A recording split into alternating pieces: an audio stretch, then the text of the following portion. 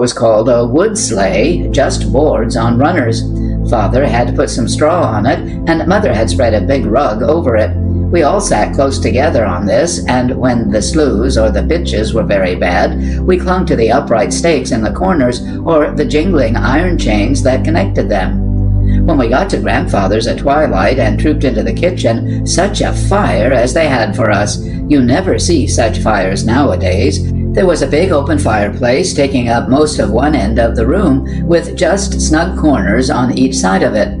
Grandfather had heaped it with great hickory logs, and they were blazing with delightful fierceness, sending a rosy glow out on our faces and lighting up the whole of the old-fashioned room with its low ceiling and long black rafters, from which hung festoons of dried apples and Grandmother's assortment of herbs. Grandfather had tacked green boughs all around the room in honor of the season. At home, we thought ourselves very modern because we had stoves, but we loved that splendid fireplace of Grandfather's. Such a pleasant evening as we had, all sitting about it, uncles, aunts, and cousins, not needing even candlelight. The older folks told stories, and we children listened open-eyed, while we munched apples and cracked peach nuts. Our dreams that night were haunted by Indians and bears galore. We did not have Christmas trees then. We had not even heard of them. Before we went to bed, Grandmother took our stockings and hung them along the chimney piece in a dangling row. We had never hung up our stockings at home, for how could Santa Claus come down a stovepipe and through a stove? But we were sure he could come down that splendid big chimney easy enough. In the morning our stockings were full when we all came trooping into the kitchen. I don't know what you would have thought of our presents, but we were delighted with them. There was not a bought present among them. All were homemade. I got a pair of red mittens knitted in a fancy pattern such as Aunt Emmy could knit, a scarf of shaded wool and blues knitted in Grandmother's famous checkerboard pattern, a big rag doll dressed in a piece of Aunt Ada's wedding dress, a white muslin apron with 6 bows on the shoulders, and a bag of homemade candy. I remember there was a sled for each of the boys, and one of the elderwood whistles for the making of which Grandfather was celebrated.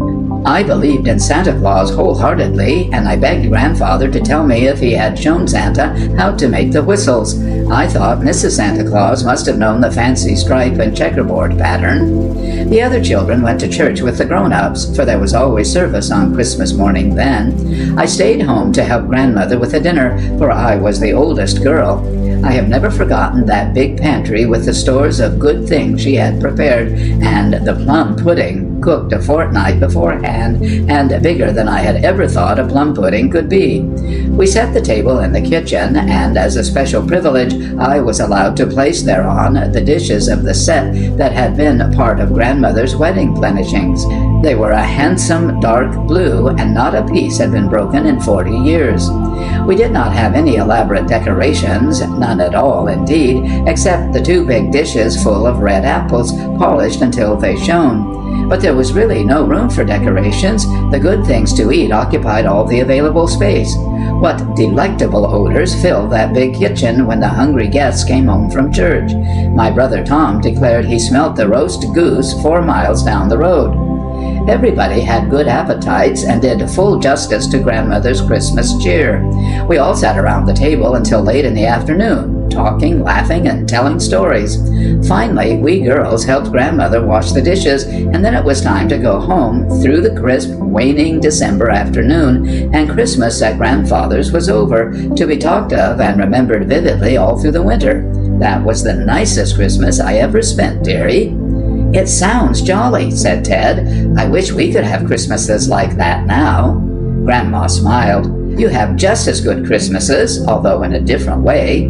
You would have thought that celebration very simple and quiet, I'm afraid. But remember, dearie, it's the spirit of Christmas that counts. It must be a spirit of goodwill and kindness and joy and love. We must never forget the real meaning of Christmas, never let it be dimmed by any false meanings, and then our Christmases will always be happy and blessed and long to be remembered, no matter where or how they are celebrated.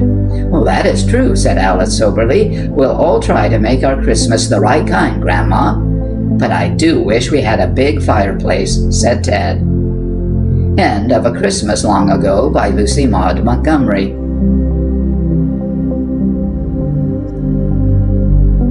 Christmas Eve service in the Second Westcock Church. The church at Second Westcock was quaint and old-fashioned, like the village over which it presided. Its shingles were gray with the beating of many winters. Its little square tower was surmounted by 4 spindling posts, like the legs of a table turned heavenward. Its staring windows were adorned with curtains of yellow cotton. Its uneven and desolate churchyard, strewn with graves and snowdrifts, occupied a bleak hillside looking out across the bay to the lonely height of Sheppity Mountain. Down the long slope below the church straggled the village, half lost in the snow and whistled over by the winds of the Bay of Fundy. Second Westcock was an outlying corner of the rector's expansive parish, and a Christmas Eve service there was an event almost unparalleled. To give Second Westcock this service, the rector had forsaken his prosperous congregations at Westcock, Sackville, and Dorchester, driving some 8 or 10 miles through the snows and solitude of the deep Dorchester woods. And because the choir at Second Westcock was not remarkable, even for willingness, much less for strength or skill, he had brought with him his 15-year-old niece, Lou Allison, to swell the Christmas praises with the notes of her clarionet. The little church was lighted with oil lamps ranged along the white wall between the windows. The poor, bare chancel, a red cloth-covered kitchen table in a semicircle of paintless railing, was flanked by 2 towering pulpits of white pine. On either side the narrow carpetless aisle were rows of painted benches. On the left were gathered solemnly the men of the congregation, each looking straight ahead. On the right were the women, whispering and scanning each other's bonnets till the appearance of the rector from the little vestry room by the door should bring silence and reverent attention. In front of the women's row stood the melodeon, and the 2 benches behind it were occupied by the choir, the male members of which sat blushingly self-conscious, proud of their office, but deeply abashed at the necessity of sitting among the women. There was no attempt at Christmas decoration, for Second Westcock had never been awakened to the delicious excitements of the church greening. At last the rector appeared in his voluminous white surplice.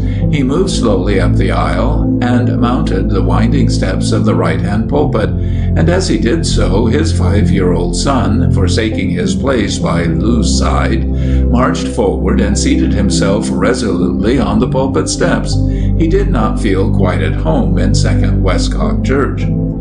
The sweet old carol, while shepherds watched their flocks by night, rose rather doubtfully from the little choir, who looked and listened askance at the glittering clarionet into which Lou was now blowing softly. Lou was afraid to make herself distinctly heard at first, lest she should startle the singers. But in the second verse the pure, vibrant notes came out with confidence, and then for 2 lines the song was little more than a duet between Lou and the rector's vigorous baritone. In the 3rd verse, however, it all came right. The choir felt and responded to the strong support and thrilling stimulus of the instrument, and at length ceased to dread their own voices. The naked little church was glorified with a sweep of triumphal song pulsating through it. Never before had such music been heard there. Men, women, and children sang from their very souls, and when the hymn was ended, the whole congregation stood for some seconds as in a dream, with quivering throats, till the rector's calm voice, repeating the opening words of the liturgy, brought back their self-control in some measure. Thereafter every hymn and chant and carol was like an inspiration, and Lou's eyes sparkled with exultation. When the service was over, the people gathered round the stove by the door, praising Lou's clarionet and petting little Ted, who had by this time come down from the pulpit steps. One old lady gave the child 2 or 3 brown sugar biscuits, which she had brought in her pocket, and a pair of red mittens, which she had knitted for him as a Christmas present. Turning to Lou, the old lady said, "I never heard nothing like that trumpet of yourn, miss. I felt like it just drawed down the angels from heaven to sing with us tonight. Their voices was all swimming in a smoke like right up the hollow of the ceiling." "'Tain't a trumpet," interrupted Teddy shyly. "It's a clarinet. I got a trumpet at home." "To be sure," replied the old lady indulgently. "Well, miss, as I was a-saying, that music of yourn could just soften the hardest hearts as ever was." The rector had just come from the vestry room, well wrapped up in his furs, and was shaking hands and wishing everyone a Merry Christmas, while the sexton brought the horse to the door. He overheard the old lady's last remark as she was bundling Teddy up in a huge woolen muffler. "It certainly did," said he, "make the singing go magnificently tonight, didn't it, Mrs. Tate? But I wonder now what sort of an effect it would produce on a hard-hearted bear if such a creature should come out at us while we were going through Dorchester woods." The mild pleasantry was very delicately adapted to the rector's audience, and the group about the stove smiled with a reverent air befitting the place they were in. But the old lady exclaimed in haste, "My land's sake, parson, I bear be just scared to death." "I wonder if it would frighten a bear," thought Lou to herself, as they were getting snugly bundled into the warm, deep pung, as the low box sleigh with movable seats is called. Soon the crest of the hill was passed, and the four-poster on the top of 2nd Westcott Church sank out of sight. For a mile or more the road led through half-cleared pasture lands, where the black stumps stuck up so strangely through the drifts that Teddy discovered bears on every hand. He was not at all alarmed, however, for he was sure his father was a match for 1,000 bears. By and by the road entered the curious inverted dark of the Dorchester woods, where all the light seemed to come from the white snow under the trees rather than from the dark sky above them. At this stage of the journey, Teddy retired beneath the buffalo robes and went to sleep in the bottom of the pung. The horse jogged slowly along the somewhat heavy road. The bells jingled drowsily amid the soft, pulsing whisper of the runners. Lou and the rector talked in quiet voices, attuned to the solemn hush of the great forest. "What's that?" Lou shivered up closer to the rector as she spoke, and glanced nervously into the dark woods whence the sound had come.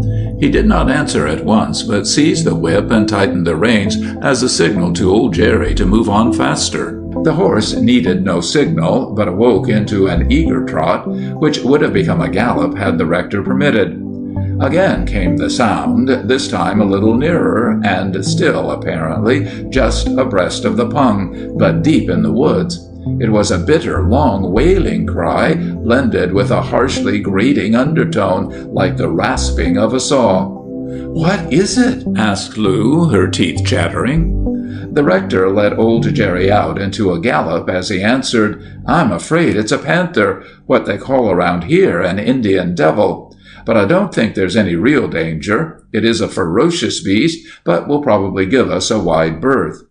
"Why won't it attack us?" asked Lou. "Oh, it prefers solitary victims," replied the rector. "It is ordinarily a cautious beast, and does not understand the combination of man and horse and vehicle.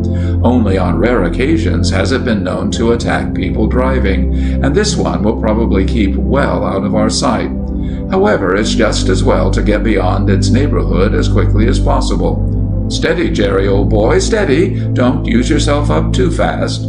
The rector kept the horse well in hand, but in a short time it was plain that the panther was not avoiding the party. The cries came nearer and nearer, and Lou's breath came quicker and quicker, and the rector's teeth began to set themselves grimly, while his brows gathered in anxious thought. If it should come to a struggle, what was there in the sleigh, he was wondering, that would serve as a weapon? Nothing, absolutely nothing, but his heavy pocket-knife. A poor weapon, thought he ruefully, with which to fight a panther. But he felt in his pocket with one hand and opened the knife and slipped it under the edge of the cushion beside him. At this instant he caught sight of the panther bounding along through the low underbrush, keeping parallel with the road and not 40 yards away. "There it is!" came in a terrified whisper from Lou's lips, and just then Teddy lifted his head from under the robes. Frightened at the speed and at the set look on his father's face, he began to cry. The panther heard him and turned at once toward the sleigh. Old Jerry stretched himself out in a burst of extra speed, while the rector grasped his poor knife fiercely, and the panther came with a long leap right into the road, not 10 paces behind the flying sleigh. Teddy stared in amazement, then cowered down in fresh terror as there came an ear-splitting screech, wild and high and long, from Lou's clarionet. Lou had turned, and over the back of the seat was blowing this peal of desperate defiance in the brute's very face. The astonished animal shrank back in his tracks and sprang again into the underbrush. Lou turned to the rector with a flushed face of triumph, and the rector exclaimed in a husky voice, "Thank God!" But Teddy, between his sobs, complained, "What'd you do that for, Lou?" Lou jumped to the conclusion that her victory was complete and final, but the rector kept Jerry at his top speed and scrutinized the underwood apprehensively. The panther appeared again in 4 or 5 minutes, returning to the road and leaping along some 40 or 50 feet behind the sleigh. His pace was a very curious, disjointed, india-rubbery spring, which rapidly closed up on the fugitives. Then round swung Lou's long instrument again, and at its piercing cry, the animal again shrank back. This time, however, he kept to the road, and the moment Lou paused for breath, he resumed the chase. "Save your breath, child," exclaimed the rector, as Lou again put the slender tube to her lips. "Save your breath, and let him have it ferociously when he begins to get too near." The animal came within 20 or 30 feet again, and then Lou greeted him with an ear-splitting blast, and he fell back. Again and again the tactics were repeated. Lou tried a thrilling cadenza. It was too much for the brute's nerves. He could not comprehend a girl with such a penetrating voice, and he could not screw up his courage to a closer investigation of the marvel.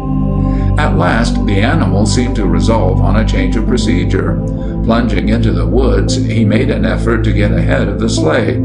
Old Jerry was showing signs of exhaustion, but the rector roused him to an extra spurt, and there, just ahead, was the opening of Fillmore's settlement. "Blow, Lou, blow!" shouted the rector, and as the panther made a dash to intercept the sleigh, it found itself in too close proximity to the strange-voiced phenomenon in the pung, and sprang backward with an angry snarl.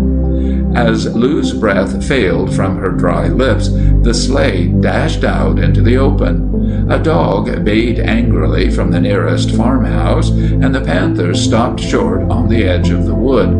The rector drove into the farmyard, and old Jerry stopped, shivering as if he would fall between the shafts. After the story had been told, and Jerry had been stabled and rubbed down, the rector resumed his journey with a fresh horse, having no fear that the panther would venture across the cleared lands. 3 of the settlers started out forthwith, and following the tracks in the new snow, succeeded in shooting the beast after a chase of 2 or 3 hours. The adventure supplied the countryside all that winter with a theme for conversation, and about Lou's clarionet there gathered a halo of romance that drew rousing congregations to the parish church, where its music was to be heard every alternate Sunday evening. End of Lou's Clarionet by Charles G.D. Roberts.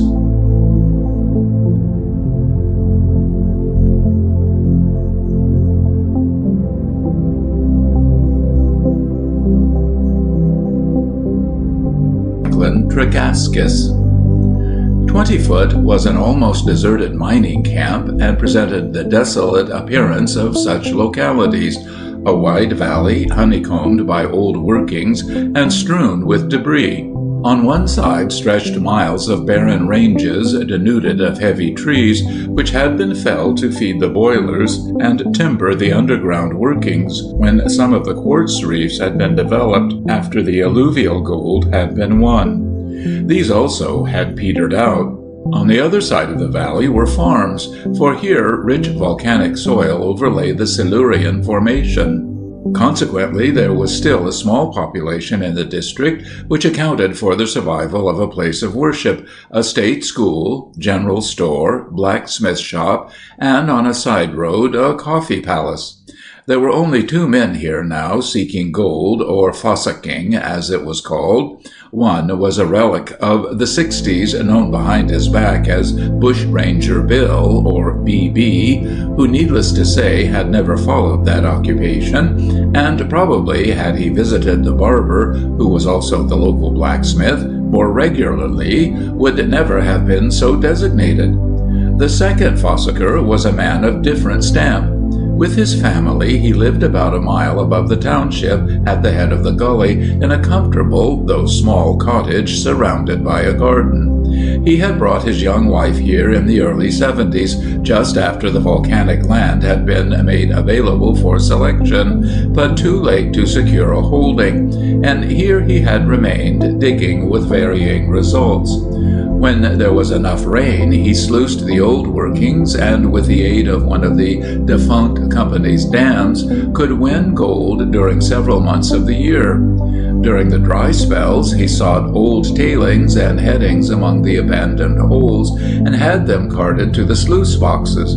It was a precarious existence. I use the word purposely.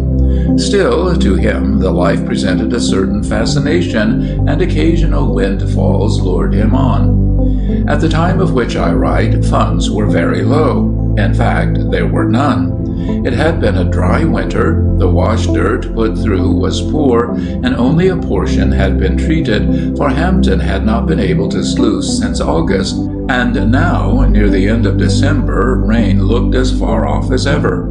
Troubles seldom come singly. The local storekeeper had died recently, and his successor, who decided to run the business on city lines, discouraged long credit.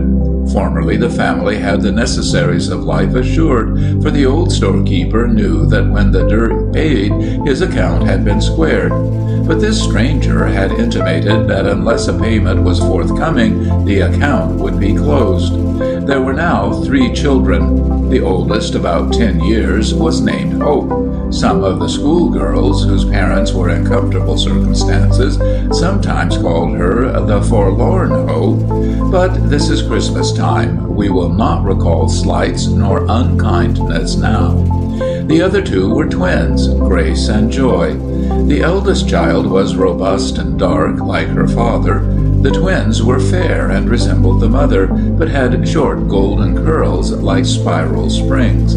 They were about 7 years old. It was within a few days of Christmas, and the parents were talking over ways and means. "We must have some extra things for the children," the mother said. She had an anxious but not unhappy expression. Her life for years had been one long struggle to make ends meet.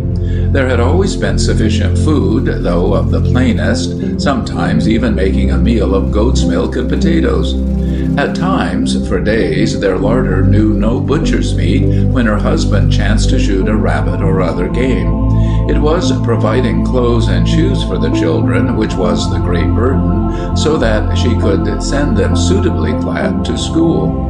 What had gone to her heart most was keeping Hope, at times from Sunday school, because of her shabby boots.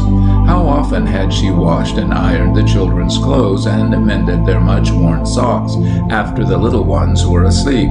Still, through it all, she was not unhappy. "I've these miniatures of my grandparents in a gold frame. It could be sold for a good sum. Mr. Stoneman would buy it at any time. Leave that at the store for security, and take the letter, too, stating its value. Mr. Douglas does not know us yet." The husband pressed his hands over his face. His voice, though strained, was gentle. "I never expected to bring you to this, Jessie. We should have left this life long ago, but those rich patches in the old workings drew me on. This must end it. When there is water enough and I've cleaned up, I'll take a position in Sydney. I've been very happy here, more so than many of my companions in the old life. "I realized this when reading between the lines of their letters," replied the wife. So the miniatures found their way into the Douglas safe, and the good businessman said in his most oily manner, "Of course we respect your word, Mr. Hampton, and looking over the old ledgers I find you have always paid up.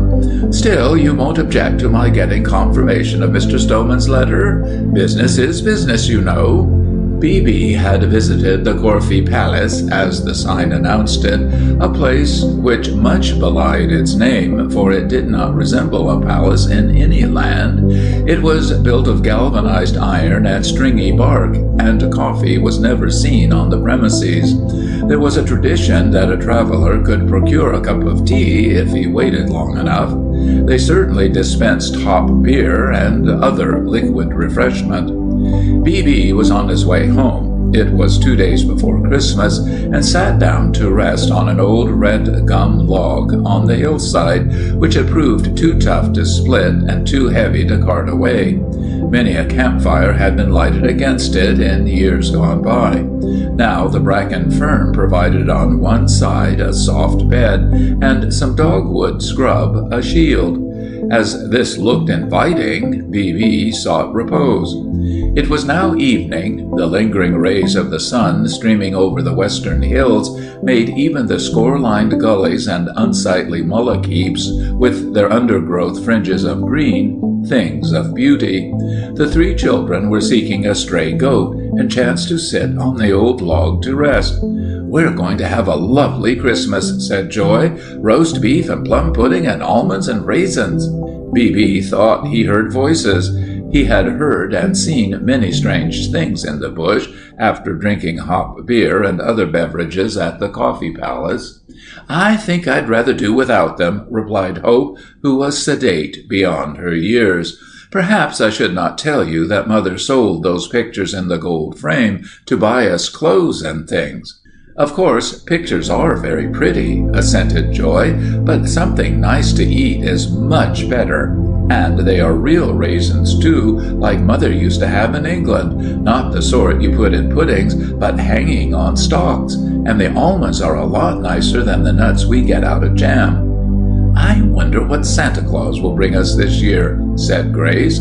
"My sock's not very big," remarked Joy. "I'd like to hang up a sugar bag, only it would look greedy." Joy liked a lot, poor child. "Oh, you girls, whose every wish has been granted, whose every fancy has been gratified, have you any thought for your poorer sisters, whose lives are so restricted, yet they are thankful for so little, and through it all are good and happy? We hope so." The children ran off, chasing each other round the deserted holes and heaps.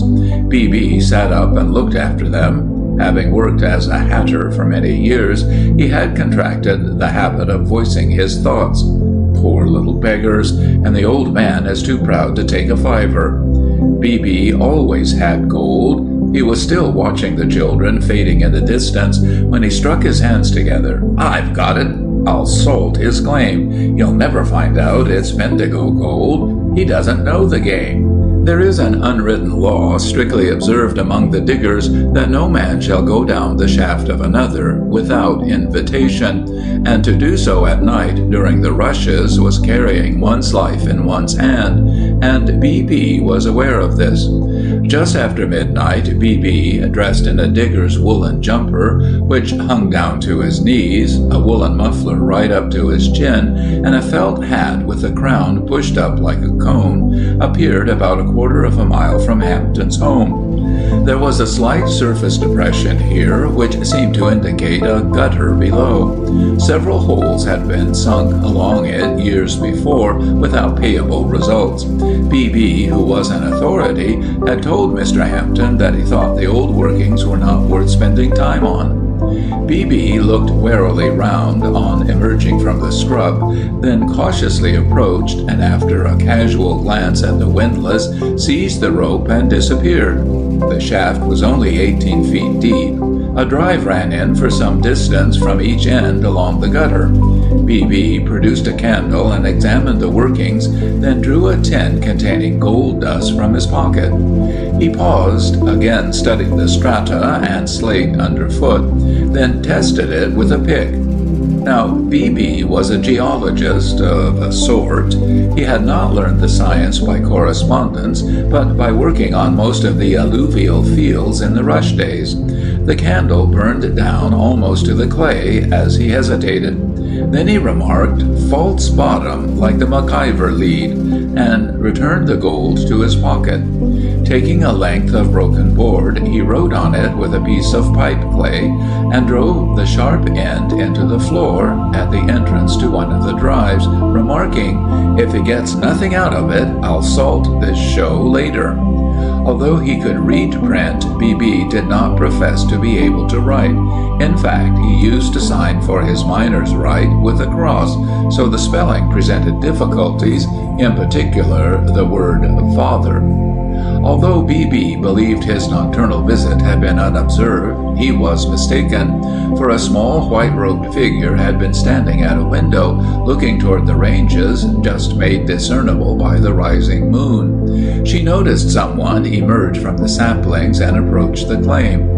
Hope neither spoke nor moved, but gazed spellbound. Yes, it was Santa Claus. She could see the hoarfrost sparkling all over him. In the driest season at that altitude, there is a heavy dew, so on every minute hair of the digger's clothes and every hair of his whiskers glistened a particle of moisture. Strange he should come a night too soon, and not to the house, she thought, as B.B. disappeared down the shaft. Her eyes never left the spot. Then, after what seemed a long time, the figure reappeared, crossed the flat, and was enveloped in the foliage. But in the broad light of day, Hope was not quite sure that the whole occurrence was not a dream, so being a reserved child, she held her peace. During breakfast, the father said, "I'll not go to work today, as there are several things about the place that require seeing to. I'll just bring home the tools and the windlass rope. Couldn't we get them for you?" inquired Hope. "Well, be careful of the twins, then, and on your return you can help me with the pudding," said the mother. "I'll go down the shaft and put the tools in the bucket, one at a time, and you two can wind them up. Mind you both don't let go the handles at the same time," cautioned Hope. Many a shaft had she descended, for by swinging the rope from side to side, she could reach the footholes made in either side of the shaft with her toes, but not without the aid of the rope. When her eyes became accustomed to the subdued light, she saw the message, "Dig to Upper Doxmus." So it was not a dream after all. She was far from an excitable child, but her heart beat faster as she determined to test the value of the message. She quickly ascended and lowered the twins, and then set to work, meanwhile telling her sisters of the visitor. "Is that the way to spell it?" inquired Grace. "We must not make remarks about kind friends," admonished Hope. "Santa Claus is very, very old, and perhaps they spelled that way when he was a boy in the reindeer country." "Of course," agreed Joy. "Did you see the sledge and reindeer?" "No, I think he must have left them on the back track," she replied. "Perhaps he got bogged. Pointer's father did last winter," put in Joy. "Not this weather," said Grace. "Besides, reindeer are very strong. Think what big horns they have." "Well, I expect he just put on their nose bags with moss in them and gave them a rest. I'm sure he is a kind man, for he loves children, and I believe he put some gold here for us to buy things for Mother. Now, you can tell that horrid Mabel that you have seen Santa Claus. She said it was all made up." This from Joy. The slate floor was only a couple of inches in depth. Then came some rubble headings. These Hope put carefully aside. Then came the wash dirt. She understood enough of the art to seek here for the gold, so taking a double handful and spreading it on the notice board, she examined it in the lightest position under the shaft. Joy was the first to cry, "Nugget!" The children had often seen such when the father had been cleaning up the sluice boxes. As they spread and respread the wash, each particle of gold was deposited in a pannikin. Just as the first lot of wash was being scraped into the bucket, a voice called out, "Below there, are you stealing your father's gold? I'm coming down." "We don't want you. Go away," shouted Hope. Then, putting the pannikin in the hole she had dug, she whispered to the twins, "Go and sit there and don't move for anything." "I'm not frightened of girls. I'm coming down anyway." The speaker, Master Pierpoint, a boy of about 12, evidently led the simple life, judging by his apparel, which consisted of a striped blue cotton shirt, rather small, cut-down moleskin pants, much too large, and one hay-band suspender. "Now, Pointer, if you do, I'll hit you with this board, so there." A body obstructed the light, then 2 bare legs appeared overhead. Hope made 2 vigorous blows with the board. There was a yell, "You've broken my little toe," followed by several more yells as the legs rapidly vanished. "You spiteful black-eyed turned-up-nosed native cat! Oh, my toe! I'll get square with you, and you 2 grinning curly-headed little bandicoots." Pointer's natural history must have received a bump also. On landing, he took the peg out of the windlass, revolved the barrel so that the rope ran out, and fell down the shaft. "Now, you can stop down there until you starve," he yelled down to them, and leapt away. "I'll tell Father what he called us," said Grace, who was sensitive. "We can't help our hair being curly, and how are we to get up, Hope? Daddy will come for us, and we must not tell tales unless he asks us about the rope. Boys are all like that. They can't help it." "I'm glad I won't grow up into a boy, aren't you, Grace?" said Joy with fervor. "While we are waiting for Father, we will pick out all the gold we can," said Hope. So they set to work, unmindful of the passage of time. "This is all our gold because we found it," said Hope, "and we will give it all to Mother, just as Father does, except what we keep to buy them presents. Now, each choose. Joy first because she is the youngest." It is remarkable the capital Joy made out of such a short period. She never allowed anyone to overlook the fact. "I'll choose a new frying pan because ours has a crack in it, and if I can have 2 goes, a side of bacon. I'll buy a strip of carpet for Mother's bedside and 2 glass dishes to put jam in instead of saucers," said Grace. "I'll get her a piano to play on and teach us, and a silk dress like Mrs. Brown's, only more rustly," chose Hope. "And Daddy, we will buy him a box full of old books. He likes the smelly sort without pictures in them." "I think we should buy him something nice to eat, chocolates and dates. They smell so nice," said Joy. "No," replied Hope with decision. "Men don't care what they have to eat as long as there is enough of it." Joy heaved a sigh. "Glad I'm not going to be a man. Will we be allowed to buy anything for ourselves?" "Certainly not. Nice people don't buy themselves presents." Joy heaved another long-drawn sigh. They were so engrossed in picking out small nuggets from the size of irregular peas to large pins' heads that their father's voice, "Below there," quite startled them. "All's well," replied Hope. "I could not climb up." Your mother became anxious. "Nice diggers you'll make, letting your rope free," he said, as he descended by the footholds. "We have a Christmas present for Mother," said Hope. "Just feel the weight," as she held a half-filled pannikin toward him.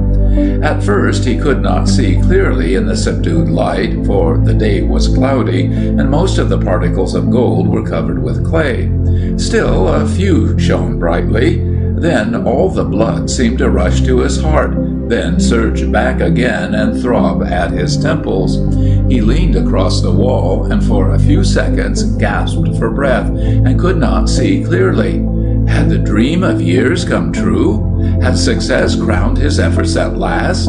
Still, he said never a word. Hope, aided by Joy, told the story.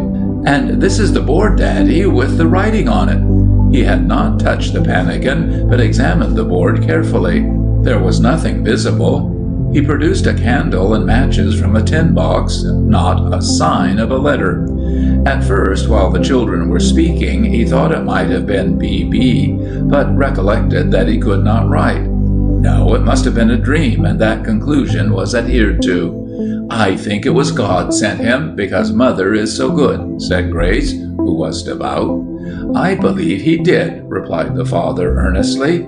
"Now, children, you must hurry home and help your mother." "Oh, do wind us up," requested Joy. It would have been much quicker to have carried each up on his back, but he made a large loop at one end of the rope, climbed up, and attached the other end to the windlass. Then Hope put Joy first, being the younger, into the loop, tucked her clothes under her, and the father slowly wound her up. As he landed each twin, he looked into her eyes and said, "Daddy's girl," and each daddy's girl bored her curly head into his chest as evidence of her affection. Those two were doubly dear to their parents. For some time previously, when that scourge diphtheria swept through the district, it carried their little brother in its train, and for many anxious days the parents were afraid that the twins would follow, and they were so like their mother. With the assistance of the rope, Hope soon appeared. "Now, not a word to your mother until dinner time. Come and call me, and bring the barrow and 2 sugar bags for the wash dirt in the bucket." Here, in parentheses, we state, although the false bottom ran for some distance along the lead, the rest of the wash was scarcely worth sluicing. BB had unconsciously driven in the board just over a rich pocket. Still, there was gold enough to buy a grazing farm on the rich volcanic land, and when the rains came in February and March, with BB's assistance, the accumulated wash was sluiced, and the returns provided funds to purchase stock. BB would not accept wages, but the lease of the dam was transferred to him, and he had the use of the races and sluice boxes. But he would pay rent for the cottage, so every fortnight he called at the farm and placed 2 shillings on the kitchen table. The last time I heard from there, the family were living in comfort, and BB, well, he was the same old BB. Now we must return. There was one member of this family who never forgot that Christmas morning, who laid and watched the daylight break over the eastern mountains and listened to the magpies welcoming the coming day. Gradually the sun appeared, his shading beams turning every dewdrop on leaf and fern into a matchless gem. Even the unsightly mullock heaps shared in the splendor and reflected hues of purple and of gold, as if kind nature, forgiving man's wantonness, were endeavoring to cover transgressions with love. And as the children, in tune with the angelic choir on this glad Christmas morning, chanted, "Hark the herald angels sing, glad tidings to our newborn King," it found an echo in each grateful heart, but with a sweeter melody in the mother place as she realized that the struggle to provide for her little brood was at an end. And I trust the reader and the writer will hear that same glad song, and each heart will echo the message, "On earth, peace, goodwill to men." End of Santa Claus's Message, A Christmas Story, by E. Franklin Tregaskis.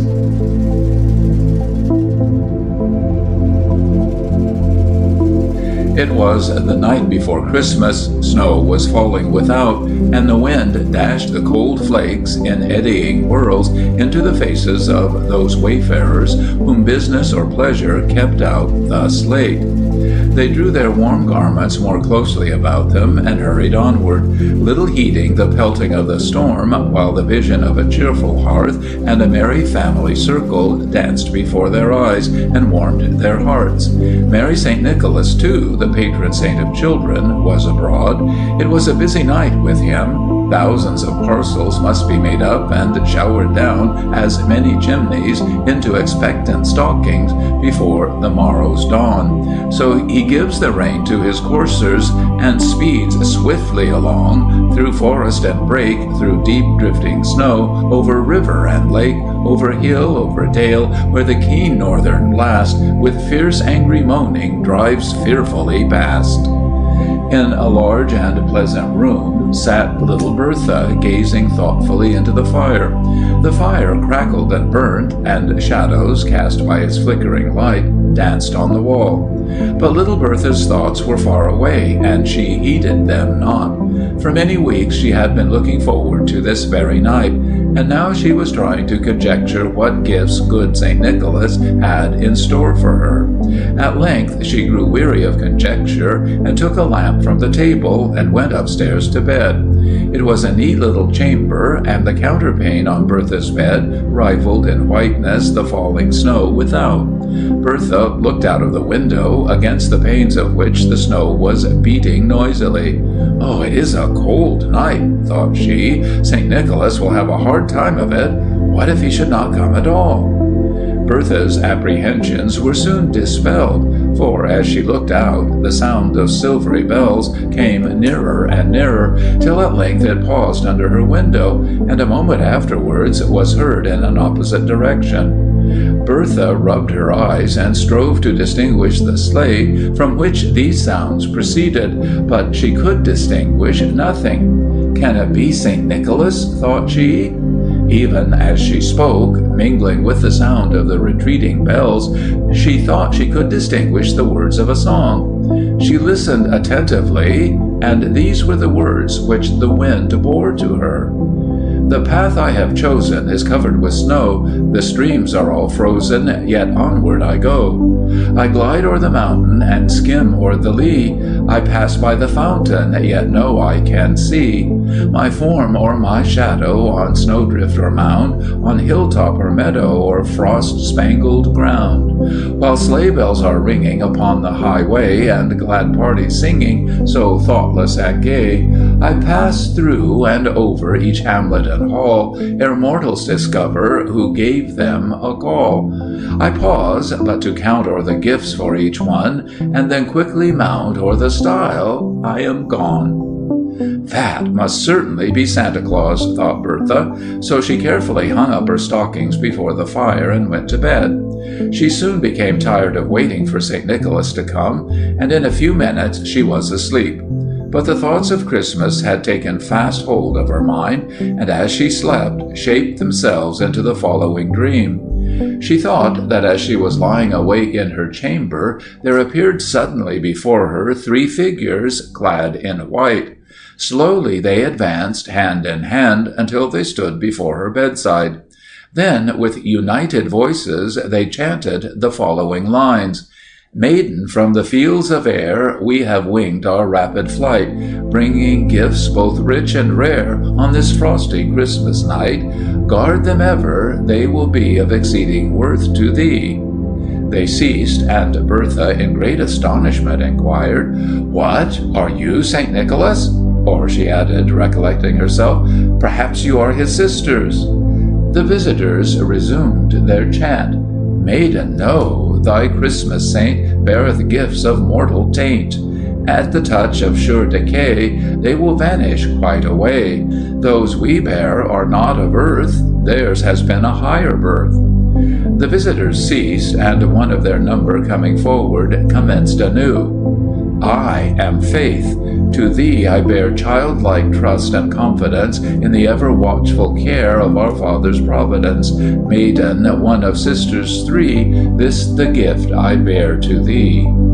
The second came forward and repeated, "I am Hope. When darksome clouds gather round thy earthly way, and misfortune's shadowy veil intercepts the light of day, I will come on wings of light. Clouds and mist shall straightway fly, and reveal the golden gates of a happier home on high. Maiden, one of sisters 3, this the gift I bear to thee." Smiling graciously on the wondering Bertha, Hope drew back and gave place to her sister, who commenced as follows: "I am Charity. Let me ever on thy steps attend, and as long as life shall last, be thy counselor and friend. In thy bosom I would sow seeds of gentleness and love, and a resident of earth fit thee for a home above. Maiden, and last of sisters 3, this the gift I bear to thee." Again the sisters joined hands, and with united voices chanted as at first, "Maiden, from the fields of air we have winged our rapid flight, bringing gifts both rich and rare on this frosty Christmas night. Faith and hope and charity, earthly maiden, sisters three, these the gifts we bear to thee." Their voices died away, and they were gone. Bertha opened her eyes, and lo, it was all a vision that had come to her on this Christmas night. The morning sun was shining brightly through the window panes. Noisily over the frozen snow dashed the sleighs, and their bells rang a merry peal in honor of Christmas Day.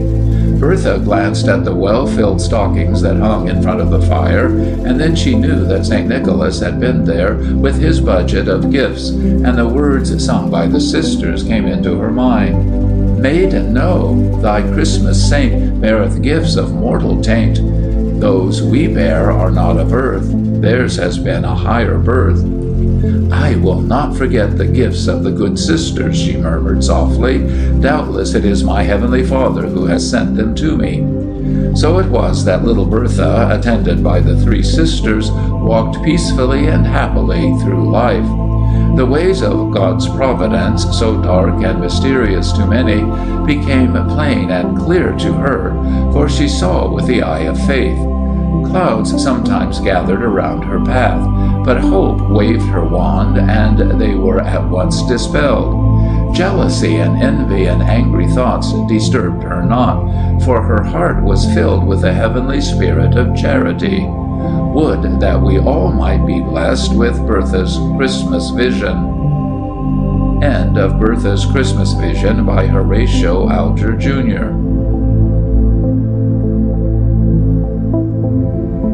By Horatio Alger, Jr. Heavily, heavily fell the snow, covering the dark brown earth, already hardened by the frost, with a pure white covering. As the rain falls alike upon the just and upon the unjust, so too the snow, God's kindred messenger, knows no distinction of persons, visiting all alike, forgetting none, and passing by none. In one of the principal streets of New York stood a boy of some 12 years. His clothing was poor and too scanty to afford a sufficient protection against the inclemency of the season. Through the visor of his cap, which had become detached in the middle, having a connection only at the two extremities, might be seen his rich brown hair. Notwithstanding the drawback of his coarse and ill-fitting attire, it was evident that he possessed a more than ordinary share of boyish beauty. But just at present his brow is overcast with a shade of anxiety, and his frame trembles with the cold, from which he is so insufficiently shielded. It is a handsome street, that in which he is standing. On either side he beholds the residences of those on whom fortune has showered her favors. Bright lights gleam from the parlor windows, and shouts of mirth and laughter ring out upon the night. All is joy and brightness and festivity within these palace homes. The snowflakes fall idly against the window panes. They cannot chill the hearts within, nor place a bar upon their enjoyment. For this is Christmas Eve, long awaited, at length arrived. Christmas Eve, around which so many youthful anticipations cluster, has enjoyments peculiarly its own, over which the elements, however boisterous, have no control. Yet to some, Christmas Eve brings more sorrow than enjoyment, serving only to heighten the contrast between present poverty and discomfort and past affluence. But all this time we have left our little hero shivering in the street. Cold and uncomfortable as he was, as well as anxious in mind, for he had lost his way and knew not how to find it again, he could not help forgetting his situation for the time in witnessing the scene which met his eye, as for a moment he stood in front of a handsome residence on the south side of the street. The curtains were drawn aside, so that by supporting himself on the railing he had an unobstructed view of the scene within. It was a spacious parlor, furnished in a style elegant but not ostentatious. In the center of the apartment was a Christmas tree, brilliant with tapers, which were gleaming from every branch and twig. Gifts of various kinds were hung upon the tree, around which were gathered a group of 3 children, respectively of 8, 6, and 4 years. The eldest was a winsome fairy with sparkling eyes and dancing feet. The others were boys who were making the most of this rare opportunity of sitting up after 9 o'clock. At a little distance stood Mr. Dinsmore and his wife, gazing with unalloyed enjoyment at the happiness of their children. While Lizzie was indulging in expressions of delight at the superb wax doll which St. Nicholas had so generously provided, her attention was for a moment drawn to the window, through which she distinctly saw the figure of our hero, who, as we have said, had in his eagerness raised himself upon the railing outside in order to obtain a better view. She uttered an exclamation of surprise. "Why, Mother, there's a boy looking in at the window. Just look at him." Mrs. Dinsmore looked in the direction indicated, and saw the little boy without his perceiving that attention had been drawn towards him. "Some poor boy," she remarked to her husband in a compassionate tone, "who loses for a moment the sensation of his own discomfort in witnessing our happiness. See how eagerly he looks at the tree, which no doubt appears like something marvelous to him." "Why can't we let him in?" asked Lizzie eagerly. "He must be very cold out there, with the snowflakes falling upon him. Perhaps he would like to have a nearer view of our tree."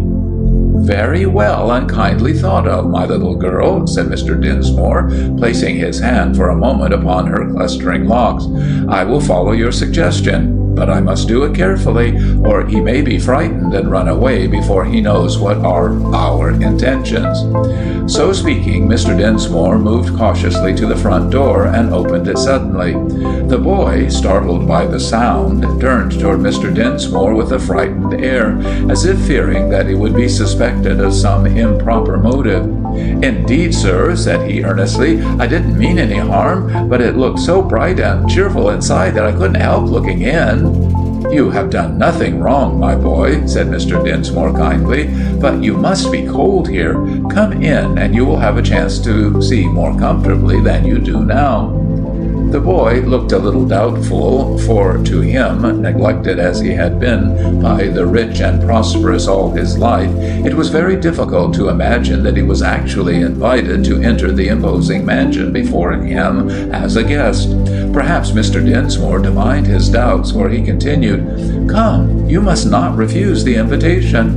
There are some little people inside who would be very disappointed if you should, since it was they who commissioned me to invite you." "I am sure, sir, I am very much obliged both to them and to you," said the boy gratefully, advancing towards Mr. Dinsmore, of whom he had lost whatever little distrust he had at first felt. A moment afterwards, and the boy stepped within the spacious parlor. To him, whose home offered no attractions and few comforts, the scene spread before him might well seem a scene of enchantment. "Lizzie," said Mr. Dinsmore, "come forward and welcome your guest. I would introduce him to you, but unluckily I do not know his name." "My name is Willie Grant," was the boy's reply. "Then, Willie Grant, this is Miss Lizzie Dinsmore, who is, I am sure, glad to see you, since it was at her request that I invited you to enter." Willie raised his eyes timidly and bent them for a moment on the singularly beautiful child, who had come forward and frankly placed her hand in his. There is something irresistible in the witchery of beauty, and Willie felt a warm glow crimsoning his cheeks, as for a moment, forgetful of everything else, he bent his eyes earnestly upon Lizzie. Then another feeling came over him, and with a look of shame at his scanty and ill-fitting garments, he dropped her hand and involuntarily shrank back, as if seeking to screen them from sight. Perceiving the movement and guessing its cause, Mr. Dinsmore, with a view to dissipate these feelings, led forward Harry and Charlie, the younger boys, and told them to make acquaintance with Willie.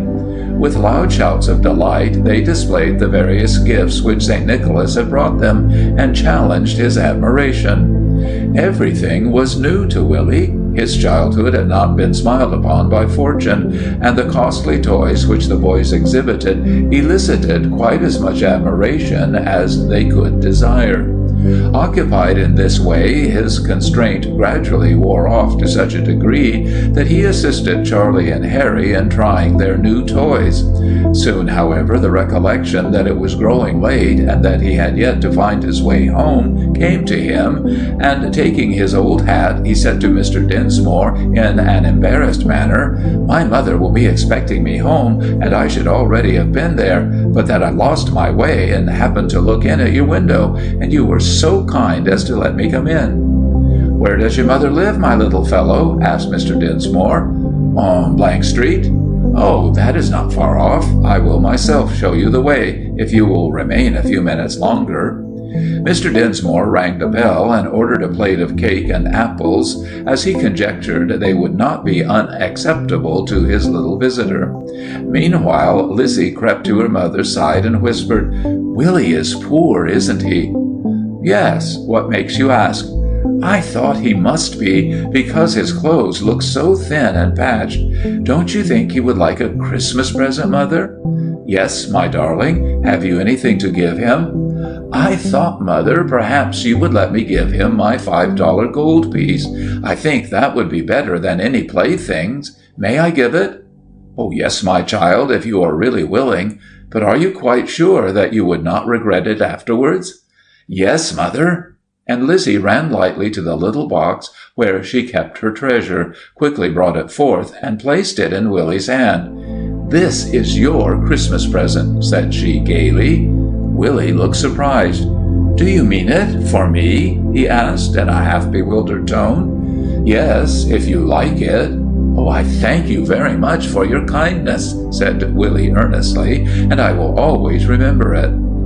There was something in the boy's earnest tone which Lizzie felt was an ample recompense for the little sacrifice she had made. Mr. Dinsmore fulfilled his promise, and walked with Willie as far as the street in which he lived, when, feeling sure that he could no longer mistake his way, he left him. Mr. Dinsmore, whom we have introduced to our readers, was a prosperous merchant, and counted his wealth by hundreds of thousands. Fortunately, his disposition was liberal, and he made the poor sharers with him in the gifts which fortune had so liberally showered upon him.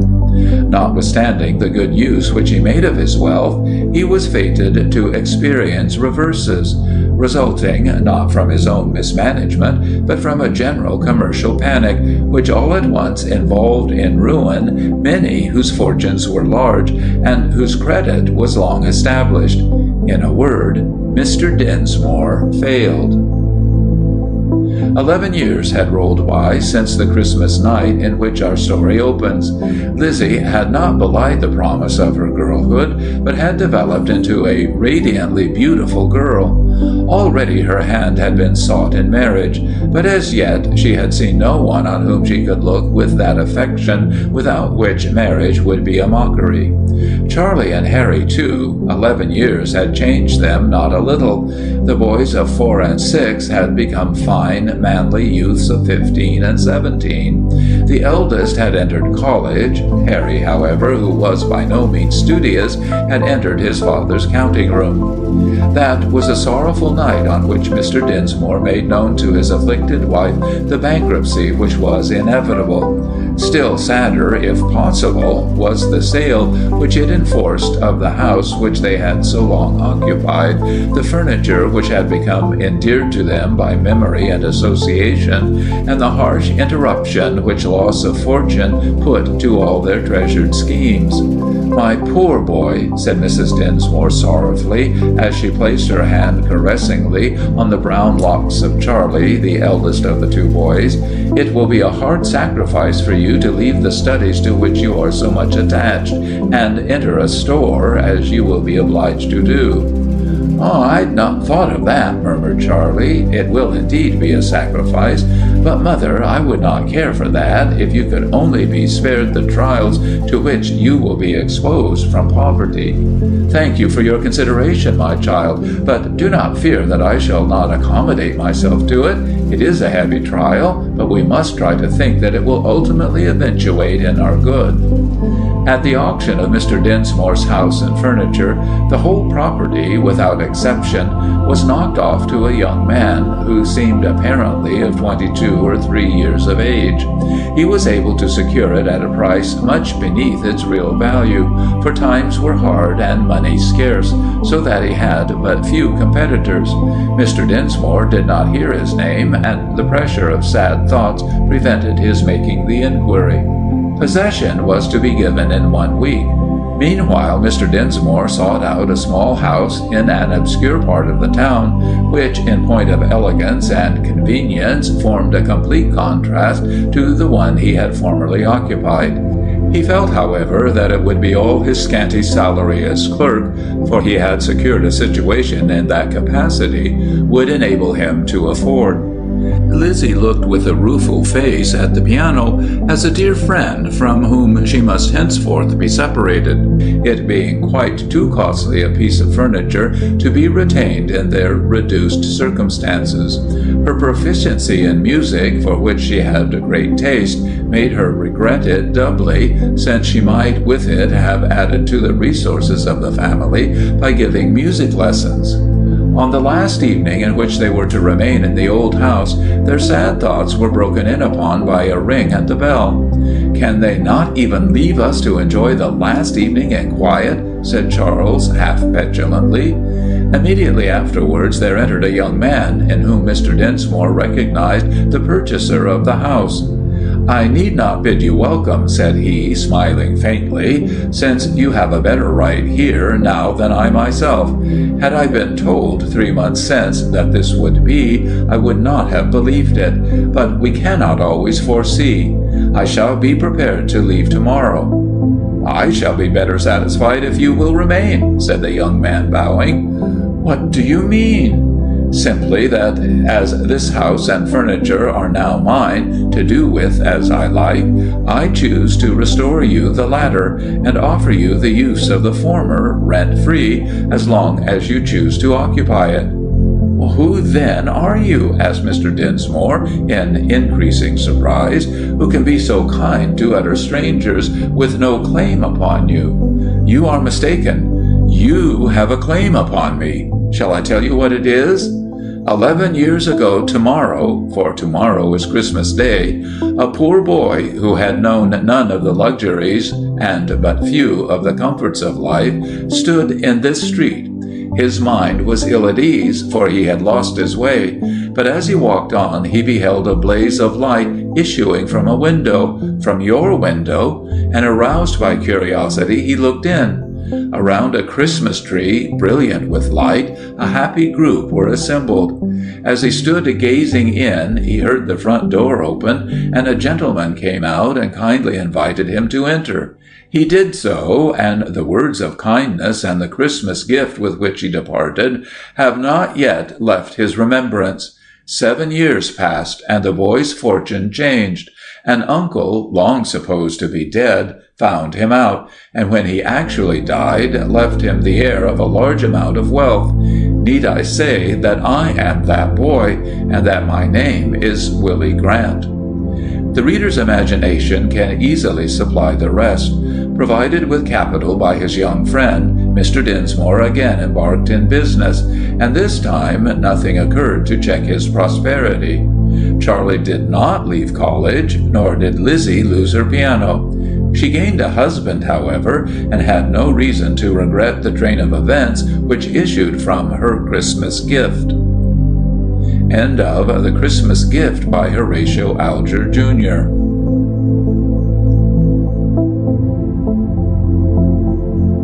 Number 6. A Plum Pudding by Sabine Baring Gould. As far as man could suppose, every element that goes to make up happiness was united to bless Mr. and Mrs. Birdwood. He was in easy circumstances, that is to say, he had earned enough money not to be obliged to work any longer, and had his own little house and could keep a slavey. He was inoffensive in his pursuits, being fond of flowers, especially of roses, which he grafted. And what harm can there be in a man who loves gardening? Next to marrying a curate, a woman has a good certainty of her husband turning out amiable and orderly if he grafts roses. Then again, he was in the prime of life, by no means bad-looking, amiable, and placid. You could not study his face and not see that he was good-natured. On the other hand, Mrs. Birdwood was comely, a lively woman, neat in shape, under 30, and of a florid complexion, which ought to suit a man addicted to flowers. She had made a good match, said her friends, for she was one of 14, and had come penniless to his arms. She had been Eliza Gubbins, and had dropped the Gubbins at the altar. No one could deny that she was the gainer when she acquired a name that carried with it a suggestion of piping and tooting and whistling and jug-jugging and cooing of all kinds of songbirds. But there is a fly in every cup, a thorn to every rose, some bone in every joint you get from the butcher, a cloud in every sky. Mr. Birdwood was of an over-placid and too easy-going nature to satisfy Mrs. Birdwood, who was impulsive, exacting, and sanguine. He accepted connubial felicity as he did his meals, as something anticipated, necessary, and ordinary.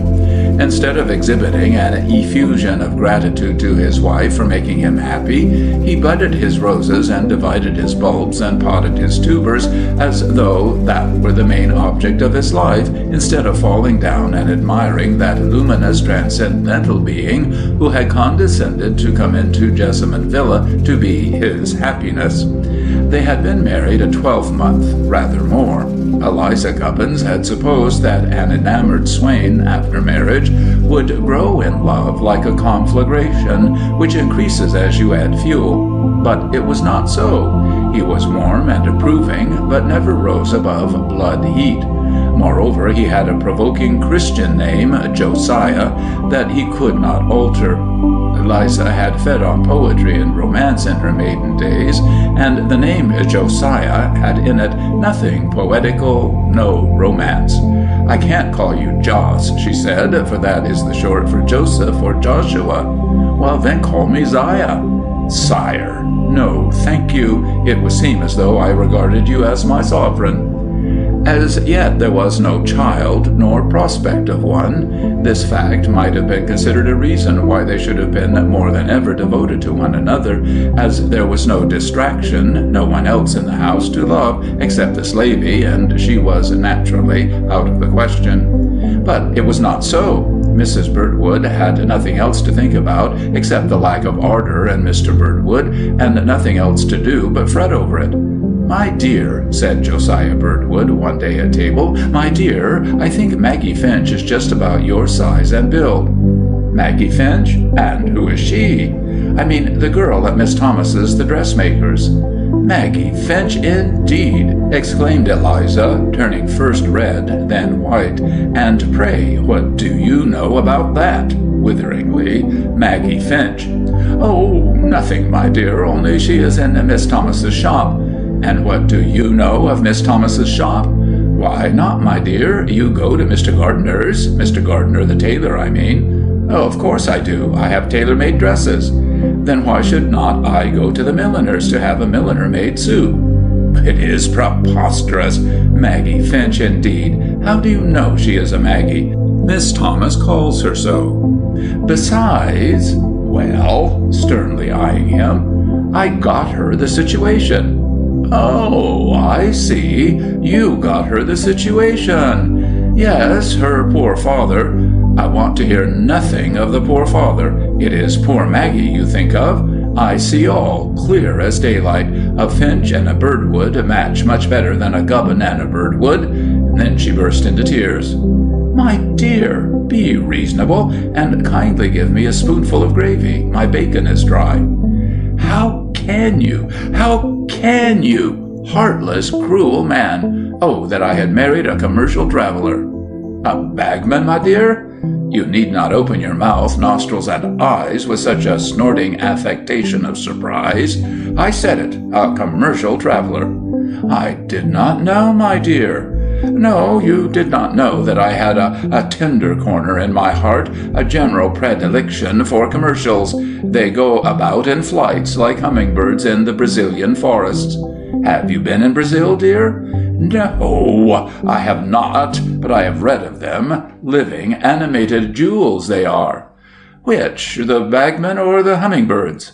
I won't speak to you any more. You purposely misunderstand me to insult me, that you may go off to your Maggie Finches. There is only one, dear.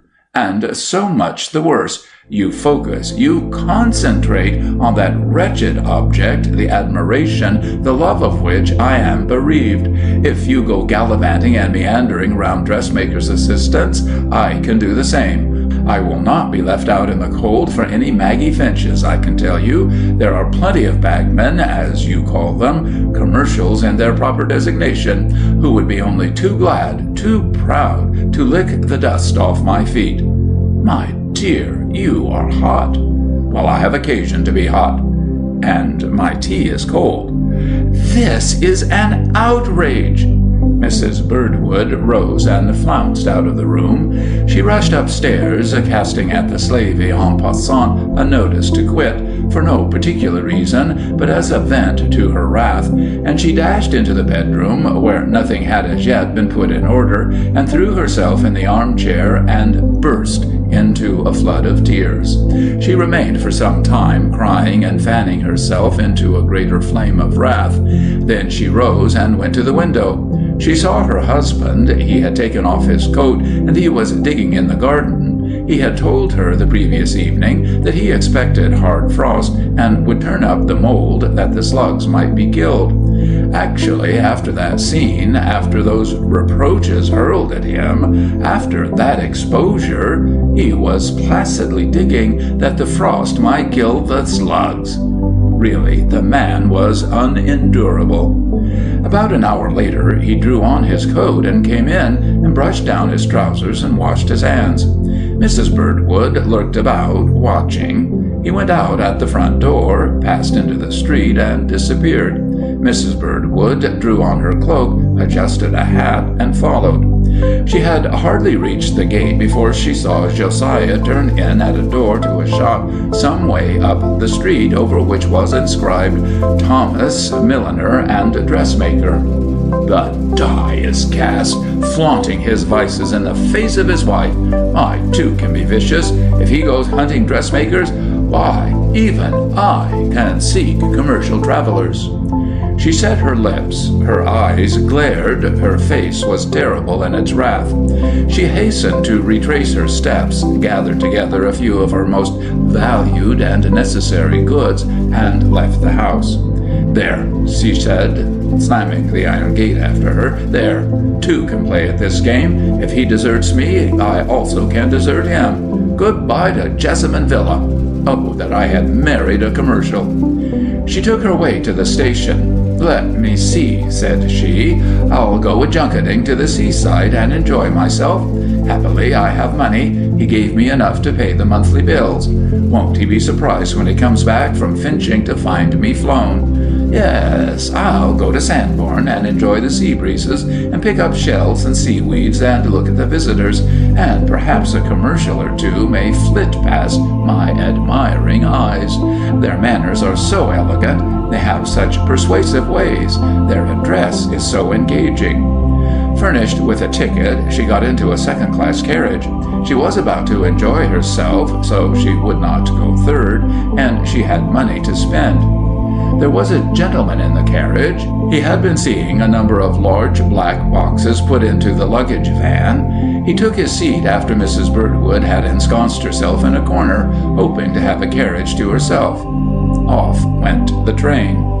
As already said, Mrs. Birdwood was a comely woman, and this the other traveller perceived, and was unable to take his eyes off her. If a cat may look at a king, then surely a commercial may gaze on a pretty woman. Mrs. Birdwood did not like it, and put up her hand to let down her veil. Unhappily, in her hurry at leaving, she had forgotten her veil. Christmas coming soon, said the gentleman, a time of holly and mince pies, and above all of mistletoe. I think I know someone who would like to be under mistletoe bush with somebody else, unnamed. "And I think," said Mrs. Birdwood, "I know someone who would like to have a bunch of holly with which to whack into somebody else, unnamed." "Going any distance, miss?" asked the bagman. "I don't quite know where I am going," inadvertently replied the runaway wife. Then she bit her tongue in vexation at having said what she had. "Let me recommend Sanborn," said he confidingly. "A charming place, beautiful beach. Excuse me, I think the ticket you hold— Ah, it is for Sanborn. How happy a coincidence. I am going there as well. If I can be of any assistance with your luggage, command me." "I have none." "Indeed? Going to friends?" She was silent. Tears came into her eyes, tears of mortification and anger. "My dear young lady," said the fellow passenger, "I trust I have not touched on any tender point. When lovely woman stoops to conquer, especially with tears as her weapons, she is irresistible." "Really, sir," exclaimed Mrs. Birdwood, "I must request you to desist from these impertinences and this odious familiarity." "1,000 pardons. I am mute." On reaching Sanborn Station, Mrs. Birdwood dismounted from the train, greatly relieved to be able to shake off the gentleman who had annoyed her. She sought out a modest inn and then walked down to the shore. "A pretty pass Josiah will be in," thought she, "when he finds that I am gone. There will be ructions in the house. Well, if he will run after finches, he must take the consequences.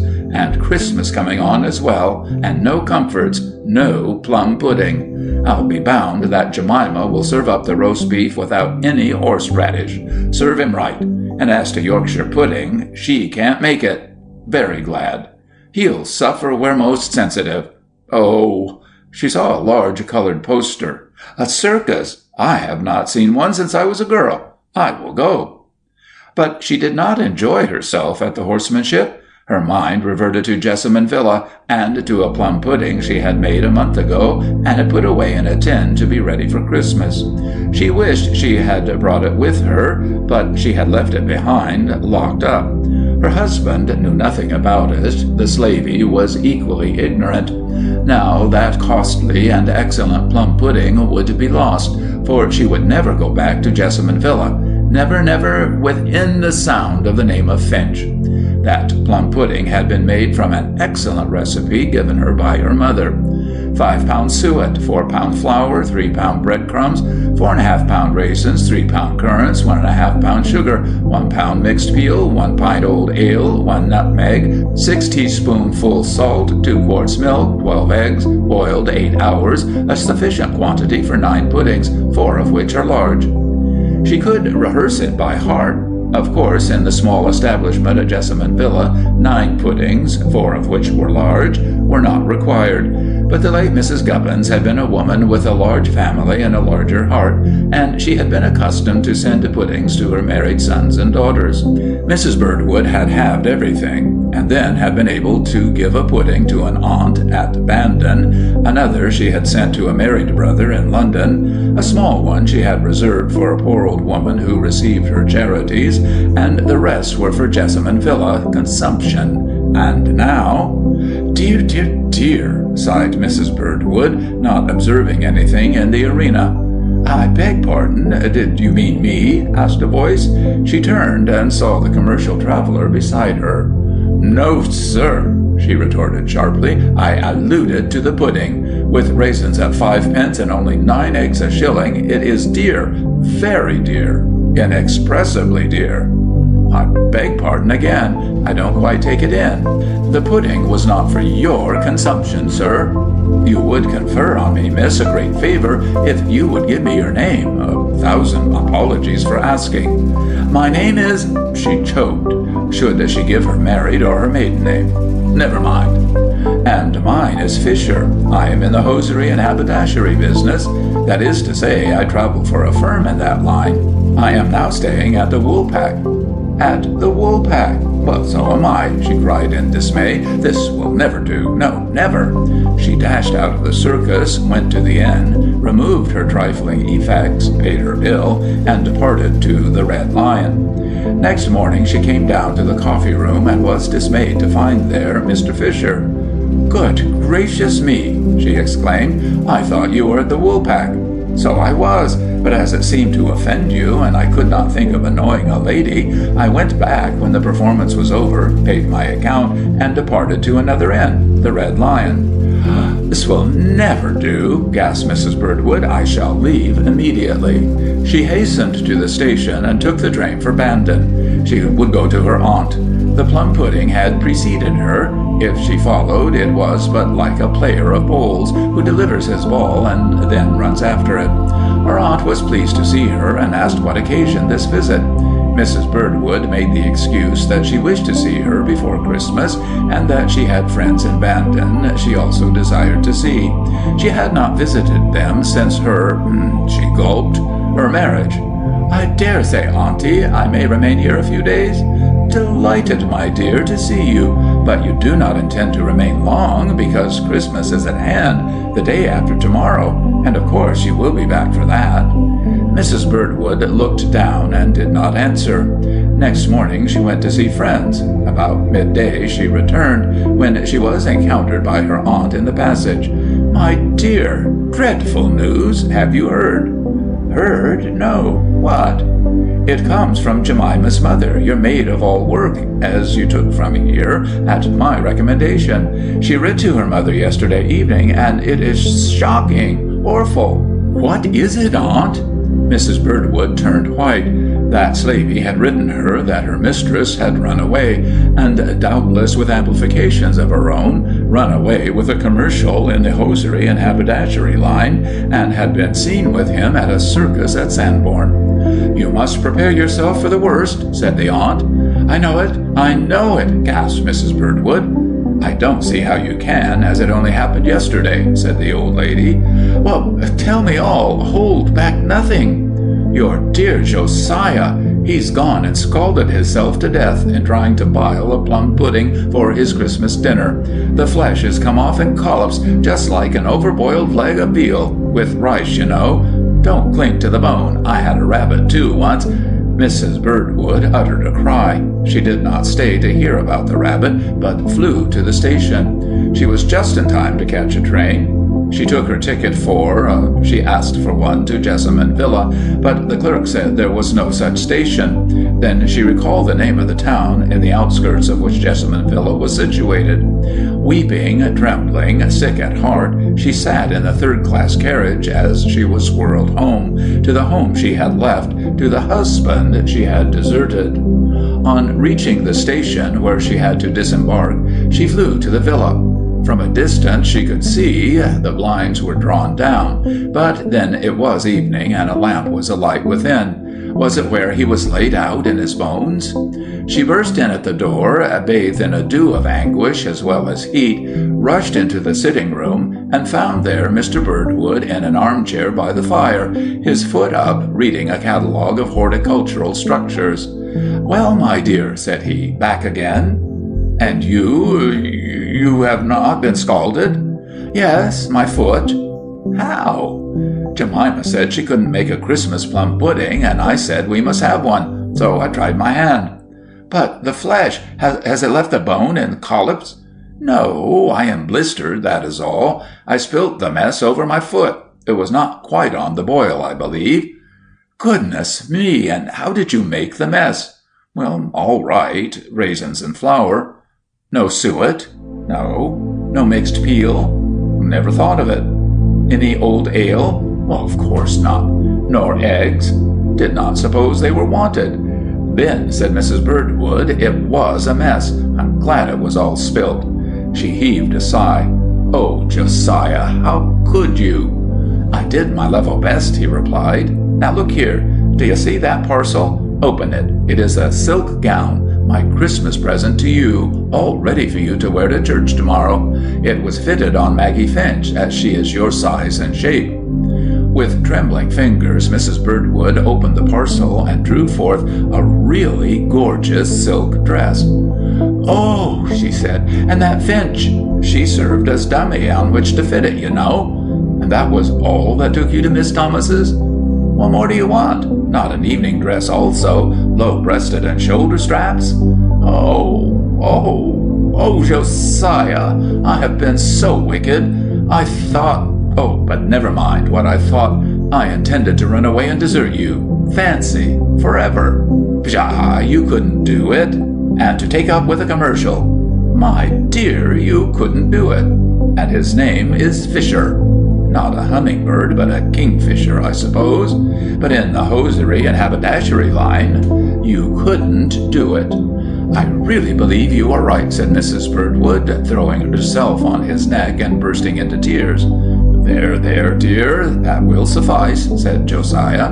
And, asked his wife, what did you think when I disappeared?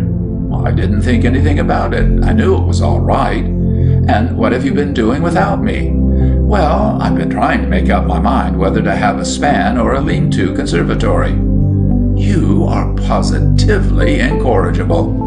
Then I tried my hand on the plum pudding and failed. So now we shall have to do without. No, 10,000 times no, replied Mrs. Birdwood triumphantly. She went to a corner cupboard, unlocked it, produced a tin, took off the lid. Here is a real plum pudding for our happy Christmas dinner. And, said Mr. Birdwood, I bought a sprig of mistletoe at the door, and will kiss you under it. End of A Plum Pudding by Sabine Baring Gould.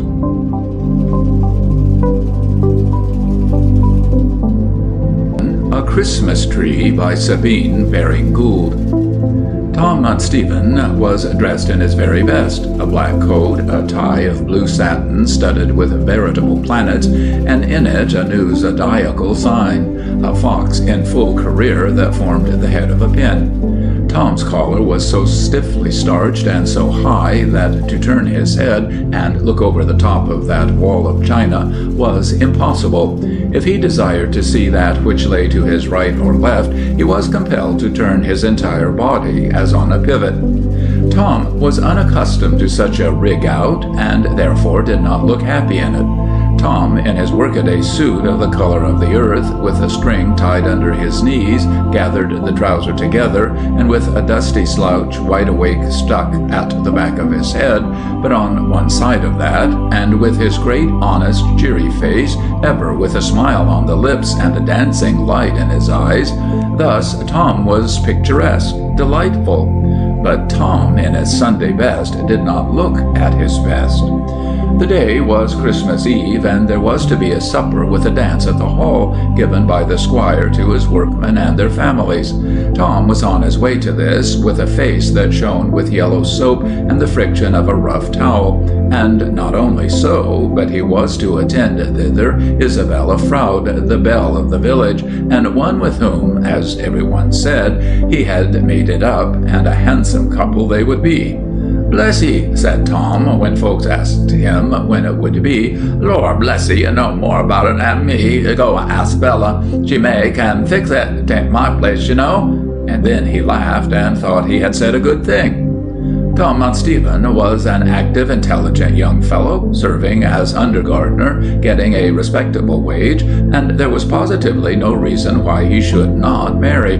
But he was inert in just this one particular, or unable to make up his mind. Isabella was 3 years his junior, with a very delicate skin and lovely rosy complexion, fair hair, and forget-me-not blue eyes, somewhat doll-like, save in this, that a doll is never self-conscious, and self-consciousness spoke out of every look of Bella's eyes, every turn of her head, every motion of her body. But was she to be blamed? I think not. The squire always had a pleasant word to give her. The young ladies at the hall made much of her. Everyone with one voice declared that she was a beauty and the pride of the village. Under such circumstances, she must have been endowed with unusual common sense and strength of character not to have become vain and self-satisfied. Bella lived at the lodge, and it was her practice to open the gates when carriages drove up, and on such occasions she was quite aware that the ladies, and above all the gentlemen, looked at her, and when immediately after passing she saw them turn to each other and say something, then she was confident that they said, "What a pretty girl!" and being obliged to keep herself neat and nicely dressed, did much towards making her attractive. It was understood, or half understood, that Tom would call at the lodge on his way to the hall and pick up Isabella and go on with her. It was in this way. The day before, Tom had said to her, "More wonderful things, mayhap, Belle, than that I should come and fetch you away to the hall tomorrow, and then you'll give me the first dance in 5 arter." "Well, I'm sure I don't mind," she had replied, and so it was understood that he should go for her, and that she should expect him. "Why, whatever you be about, Polly!" exclaimed Tom Mount Stephen, as he called upon a tall, pale girl with pick and spade over her shoulder. That girl was Mary Mauduit, who lived with a frail, suffering little sister in a cottage, and supported herself by needlework and starching and washing. She had been a teacher in the school, but had been compelled to resign, owing to her sister's health. These two were together, and they were orphans. The child could not be left. "Why, Tom, how fine you be! Where you be going to?" That was the way in the country. A question begets another before it is answered. "I be going to the hall. There's grand goings on there tonight." "So I've heard, but I didn't mind it, and I reckon that Bella will be there too." "For certain, but what are you about with pick and shovel, I'd like for to know." "Well, if you must know everything, Tom, it's for little Bess." "Not going to dig a grave?" Tom would have bitten his tongue out. He was mad with himself for uttering such a question. It had bounced out of his mouth without thought, and now he saw the color rush into Mary's face, her eyes fill, and her lips tremble. "Oh, hang me for an idiot," said Tom. "I mean it. It's just my ways, Paul. I want to say something smart and just say the wrong thing always. But what be about with them tools?" "Well, it's this, Tom. I thought I'd give little Bessie a Christmas tree. I've got a few trifles to hang on it, some oranges and nuts and a needle case and so. And I got Mrs. Wannacott to come in for an hour and sit with she whilst I went to the plantation after a tree. The squire gave me leave," she added in explanation and self-exculpation. "But, dear heart alive, you don't want a pick and spade for getting up a young spruce. You want the chopper or a little handsaw." "I don't wish to kill the tree. I thought if I get her up by the roots, I could plant her again in the garden, and she'd grow up to a big tree, and it'd be something to look at, every year growing bigger." "What size tree do you want?" "Not such a terrible big one, just middling like. I can't have her too small, as I ain't got no tapers like the tiny red and yellow and green uns they had up to the parsonage last Christmas. I've only got bits of common candle ends, and they'd be too heavy for a mite of a tree. How will you bring back your tree in the moors? Roots, Mary, with soil and pick all together." "Well, I reckon I can make 2 journeys." "You can't make 2 for the tree." Mary stood silent. "I tell you what I'll do, Polly. I'll off with this dratted collar and put aside my new coat and away with you to the plantation. If you go a mistake and have up a deodora or a Douglas instead of spruce, the squire'll kick and scream." "Oh, you're too kind, Tom, but you'll be late for the entertainment." "Oh, that's nothing. Not 2 minutes. She'll wait." He did not explain, but Polly understood that she signified Bella. But she did not know that it had been understood that Tom was to fetch the pretty girl from the lodge. "I dare say you'll let me put my coat and that dratted collar in your cottage? Lord, Polly, I'm like a donkey in a pound when I've got that collar on, jumping up and down and trying to look over the wall and clear it if I can." A couple of minutes later, Tom, divested of collar and coat, with pick and spade over his shoulder, was attending Mary Mauduit when the head gardener passed. He was a Scotchman and a widower, a man of much self-confidence and independence. "What, off, Mr. Mount Stephen?" The gardener addressed his subordinates with a Mr. It made himself more important, marked the distance between them more emphatically. "Yes, Mr. McSweeney, just to take up a young spruce for she."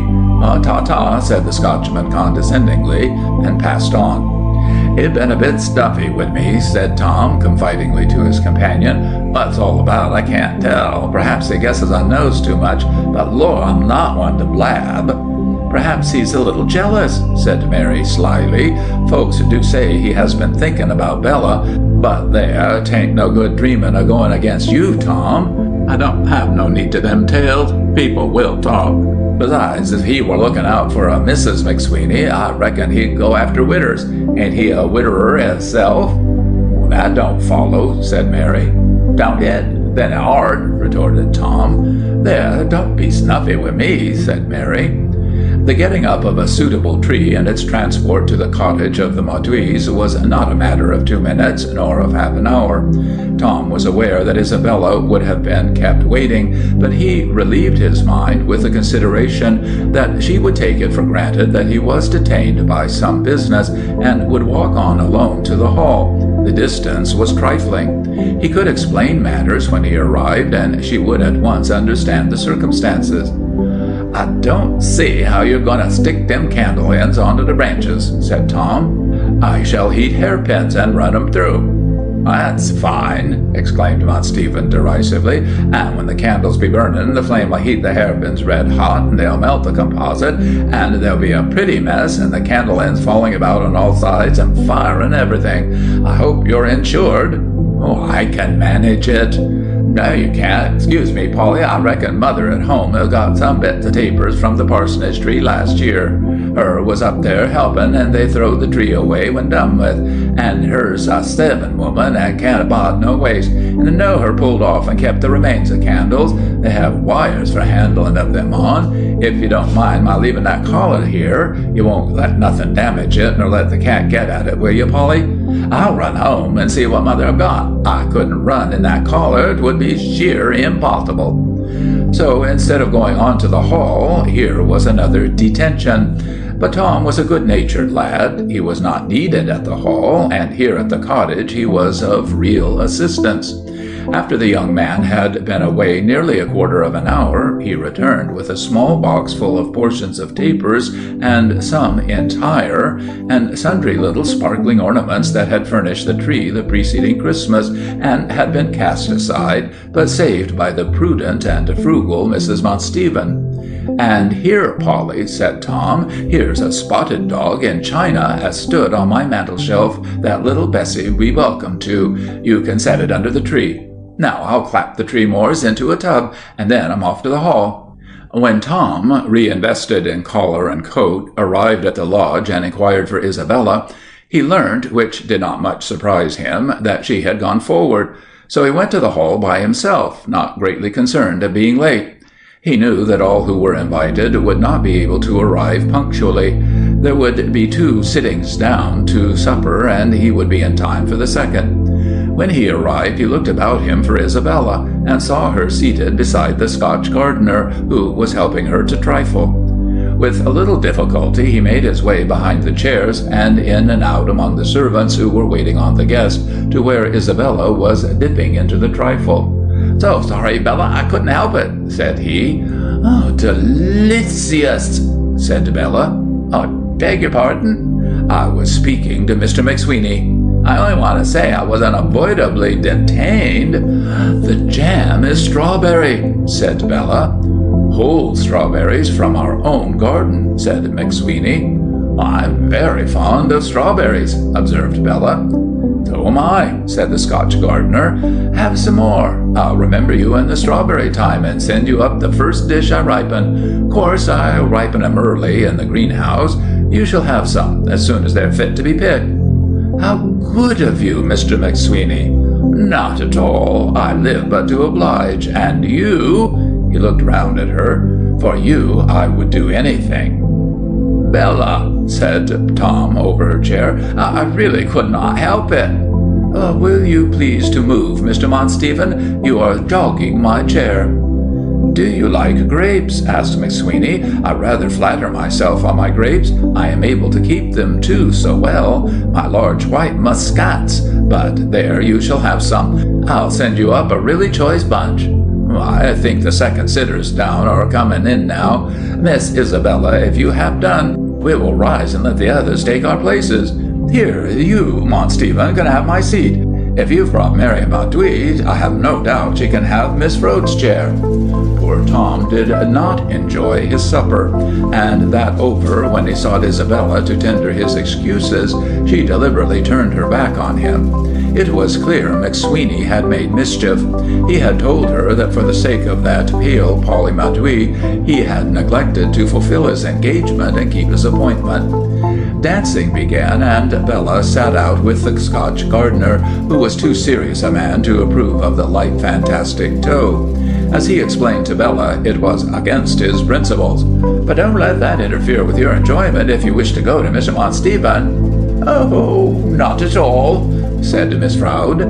Huffed, hurt, poor Tom withdrew. He slunk away from the hall. Among so many he would not be missed, and of enjoyment there was none after his rebuff.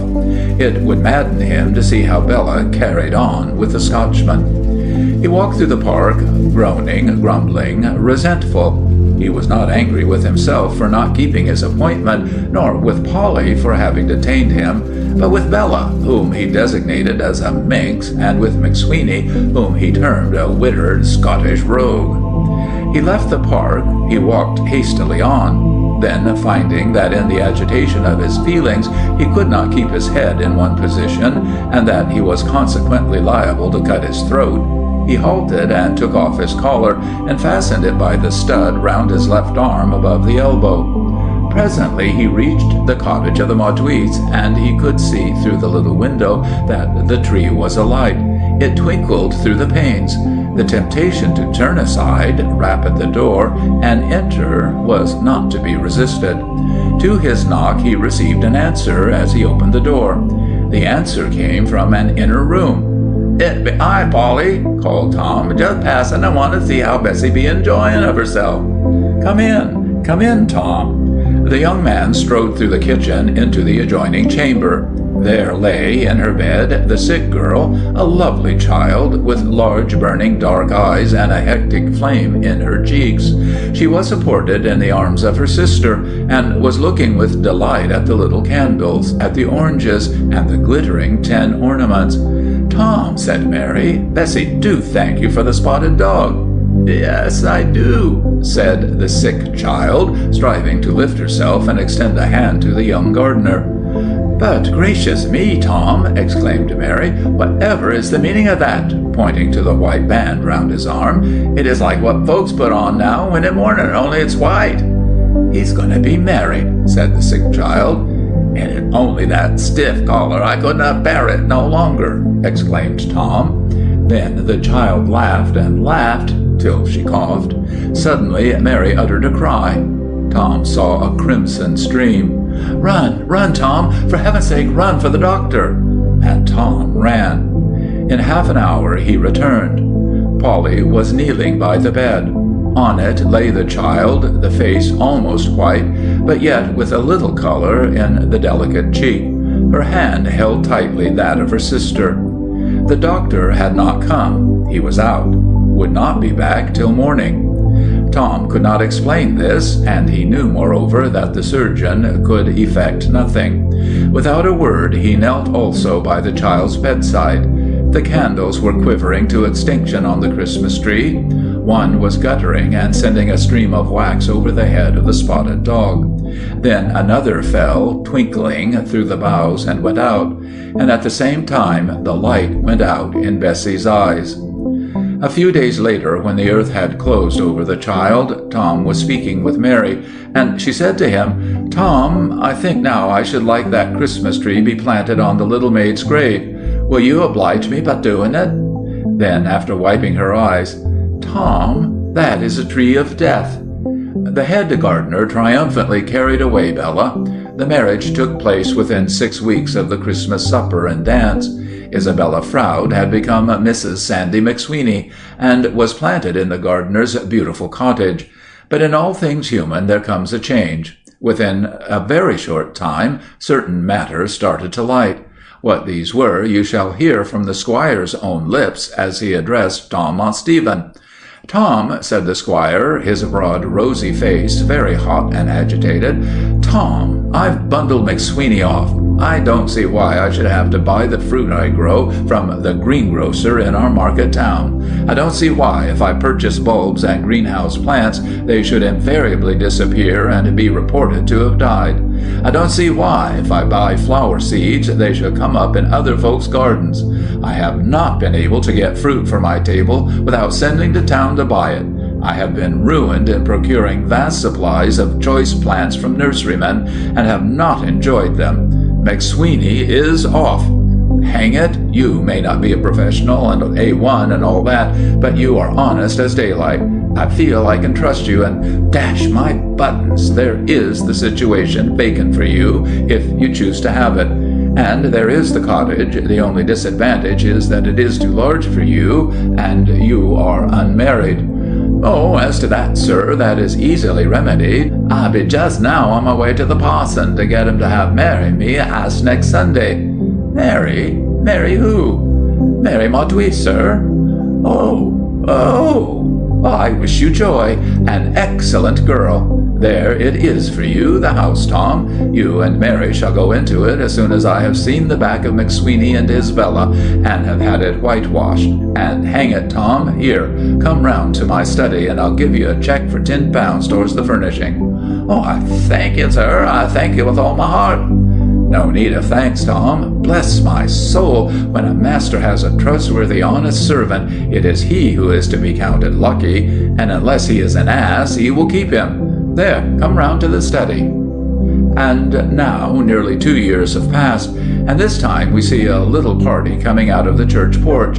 As I live, it is Tom with Mary, no longer Mauduit, but Mont Stephen. But they are not alone. There is a baby in a long white robe being brought forth, a babe that had been carried into church to be christened.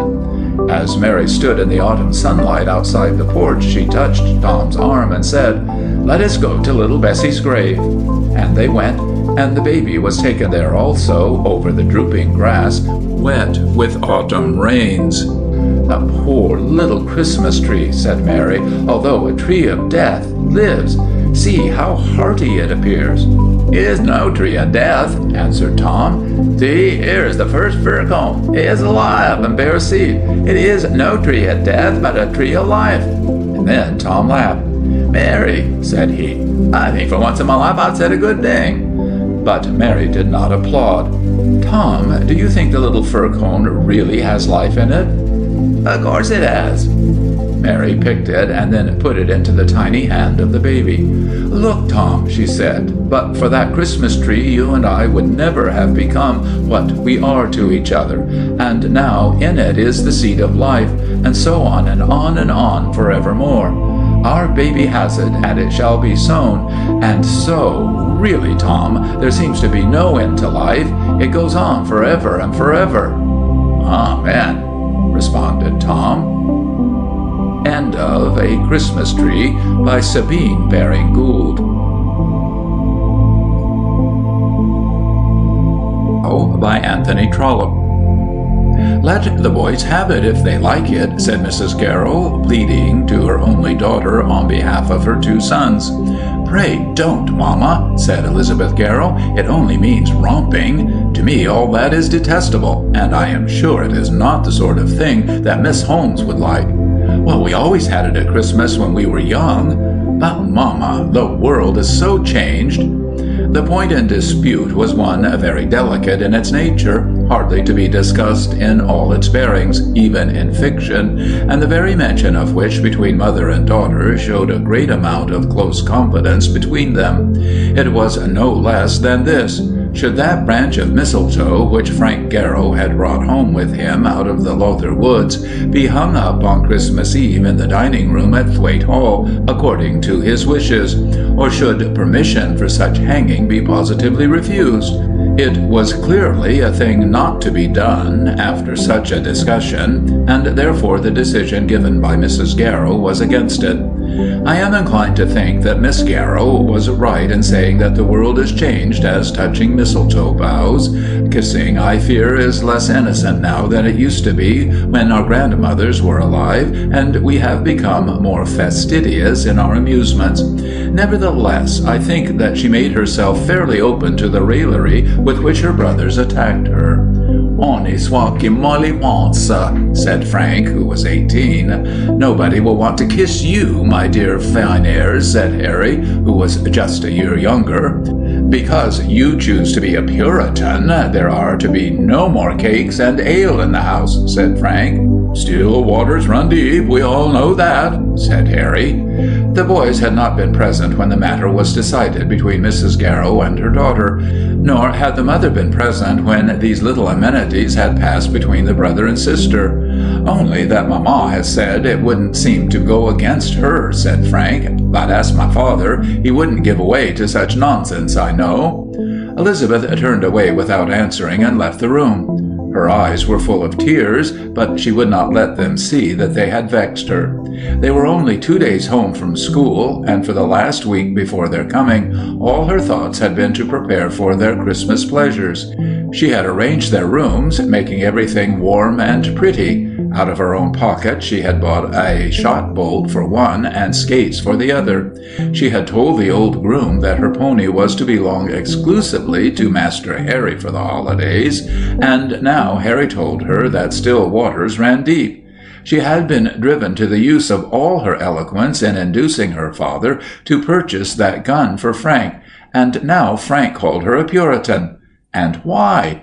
She did not choose that a mistletoe bough should be hung in her father's hall when Godfrey Holmes was coming to visit him. She could not explain this to Frank, but Frank might have had the wit to understand it.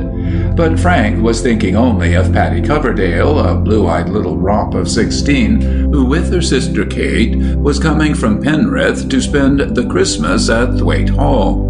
Elizabeth left the room with her slow, graceful step, hiding her tears, hiding all emotion, as latterly she had taught herself that it was feminine to do.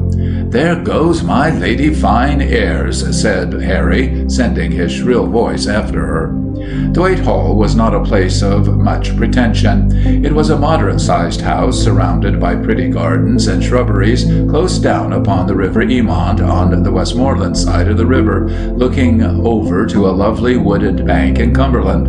All the world knows that the Emont runs out of Ullswater, dividing the two counties, passing under Pendrith Bridge and by the old ruins of Brougham Castle, below which it joins the Eden. Thwaite Hall nestled down close upon the clear rocky stream about halfway between Ullswater and Penrith, and had been built just at a bend of the river. The windows of the dining parlour and of the drawing room stood at right angles to each other, and yet each commanded a reach of the stream. Immediately from a side of the house, steps were cut down through the red rock to the water's edge, and here a small boat was always moored to a chain. The chain was stretched across the river, fixed to the staples driven into the rock on either side, and the boat was pulled backwards and forwards over the stream without aid from oars or paddles. From the opposite side a path led through the woods and across the fields to Penrith, and this was the route commonly used between Thwaite Hall and the town. Major Garrow was a retired officer of engineers who had seen service in all parts of the world and who was now spending the evening of his days on a small property which had come to him from his father. He held in his own hands about 20 acres of land, and he was the owner of one small farm close by, which was let to a tenant. That, together with his half-pay and the interest of his wife's £1,000, sufficed to educate his children and keep the wolf at a comfortable distance from his door. He himself was a spare, thin man, with quiet, lazy, literary habits. He had done the work of life, but had so done it as to permit of his enjoying that which was left to him. His sole remaining care was the establishment of his children, and, as far as he could see, he had no ground for anticipating disappointment. They were clever, good-looking, well-disposed young people, and upon the whole it may be said that the sun shone brightly on Thwaite Hall. Of Mrs. Garrow it may suffice to say that she always deserved such sunshine. For years past it had been the practice of the family to have some sort of gathering at Thwaite Hall during Christmas. Godfrey Holmes had been left under the guardianship of Major Garrow, and as he had always spent his Christmas holidays with his guardian, this perhaps had given rise to the practice. Then the Coverdales were cousins of the Garrows, and they had usually been there as children. At the Christmas last past, the custom had been broken, for young Holmes had been abroad. Previous to that, they had all been children, excepting him, but now that they were to meet again, they were no longer children. Elizabeth, at any rate, was not so, for she had already counted 19 winters, and Isabella Holmes was coming. Now Isabella was 2 years older than Elizabeth, and had been educated in Brussels. Moreover, she was comparatively a stranger at Thwaite Hall, never having been at those early Christmas meetings. And now I must take permission to begin my story by telling a lady's secret. Elizabeth Garrow had already been in love with Godfrey Holmes, or perhaps it might be more becoming to say that Godfrey Holmes had already been in love with her. They had already been engaged, and alas, they had already agreed that that engagement should be broken off. Young Holmes was now 27 years of age and was employed in a bank at Liverpool, not as a clerk, but as assistant manager, with a large salary. He was a man well-to-do in the world, who had money also of his own, and who might well afford to marry. Some 2 years since, on the eve of leaving Thwaite Hall, he had, with low doubting whisper, told Elizabeth that he loved her, and she had flown trembling to her mother. "Godfrey, my boy," the father said to him as he parted with him the next morning, "Bessie is only a child, and too young to think of this yet." At the next Christmas, Godfrey was in Italy, and the thing was gone by. So at least the father and mother said to each other. But the young people had met in the summer, and one joyful letter had come from the girl home to her mother. "I have accepted him. Dearest, dearest mamma, I do love him, but don't tell papa yet, for I have not quite accepted him. I think I am sure, but I am not quite sure. I am not quite sure about him." And then, 2 days after that, there had come a letter that was not at all joyful. "Dearest mamma, it is not to be. It is not written in the book. We have both agreed that it will not do. I am so glad that you have not told dear papa, for I could never make him understand. You will understand, for I shall tell you everything, down to his very words. But we have agreed that there shall be no quarrel. It shall be exactly as it was, and he will come at Christmas all the same. It would never do that he and papa should be separated, nor could we now put off Isabella. It is better so in every way, for there is, and need be, no quarrel. We still like each other. I am sure I like him, but I know that I should not make him happy as his wife. He says it is my fault. I, at any rate, have never told him that I thought it his. From all which it will be seen that the confidence between the mother and daughter was very close.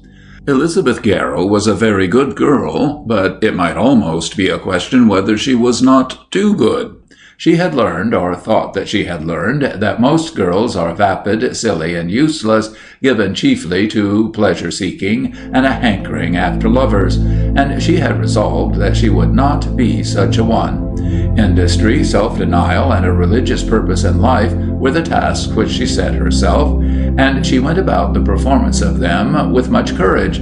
But such tasks, though they are excellently well adapted to fit a young lady for the work of living, may also be carried too far, and thus have the effect of unfitting her for that work.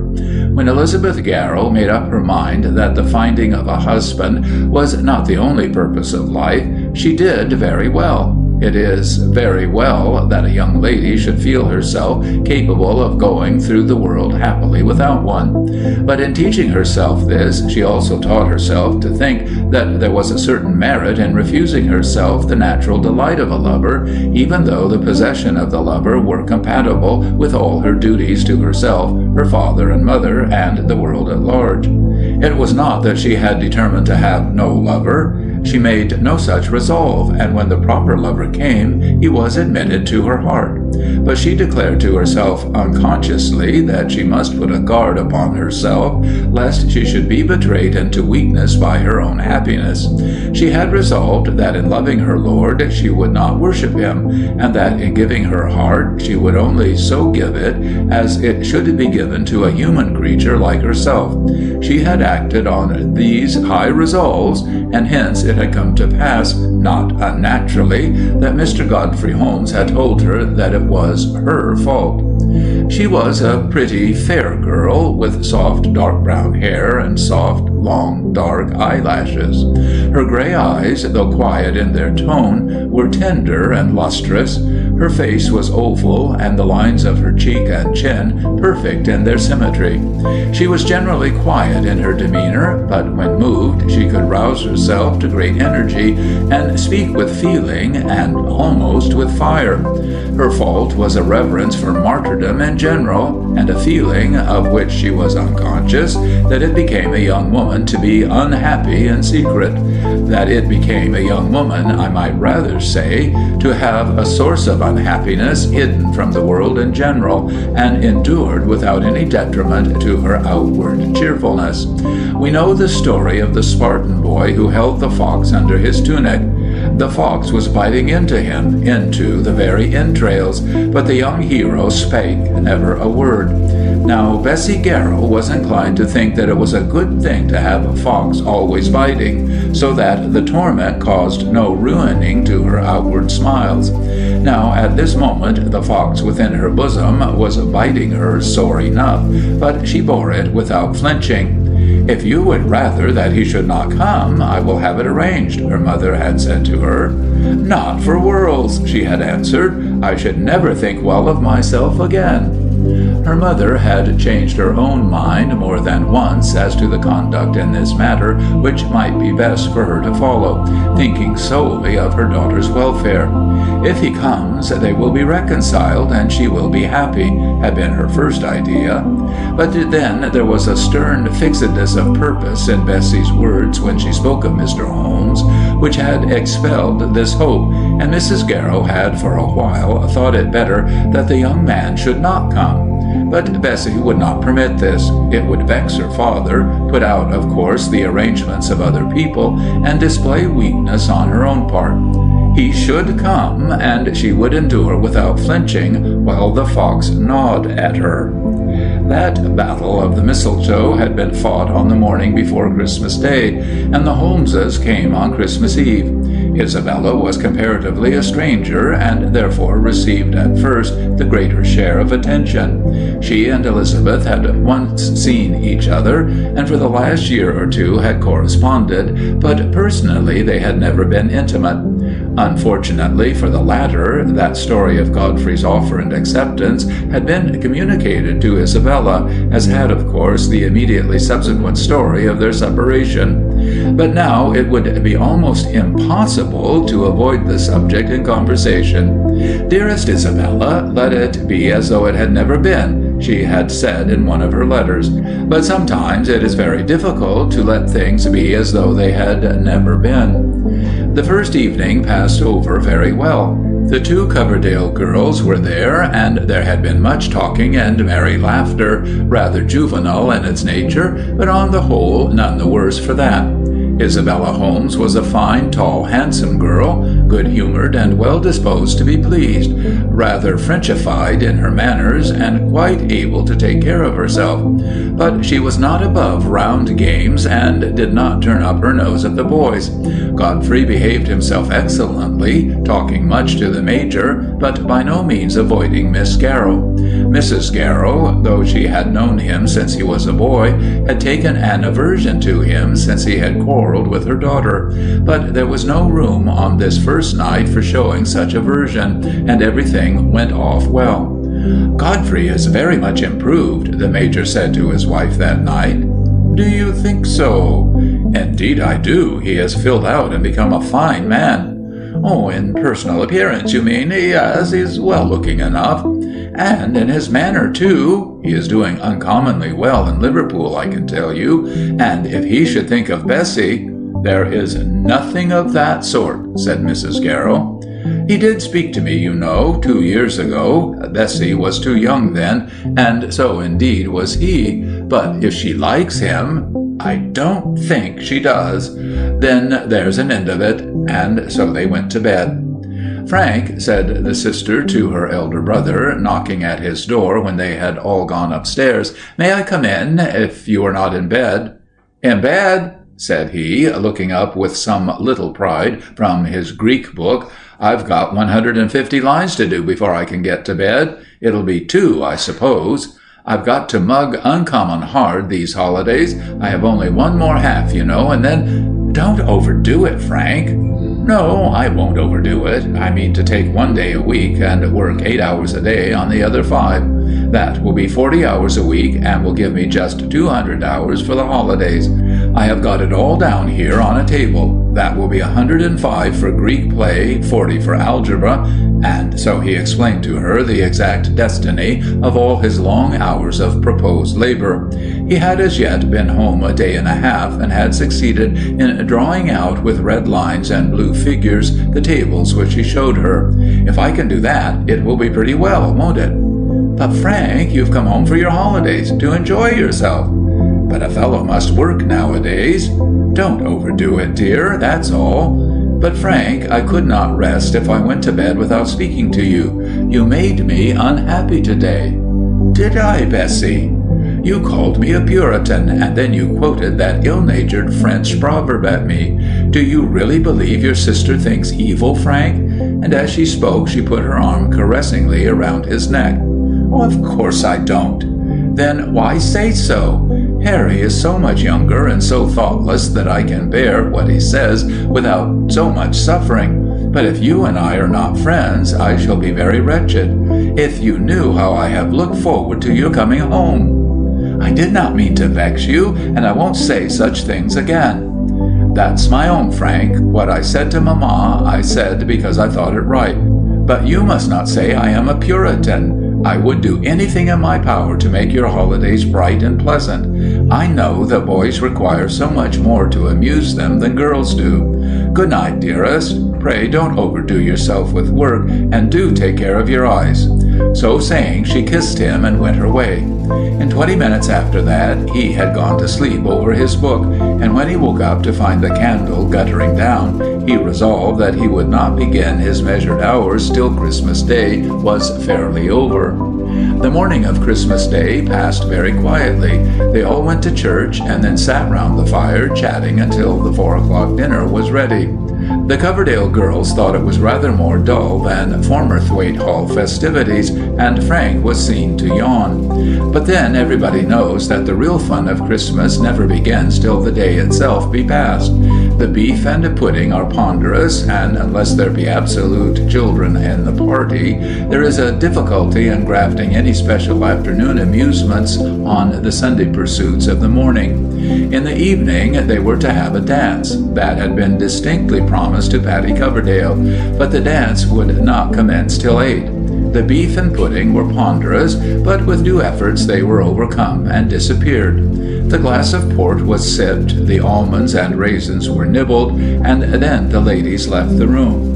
10 minutes after that, Elizabeth found herself seated with Isabella Holmes over the fire in her father's little book room.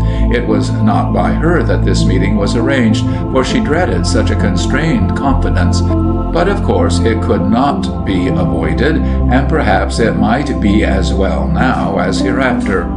Bessie, said the elder girl, I am dying to be alone with you for a moment. Well, you shall not die. That is, if being alone with me will save you. I have so much to say to you, and if you have any true friendship in you, you also will have so much to say to me.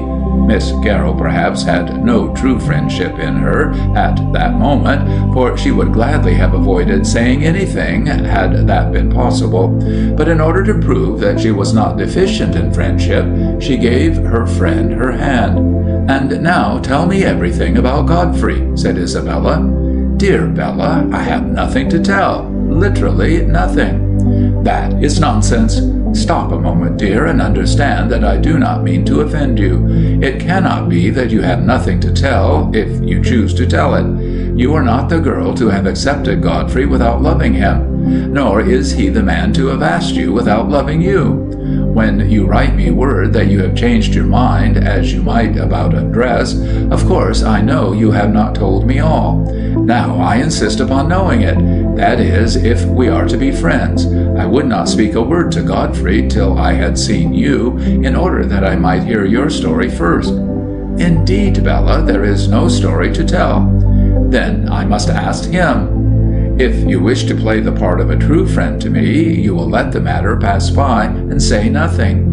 You must understand that, circumstanced as we are, your brother's visit here, what I mean is that it is very difficult for me to act and speak exactly as I should do, and a few unfortunate words spoken may make my position unendurable. Will you answer me then one question? I cannot tell. I think I will. Do you love him? For a moment or two, Bessie remained silent, striving to arrange her words so that they should contain no falsehood and yet betray no truth. Ah, I see you do, continued Miss Holmes, but of course you do. Why else did you accept him? Well, I fancied that I did, as young ladies do sometimes fancy. And will you say that you do not now? Again, Bessie was silent, and then her friend rose from her seat. I see it all, she said. What a pity it was that you both had not some friend like me by you at the time, but perhaps it may not be too late. I need not repeat at length all the protestations which upon this were poured forth with hot energy by poor Bessie. She endeavored to explain how great had been the difficulty of her position. This Christmas visit had been arranged before that unhappy affair at Liverpool had occurred. Isabella's visit had been partly one of business, it being necessary that certain money affairs should be arranged between her brother, and the Major. I determined, said Bessie, not to let my feelings stand in the way, and hoped that things might settle down to their former friendly footing. I already fear that I have been wrong, but it will be ungenerous in you to punish me. Then she went on to say that if anybody attempted to interfere with her, she would at once go away to her mother's sister, who lived at Hexham in Northumberland. Then came the dance, and the hearts of Kate and Patty Coverdale were at last happy. But here again poor Bessie was made to understand how terribly difficult was this experiment in entertaining, on a footing of friendship, a lover with whom she had quarrelled only a month or two before.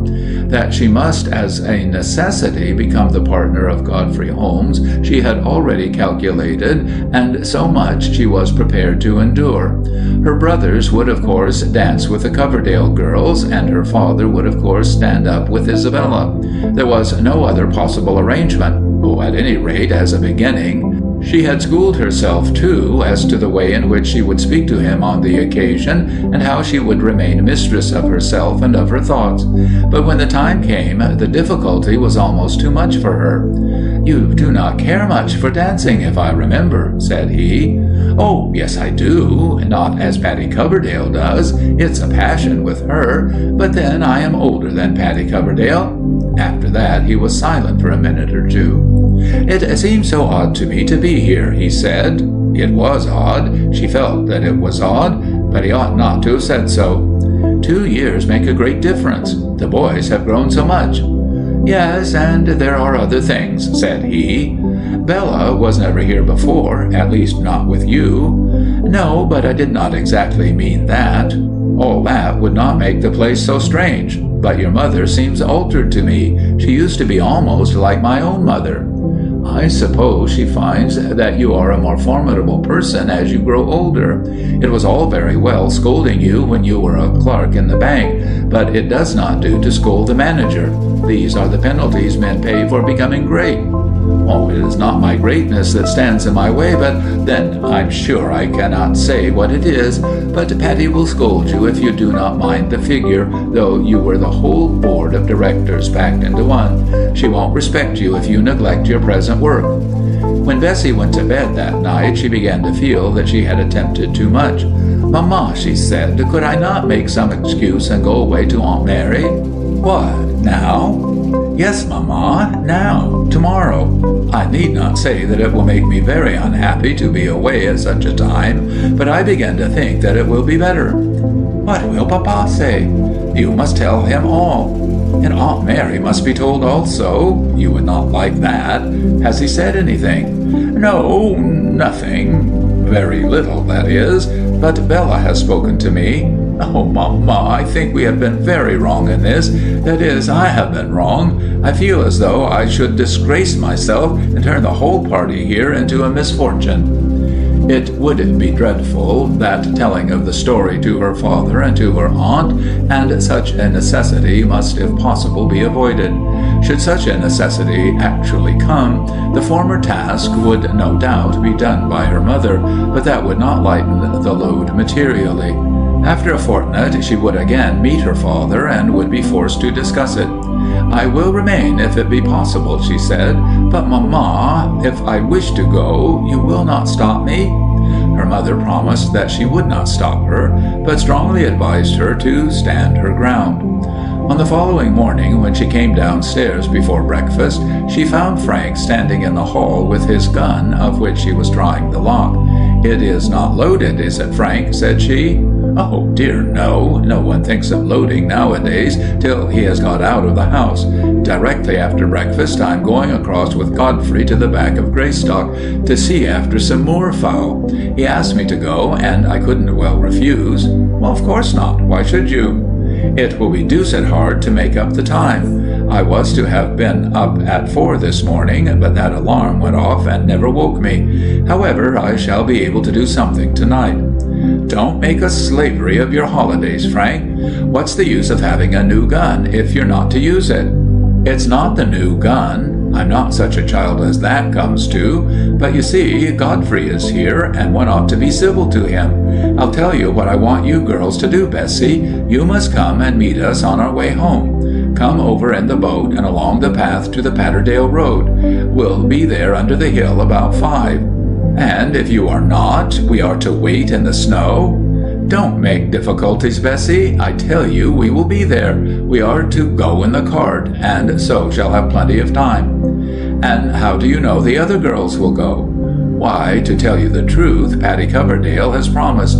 As for Miss Holmes, if she won't, why, you must leave her at home with Mamma. But Kate and Patty can't come without you." "Your discretion has found that out, has it?" "They say so, but you will come, won't you, Bessie? As for waiting, it's all nonsense. Of course you can walk on, but we'll be at the stile by 5. I've got my watch, you know." And then Bessie promised him. What would she not have done for him that was in her power to do? "Go? Of course I'll go," said Miss Holmes. "I'm up to anything. I'd have gone with them this morning and have taken a gun if they'd asked me, but by the by I'd better not." "Why not?" said Patty, who was hardly yet without fear lest something should mar the expedition. "What will 3 gentlemen do with 4 ladies?" "Oh, I forgot," said Patty innocently. "I'm sure I don't care," said Kate. "You may have Harry if you like." "Thank you for nothing," said Miss Holmes. "I want one for myself. It's all very well for you to make the offer, but what should I do if Harry won't have me? There are 2 sides, you know, to every bargain." "I'm sure he isn't anything to me," said Kate. "Why, he's not quite 17 years old yet." "Poor boy! What a shame to dispose of him so soon. We'll let him off for a year or 2, won't we, Miss Coverdale? But as there seems to be acknowledgment to be one beau with unappropriated services—" "I'm sure I have appropriated nobody," said Patty, "and didn't intend." "Godfrey, then, is the only knight whose services are claimed," said Miss Holmes, looking at Bessie. Bessie made no immediate answer with either her eyes or tongue, but when the Coverdales were gone, she took her new friend to task. "How can you fill those young girls' heads with such nonsense?" "Nature has done that, my dear." "But nature should be trained, should it not? You will make them think that those foolish boys are in love with them." "The foolish boys, as you call them, will look after that themselves. It seems to me that the foolish boys know what they are about better than some of their elders." And then, after a moment's pause, she added, "As for my brother, I have no patience with him." "Pray, do not discuss your brother," said Bessie. "And, Bella, unless you wish to drive me away, pray do not speak of him and me together, as you did just now." "Are you so bad as that the slightest commonplace joke upsets you? Would not his services be due to you as a matter of course? If you are so sore about it, you will betray your own secret." "I have no secret, none at least from you or from Mamma, and indeed none from him. We were both very foolish, thinking that we knew each other and our own hearts when we knew neither.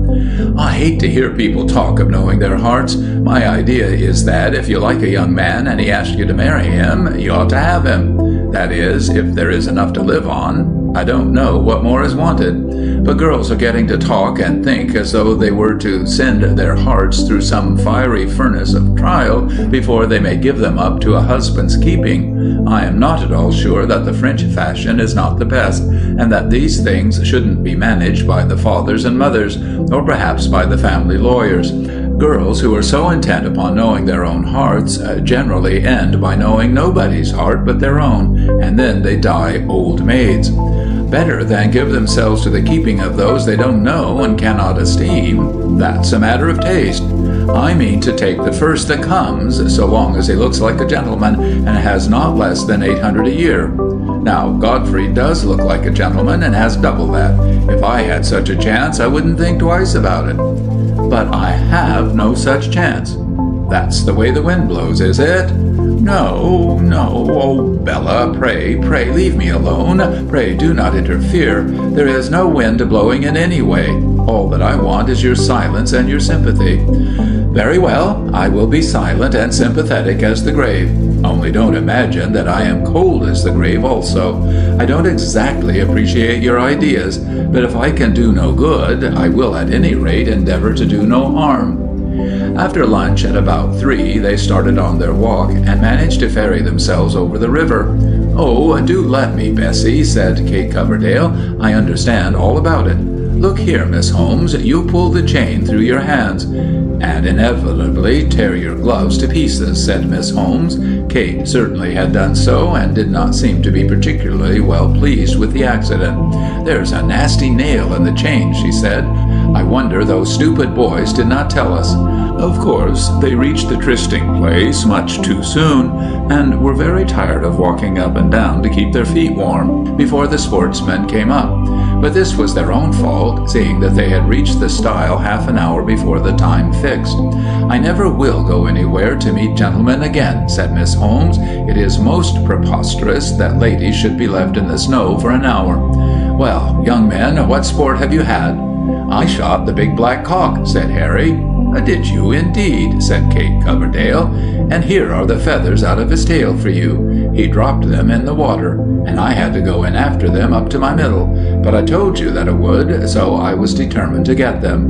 "Oh, you silly, silly boy," said Kate. "But I'll keep them forever. I will indeed." This was said a little apart, for Harry had managed to draw the young lady aside before he presented the feathers.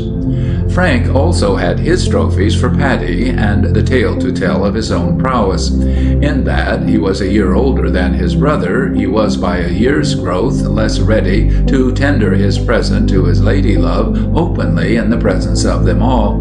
But he found his opportunity, and then he and Paddy went on a little in advance. Kate also was deep in her consolations to Harry for his ducking, and therefore the four disposed of themselves in the manner previously suggested by Miss Holmes. Miss Holmes, therefore, and her brother and Bessie Garrow were left together in the path, and discussed the performances of the day in a manner that elicited no very ecstatic interest. So they walked for a mile, and by degrees the conversation between them dwindled down almost to nothing. "There is nothing I dislike so much as coming out with people younger than myself," said Miss Holmes. "One always feels so old and dull. Listen to those children there. They make me feel as though I were an old maiden aunt brought out with them to do propriety. Paddy won't at all approve if she hears you call her a child. Nor shall I approve if she treats me like an old woman." And then she stepped on and joined the children. "I wouldn't spoil even their sport if I could help it," she said to herself, "but with them I shall only be a temporary nuisance. If I remain behind, I shall become a permanent evil." And thus Bessie and her old lover were left by themselves. "I hope you will get on well with Bella," said Godfrey, when they had remained silent for a minute or two. "Oh, yes, she is so good-natured and light-spirited that everybody must like her. She has been used to so much amusement and active life that I know she must find it very dull here." She is never dull anywhere, even at Liverpool, which for a young lady I sometimes think the dullest place on earth.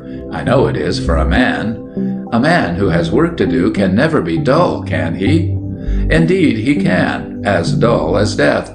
I am so often enough. I have never been very bright there, Bessie, since you left us. There was nothing in his calling her Bessie, for it had become habit with him since they were children, and they had formerly agreed that everything between them should be as it had been before that foolish whisper of love had been spoken and received. Indeed, provision had been made by them, especially on this point, so that there need be no awkwardness in this mode of addressing each other. Such provision had seemed to be very prudent, but it hardly had the desired effect on the present occasion. "I hardly know what you mean by brightness," she said, after a pause. "Perhaps it is not intended that people's lives should be what you call bright. Life ought to be as bright as we can make it." "Oh, it all depends on the meaning of the word. I suppose we are not very bright here at Thwaite Hall, but yet we think ourselves very happy." "Well, I am sure you are," said Godfrey. "I very often think of you here." "We always think of places where we have been when we were young," said Bessie, and then again they walked on for some way in silence, and Bessie began to increase her pace with the view of catching the children. The present walk to her was anything but bright, and she bethought herself with dismay that there were still 2 miles before she reached the ferry.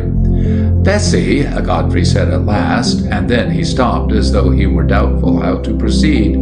She, however, did not say a word, but walked on quickly, as though her only hope was in catching the party before her. But they also were walking quickly, for Bella was determined that she would not be caught. "Bessie, I must speak to you once of what passed between us at Liverpool." "Must you?" said she. "Unless you positively forbid it." "Stop, Godfrey," she said, and they did stop in the path, for now she no longer thought of putting an end to her embarrassment by overtaking her companions. "If any such words are necessary for your comfort, it would hardly become me to forbid them. Were I to speak so harshly, you would accuse me afterwards in your own heart. It must be for you to judge whether it is well to reopen a wound that is nearly healed. But with me it is not nearly healed. The wound is open, always. There are some hurts," she said, "which do not admit of an absolute and perfect cure, unless after long years." As she said so, she could not but think how much better was his chance of such perfect cure than her own. With her, so she said to herself, such curing was all but impossible, whereas with him it was as impossible that the injury should last. "Bessie," he said, and he again stopped her on the narrow path, standing immediately before her on the way. "You remember all the circumstances that made us part?" "Yes, I think I remember them." "And you still think that we were right to part?" She paused for a moment before she answered him, but it was only for a moment, and then she spoke quite firmly. "Yes, Godfrey, I do. I have thought about it much since then. I have thought, I fear, to no good purpose about aught else, but I have never thought that we had been unwise in that. And yet I think you loved me. I am bound to confess I did so, as otherwise I must confess myself a liar. I told you at the time that I loved you, and I told you so truly. But it is better, 10 times better, that those who love should part, even though they still should love, than that 2 should be joined together, who are incapable of making each other happy. Remember what you told me." "Oh, I do remember. You found yourself unhappy in your engagement, and you said it was my fault." "Bessie, there is my hand. If you have ceased to love me, there is an end of it. But if you love me still, let all that be forgotten." "Forgotten, Godfrey? How can it be forgotten? You were unhappy, and it was my fault. My fault, as it would be if I tried to solace a sick child with arithmetic, or feed a dog with grass. I had no right to love you, knowing you as I did, and knowing also that my ways would not be your ways. My punishment I understand, and it is not more than I can bear, but I had hoped that your punishment would have been soon over. You are too proud, Bessie. "That is very likely. Frank says that I am a Puritan, and pride was the worst of their sins. Too proud and unbending. In marriage, should not the man and woman adapt themselves to each other? When they are married, yes. And every girl who thinks of marrying should know that in very much she must adapt herself to her husband. But I do not think that a woman should be the ivy to take the direction of every branch of the tree to which she clings. If she does so, what can be her own character? But we must go on, or we shall be too late. And you will give me no other answer?" "None other, Godfrey. Have you not just now, at this very moment, told me that I was too proud? Can it be possible that you should wish to tie yourself for life to female pride? And if you tell me that now, at such a moment as this, what would you tell me in the close intimacy of married life, when the trifles of every day would have worn away the courtesies of guest and lover?" There was a sharpness of rebuke in this which Godfrey Holmes could not at the moment overcome. Nevertheless, he knew the girl and understood the workings of her heart and mind. Now, in her present state, she could be unbending, proud, and almost rough, in that she had much to lose in declining the renewed offer which he made her. She would, as it were, continually prompt herself to be harsh and inflexible. Had he been poor, had she not loved him, had not all good things seemed to have attended the promise of such a marriage, she would have been less suspicious of herself in receiving the offer, and more gracious in replying to it. Had he lost all his money before he came back to her, she would have taken him at once. Or had he been deprived of an eye, or become crippled in his legs, she would have done so. But circumstanced as he was, she had no motive to tenderness. There was an organic defect in her character, which no doubt was plainly marked by its own bump in her cranium, the bump of philo-martyrdom, it might properly be called. She had shipwrecked her own happiness in rejecting Godfrey Holmes, but it seemed to her to be the proper thing that a well-behaved young lady should shipwreck her own happiness. For the last month or two she had been tossed about by the waters, and was nearly drowned. Now there was beautiful land again close to her, and a strong, pleasant hand stretched out to save her. But though she had suffered terribly among the waves, she still thought it wrong to be saved. It would be so pleasant to take that hand, so sweet, so joyous, that it surely must be wrong. That was her doctrine, and Godfrey Holmes, though he hardly analyzed the matter, partly understood that it was so. And yet, if once she were landed on that green island, she would be so happy. She spoke with scorn of a woman clinging to a tree like ivy, and yet, were she once married, no woman would cling to her husband with sweeter feminine tenacity than Bessie Garrow. He spoke no further word to her as he walked home, but in handing her down to the ferry boat, he pressed her hand. For a second it seemed as though she had returned this pressure. If so, the action was involuntary, and her hand instantly resumed its stiffness to his touch. It was late that night when Major Garrow went to his bedroom, but his wife was still up, waiting for him. "Well," said she, "what has he said to you? He has been with you above an hour." Such stories are not very quickly told, and in this case it was necessary to understand him very accurately. At length, "I think I do understand him." It is not necessary to repeat at length all that was said on that night between Major and Mrs. Garrow as to the offer which had now for a third time been made to their daughter. On that evening, after the ladies had gone and when the two boys had taken themselves off, Godfrey Holmes told his tale to his host, and had honestly explained to him what he believed to be the state of his daughter's feelings. "Now you know all," said he. "I do believe that she loves me, and if she does, perhaps she may still listen to you." Major Garrow did not feel sure that he knew it all, but when he had fully discussed the matter that night with his wife, then he thought that perhaps he had arrived at that knowledge. On the following morning, Bessie learned from the maid at an early hour that Godfrey Holmes had left Thwaite Hall and gone back to Liverpool. To the girl she said nothing on the subject, but she felt obligated to say a word or two to Bella. "It is his coming that I regret," she said, "that he should have had the trouble and annoyance for nothing. I acknowledge that it was my fault, and I am very sorry." "It cannot be helped," said Miss Holmes, somewhat gravely. "As to his misfortunes, I presume that his journeys between here and Liverpool are not the worst of them." After breakfast on that day, Bessie was summoned into her father's book-room, and found him there, and her mother also. "Bessie," said he, "sit down, my dear. You know why Godfrey has left us this morning?" Bessie walked round the room so that in sitting she might be close to her mother and take her mother's hand in her own. "I suppose I do, Papa," she said. "He was with me late last night, Bessie, and when he told me what had passed between you, I agreed with him that he had better go." "It was better that he should go, Papa." "But he has left a message for you." "A message, Papa?" "Yes, Bessie, and your mother agrees with me that it had better be given to you.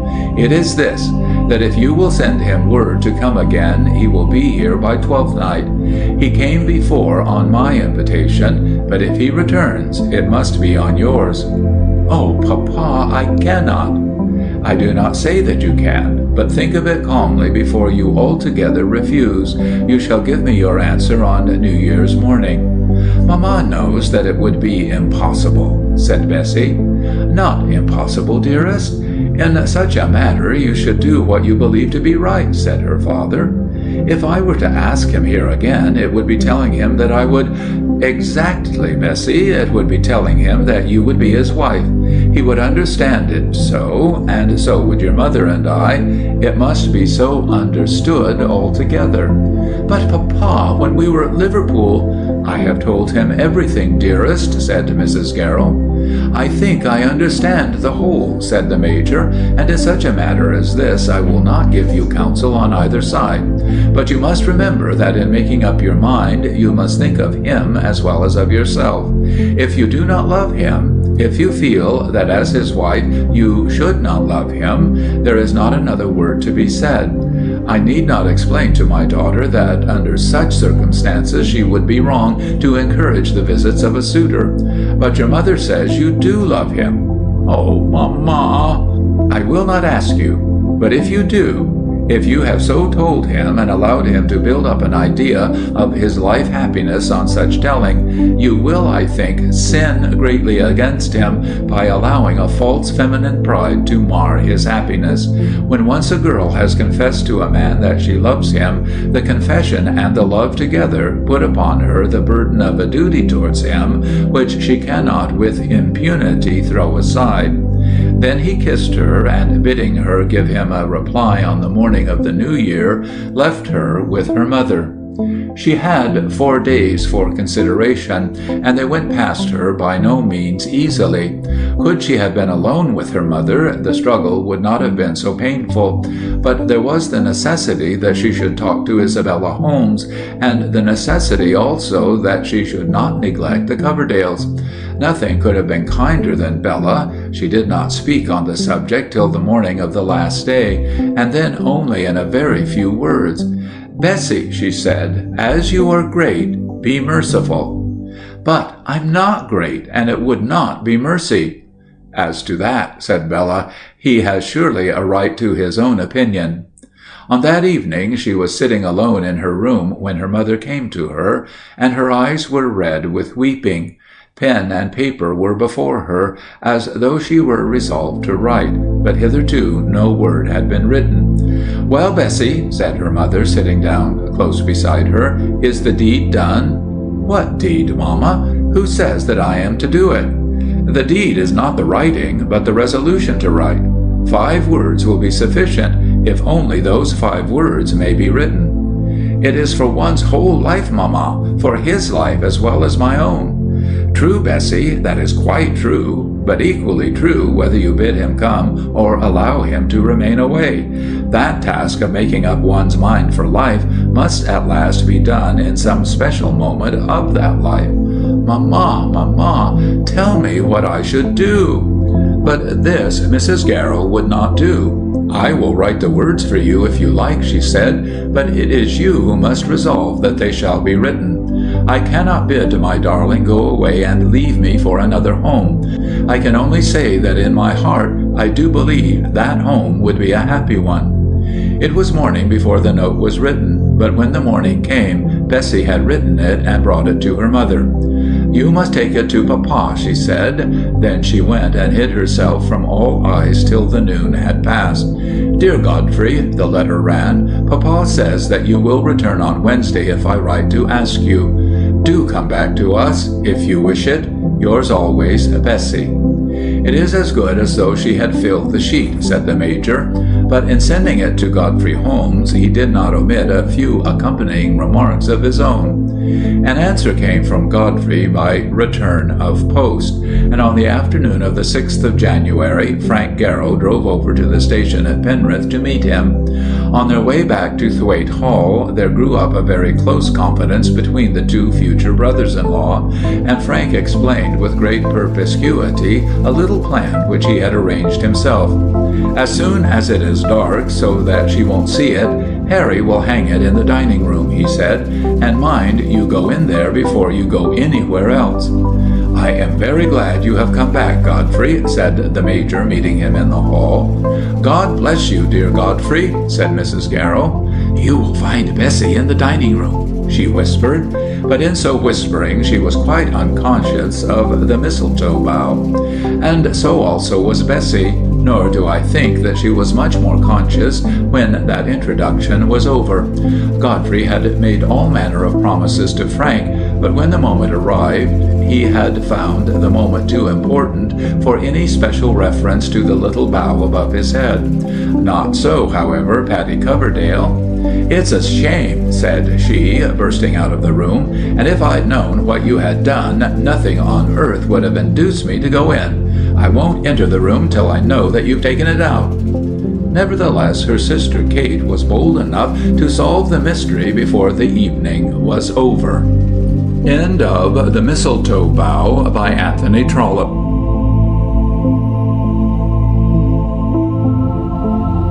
Camp by Ralph Connor.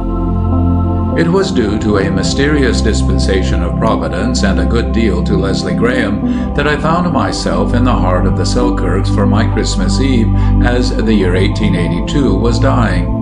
It had been my plan to spend my Christmas far away in Toronto with such bohemian and boon companions as could be found in that cosmopolitan and kindly city. But Leslie Graham changed all that, for discovering me in the village of Blackrock with my traps all packed, waiting for the stage to start for the landing 30 miles away, he bore down upon me with resistless force, and I found myself recovering from my surprise only after we had gone in his lumber sleigh some 6 miles on our way to his camp up in the mountains. I was surprised and much delighted, though I would not allow him to think so, to find that his old-time power over me was still there. He could always, in the old varsity days, dear wild days, make me do what he liked. He was so handsome and so reckless, brilliant in his classwork, and the prince of half-backs in the rugby field, and with such power of fascination as would extract the heart out of a wheelbarrow, as Marnie Lundy used to say. And thus it was that I found myself just 3 weeks later, I was to have spent 2 or 3 days, on the afternoon of December 24, standing in Graham's lumber camp No. 2, wondering at myself. But I did not regret my changed plans, for in those 3 weeks I had raided a cinnamon bear's den and had wakened up a grizzly. But I shall let the grizzly finish the tale. He probably sees more humor in it than I.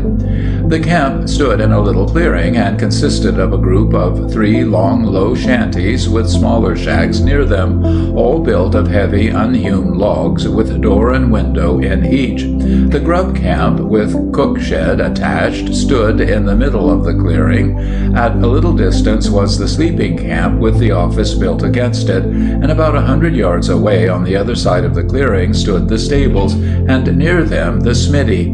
The mountains rose grandly on every side, throwing up their great peaks into the sky. The clearing in which the camp stood was hewn out of a dense pine forest that filled the valley, and climbed halfway up the mountain sides, and then frayed out in scattered and stunted trees. It was one of those wonderful Canadian winter days, bright and with a touch of sharpness in the air that did not chill, but warmed the blood like draughts of wine.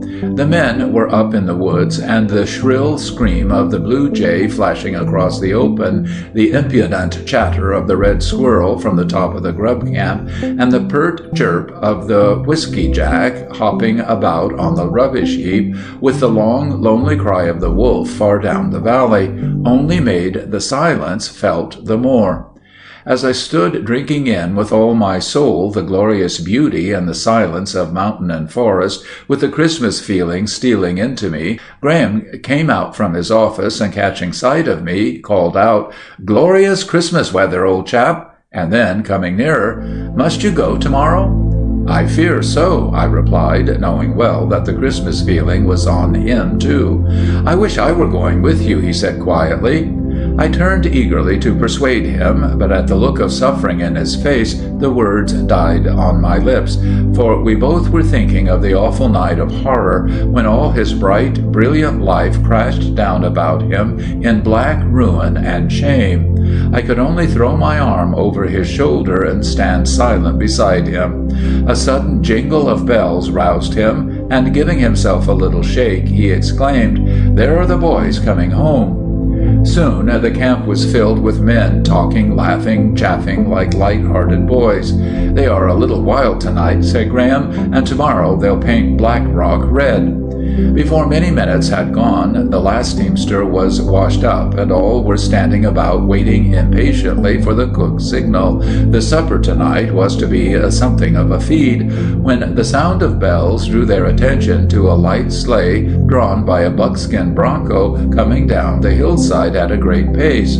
"The preacher, I'll bet, by his driving," said one of the men. "Bedad, and it him out a fine nose for turkey," said Blaney, a good-natured, jovial Irishman. "Yes, or for payday, more like," said Keefe, a black-browed, villainous fellow countryman of Blaney's, and strange to say, his great friend. Big Sandy McNaughton, a Canadian Highlander from Glengarry, rose up in wrath. "Bill Keefe," said he with a deliberate emphasis, "you'll just keep your dirty tongue off the minister. And as for your pay, it's little he sees of it, or anyone else except Mike Slevin, when you're too dry to wait for someone to treat you, or perhaps Father Ryan when the fear of hellfire is on you." The men stood amazed at Sandy's sudden anger and length of speech. "Bon, that's good for you, my bully boy," said Baptiste, a wiry little French-Canadian, Sandy's sworn ally and devoted admirer ever since the day when the big Scotchman, under great provocation, had knocked him clean off the dump into the river and then jumped in for him. It was not till afterward I learned the cause of Sandy's sudden wrath which urged him to such unwonted length of speech. It was not simply that the Presbyterian blood carried with it reverence for the minister, but that he had a vivid remembrance of how, only a month ago, the minister had got him out of Mike Slavin's saloon and out of the clutches of Keefe and Slavin and their gang of bloodsuckers. Keefe started up with a curse. Baptiste sprang to Sandy's side, slapped him on the back, and called out, "You kill him, I'll eat him up, me." It looked as if there might be a fight when a harsh voice said in a low, savage tone, "Stop your row, you fools. Settle it, if you want to, somewhere else." I turned and was amazed to see old man Nelson, who was very seldom moved to speech.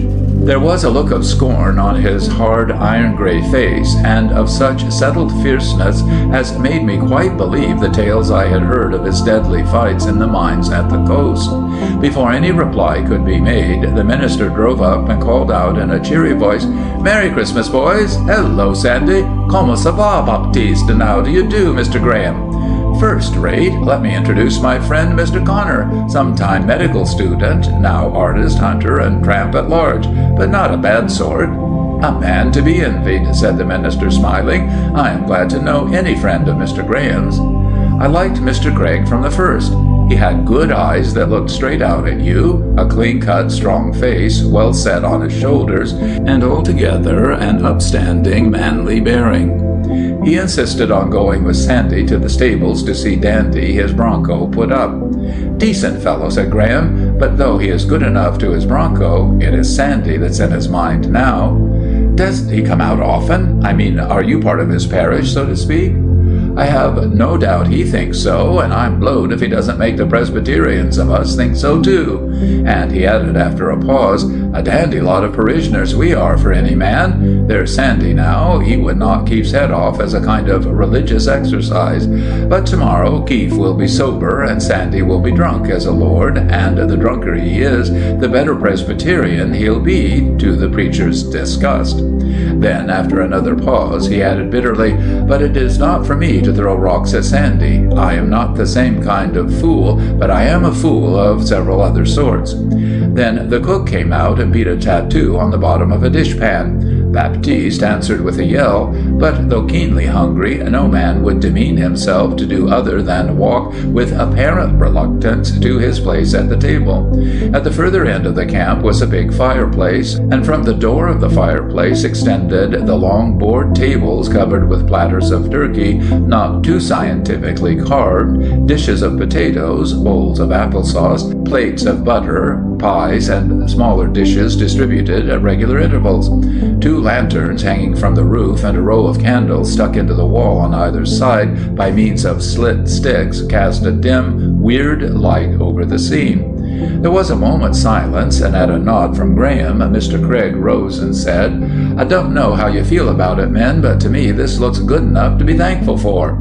"Fire ahead, sir," called out a voice quite respectfully, and the minister bent his head and said, "For Christ the Lord who came to save us, for all the love and goodness we have known, and for these thy gifts to us this Christmas night, our Father make us thankful. Amen." "Bon, that's first rate," said Baptiste. "Seems like that made me eat more better for sure." And then no word was spoken for a quarter of an hour. The occasion was far too solemn, and moments too precious for anything so empty as words. But when the white piles of bread and the brown piles of turkey had for a second time vanished, and after the last pie had disappeared, there came a pause and a hush of expectancy, whereupon the cook and cookee, each bearing aloft a huge blazing pudding, came forth. "Hooray!" yelled Blaney. "Up with yez!" And grabbing the cook by the shoulders from behind, he faced him about. Mr. Craig was the first to respond, and seizing the cookee in the same way, called out, "Squad, fall in! Quick march!" In a moment every man was in the procession. "Strike up, Batchies, you little angel!" shouted Blaney, the appellation a concession to the minister's presence, and away went Baptiste in a rollicking French song with the English chorus. Then blow you winds in the morning, blow you winds, ayo, blow you winds in the morning, blow, blow, blow. And at each blow every boot came down with a thump on the plank floor that shook the solid roof. After the second round, Mr. Craig jumped upon the bench and called out, "3 cheers for Billy the cook." In the silence following the cheers, Baptiste was heard to say, "Bon, that made me feel like that pudding, I'll have myself me." "Here till the little baste," said Blaney in disgust. "Batchies," remonstrated Sandy gravely, "more stomach than manners." "For sure, but the more stomach, that's more the better for the pudding," replied the little Frenchman cheerfully. After a time the tables were cleared and pushed back to the wall, and pipes were produced. In all attitudes suggestive of comfort, the men disposed themselves in a wide circle about the fire, which now roared and crackled up the great wooden chimney hanging from the roof. The lumberman's hour of bliss had arrived. Even old man Nelson looked a shade less melancholy than usual as he sat alone, well away from the fire, smoking steadily and silently. When the second pipes were well a-going, one of the men took down a violin from the wall and handed it to Lachlan Campbell. There were two brothers Campbell, just out from Argyll, typical Highlanders. Lachlan, dark, silent, melancholy, with the face of a mystic, and Angus, red-haired, quick, impulsive, and devoted to his brother, a devotion he thought proper to cover under biting, sarcastic speech. Lachlan, after much protestation, interposed with jibes from his brother, took the violin, and in response to the call from all sides, struck up Lord Macdonald's Reel. In a moment the floor was filled with dancers, whooping and cracking their fingers in the wildest manner. Then Baptiste did the Red River Jig, a most intricate and difficult series of steps, the men keeping time to the music with hands and feet. When the jig was finished, Sandy called for Lochaber no more, but Campbell said, "No, I cannot play that tonight. Mr. Craig will play." Craig took the violin, and at first note I knew he was no ordinary player. I did not recognize the music, but it was soft and thrilling, and got in by the heart, till everyone was thinking his tenderest and saddest thoughts. After he had played 2 or 3 exquisite bits, he gave Campbell his violin, saying, "Now, Lochaber, Lachlan." Without a word, Lachlan began not Lochaber, he was not ready for that yet, but the flowers of the forest, and from that wandered through Auld Robin Grey and the land of the Leal, and so got at last to that most soul-subduing of Scottish laments, Lochaber no more. At the first strain, his brother, who had thrown himself on some blankets behind the fire, turned over on his face, feigning sleep. Sandy McNaughton took his pipe out of his mouth and sat up straight and stiff, staring into vacancy, and Graham, beyond the fire, drew a short, sharp breath. We had often sat, Graham and I, in our student days in the drawing room at home, listening to his father wailing out Lochaber upon the pipes, and I knew well that the awful minor strains were now eating their way into his soul. Over and over again the Highlander played his lament. He had long since forgotten us, and was seeing visions of the hills and lochs and glens of his far-away native land, and making us too see strange things out of the dim past. I glanced at old man Nelson, and was startled at the eager, almost piteous look in his eyes, and I wished Campbell would stop. Mr. Craig caught my eye, and stepping over to Campbell, held out his hand for the violin.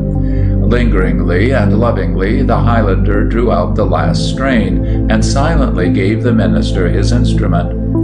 Without a moment's pause, and while the spell of Lochaber was still upon us, the minister, with exquisite skill, fell into the refrain of that simple and beautiful camp-meeting hymn, The Sweet By and By. After playing the verse through once, he sang softly the refrain. After the first verse, the men joined in the chorus. At first timidly, but by the time the third verse was reached, they were shouting with throats full open, "We shall meet on that beautiful shore." When I looked at Nelson, the eager light had gone out of his eyes, and in its place was a kind of determined hopelessness, as if in this new music he had no part. After the voices had ceased, Mr. Craig played again the refrain, more and more softly and slowly. Then, laying the violin on Campbell's knees, he drew from his pocket his little Bible and said, "Men, with Mr. Graham's permission, I want to read you something this Christmas Eve. You will all have heard it before, but you will like it nonetheless for that." His voice was soft, but clear and penetrating, as he read the eternal story of the angels and the shepherds and the babe. And as he read, a slight motion of the hand or a glance of an eye made us see, as he was seeing, that whole radiant drama. The wonder, the timid joy, the tenderness, the mystery of it all were borne in upon us with overpowering effect. He closed the book, and in the same low, clear voice went on to tell us how, in his home years ago, he used to stand on Christmas Eve, listening in thrilling delight to his mother telling him the story, and how she used to make him see the shepherds and hear the sheep bleating nearby, and how the sudden burst of glory used to make his heart jump. I used to be a little afraid of the angels because a boy told me they were ghosts, but my mother told me better, and I didn't fear them any more. And the baby, the dear little baby, we all love a baby. There was a quick, dry sob. It was from Nelson. I used to peek through under to see the little one in the straw and wonder what things swaddling clothes were. Oh, it was so real and so beautiful. He paused, and I could hear the men breathing. But one Christmas Eve, he went on in a lower, sweeter tone, there was no one to tell the story, and I grew to forget it, and went away to college, and learned to think that it was only a child's tale, and was not for men. Then bad days came to me, and worse, and I began to lose my grip of myself, of life, of hope, of goodness, till one black Christmas in the slums of a faraway city, when I had given up all and the devil's arms were about me, I heard the story again. And as I listened, with a bitter ache in my heart, for I had put it all behind me, I suddenly found myself peeking under the shepherd's arms with a child's wonder at the baby in the straw. Then it came over me like great waves that his name was Jesus, because it was he that should save men from their sins. Save! Save! The waves kept beating upon my ears, and before I knew, I had called out, "Oh, can he save me?" It was in a little mission meeting on one of the side streets, and they seemed to be used to that sort of thing there, for no one was surprised, and a young fellow leaned across the aisle to me and said, "Why, you just bet he can." His surprise that I should doubt his bright face and confident tone gave me hope that perhaps it might be so. I held to that hope with all my soul, and stretching up his arms, and with a quick glow in his face and a little break in his voice, "He hasn't failed me yet. Not once. Not once." He stopped quite short, and I felt a good deal like making a fool of myself, for in those days I had not made up my mind about these things. Graham, poor old chap, was gazing at him with a sad yearning in his dark eyes. Big Sandy was sitting very stiff and staring harder than ever into the fire. Baptiste was trembling with excitement. Blaney was openly wiping the tears away, but the face that held my eyes was that of old man Nelson. It was white, fierce, hungry-looking, his sunken eyes burning, his lips parted as if to cry. The minister went on, "I didn't mean to tell you this, men. It all came over me with a rush, but it is true, every word, and not a word will I take back. And what's more, I can tell you this, what he did for me he can do for any man, and it doesn't make any difference what's behind him," and leaning slightly forward and with a little thrill of pathos vibrating in his voice, "Oh, boys, why don't you give him a chance at you? Without him you'll never be the men you want to be, and you'll never get the better of that's keeping some of you now from going back home. You know you'll never go back till you're the men you want to be." Then lifting up his face and throwing back his head, he said, as if to himself, "Jesus, he shall save his people from their sins." And then, "Let us pray." Graham leaned forward with his face in his hands. Baptiste and Blaney dropped on their knees. Sandy, the Campbells, and some others stood up. Old man Nelson held his eyes steadily on the minister. Only once before had I seen that look on a human face. A young fellow had broken through the ice on the river at home, and as the black water was dragging his fingers one by one from the slippery edges, there came over his face that same look. I used to wake up for many a night after in a sweat of horror, seeing the white face with its parting lips and its piteous, dumb appeal, and the black water slowly sucking it down.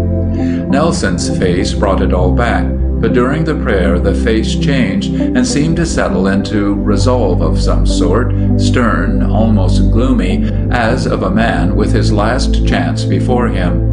After the prayer, Mr. Craig invited the men to a Christmas dinner next day in Black Rock, and because you are an independent lot, we'll charge you $50 for dinner and the evening show.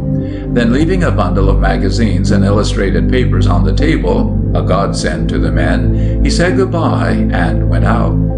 I was to go with the minister, so I jumped into the sleigh first and waited while he said goodbye to Graham, who had been hard hit by the whole service and seemed to want to say something. I heard Mr. Craig say cheerfully and confidently, "It's a true bill. Try him." Sandy, who had been steadying Dandy while that interesting bronco was attempting with great success to balance himself on his hind legs, came to say goodbye.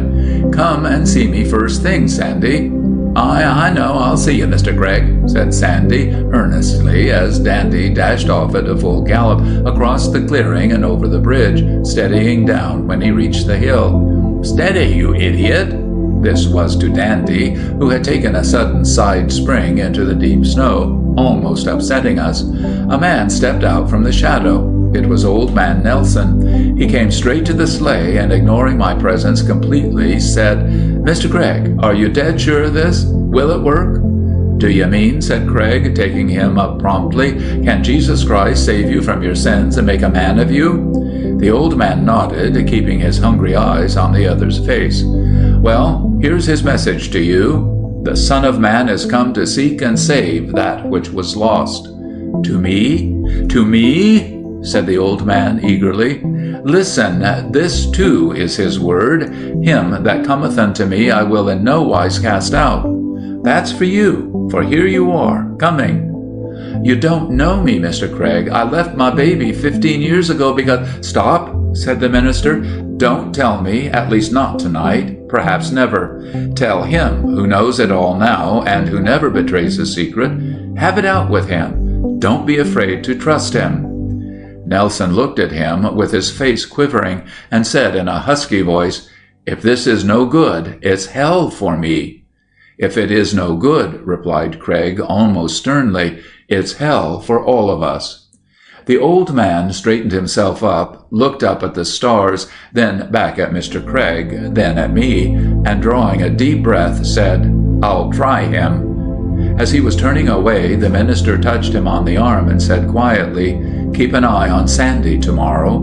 Nelson nodded, and we went on. But before we took the next turn, I looked back and saw what brought a lump into my throat. It was Old Man Nelson on his knees in the snow, with his hands spread upward to the stars, and I wondered if there was anyone above the stars, nearer than the stars, who could see. And then the trees hid him from my sight. End of Christmas Eve in a Lumber Camp by Ralph Connor.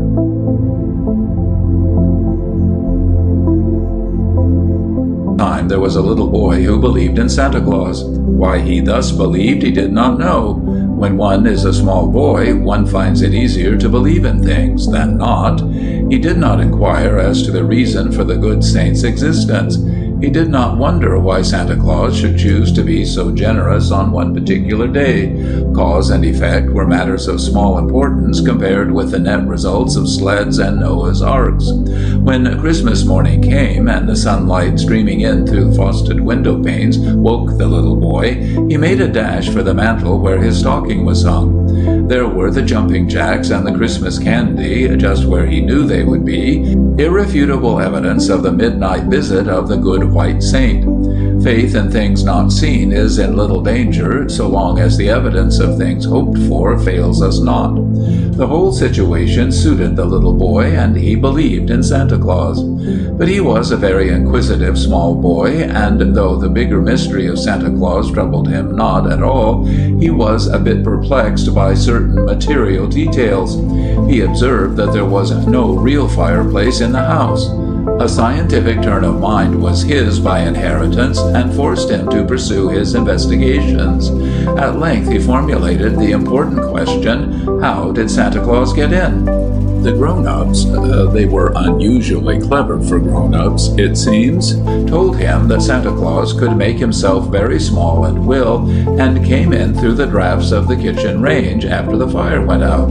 This proved a satisfactory solution of the problem for a time, as it did not occur to the small boy to inquire whether the grown-ups always allowed the fire to go out on the night before Christmas, though he was a bit puzzled as to how any saint, even a collapsible saint, could drag a large sled through a small stovepipe. Alas, the small boy was born in a scientific and materialistic age, and the spirit of investigation was upon him. He could not let the matter drop. He made an exhaustive study of it, and one by one scented out the flaws in the argument. He took notice of the hesitation of the women grown-ups in answering his questions, and the false notes and the facetious remarks of the men grown-ups. He observed the smile of patronizing superiority on his older sister's face. He began to doubt, and doubt is the beginning of knowledge. Before many years had passed, he had run the question down, and the grown-ups, finding themselves cornered, were forced to admit that there was no such thing as Santa Claus. I was that little boy. Well, I remember how it seemed that my heart would break when I learned the appalling truth. I left the unsympathetic company of obtuse grown-ups and threw myself down on the sofa in another room, and turning my face to the wall, I wept bitterly. I had lost something that day that can never be replaced. I am not at all in sympathy with those who think it a sin to perpetuate what they are pleased to refer to as the Santa Claus lie.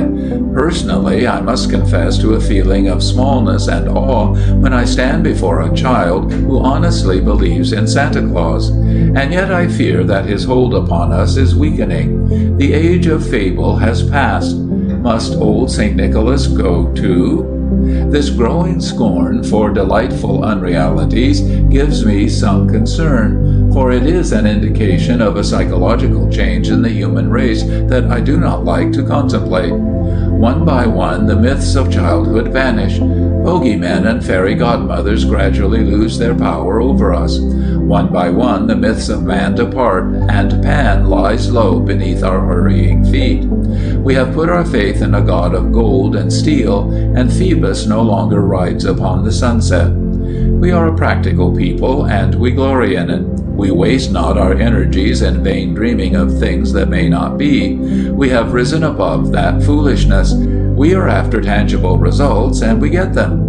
But after all, are tangible results all that the soul craves? May we not be degenerating into mere men of prose and calculation? How long will there be among us real children and real poets? Where now is the poet who can invent a myth, or the child who can believe in one? Alice in Wonderland, I believe, was the last great mythology. Even Peter Pan did not wholly convince us.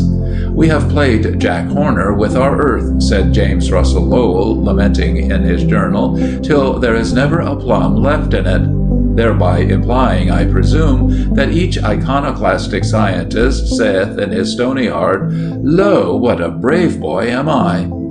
The best of our poets have felt alarm at this systematic and progressive disillusioning of the world. Thus, Poe to science. Hast thou not dragged Diana from her car, and driven the Hamadryad from the wood to seek a shelter in some happier star? Hast thou not torn the Naiad from the flood, the Elfin from the green grass, and from me the summer dream beneath the tamarind tree? And thus Wordsworth. I'd rather be a pagan suckled in a creed outworn, so might I, standing on this pleasant lea, have glimpses that would make me less forlorn, have sight of Proteus rising from the sea, or hear old Triton blow his wreathed horn. It is not the disbelief in these old myths that brings pain. It is the destruction of belief, the breaking down of the idols. It may be fun, but it is short-sighted and silly. I believe I would sooner perjure myself than be the one to tell a child that there is no such thing as Santa Claus. And if your brother believes in the power of prayer, you are a knave if you attempt to shatter his faith. This iconoclasm has gone far enough. Let us build us new idols if we can. At least let us destroy no more old ones. And speaking of Christmas, has it ever occurred to you that we may perhaps be doing ourselves and posterity immeasurable injury by forgetting the beauty of the story that the day is supposed to commemorate? But we cannot hope to rebuild the faith of the world in myth and fairy lore. The day of miracles has passed. People don't read poetry anymore. People don't pray anymore. This is the age of specialization, and those of us who want our souls to grow must fight always against the tendency of our lives to narrow down to a single channel. For every man there lies a rut ready to receive him. This is the trend of the times, and it will take patience and much united energy to combat it. The task may be too big for us, but we may be able to do something to prevent our own lives from becoming entirely hardened. And that is what makes this thing worth talking about. The most materialistic old curmudgeon of us all sometimes looks back with regretful longing toward the fresh, unspoiled, unsophisticated, wondering days of childhood. Indeed, I fancy that some of our modern men and women have reason to indulge in some of this regretful retrospection from about the age of 12. We envy our earlier selves, and we regret the loss of those very things that we have struggled so valiantly to grow away from. What is it that makes childhood so alluring? What is it in the old memories that haunts us? Why is it that those halcyon hours come nevermore? We have been growing old too fast. We have been losing that freshness of interest in all things, that mental alertness that made us as children, that made earlier people so different from what we are now. Until we regain, by an effort of the will, somewhat of this childlike spirit, we shall continue to plod along, with half of our minds working overtime and the other half asleep. For one thing, we live too much in cities these days. Cities are manufactured out of material ingredients. Their steel and concrete lives enchain our souls. Myths were never born in cities, but in groves and by the sea. It is there that the imagination is stimulated. There is no such thing as Pan in Wall Street. Do you remember how you used to lie awake after they had put you to bed and weave romances about yourself? Do you remember the countless Indians you slew when you were a little boy, or the fairy princes that came to woo you when you were a little girl? Now, when you lie awake o' nights, you think of business, don't you? Have you ever made an effort to do otherwise?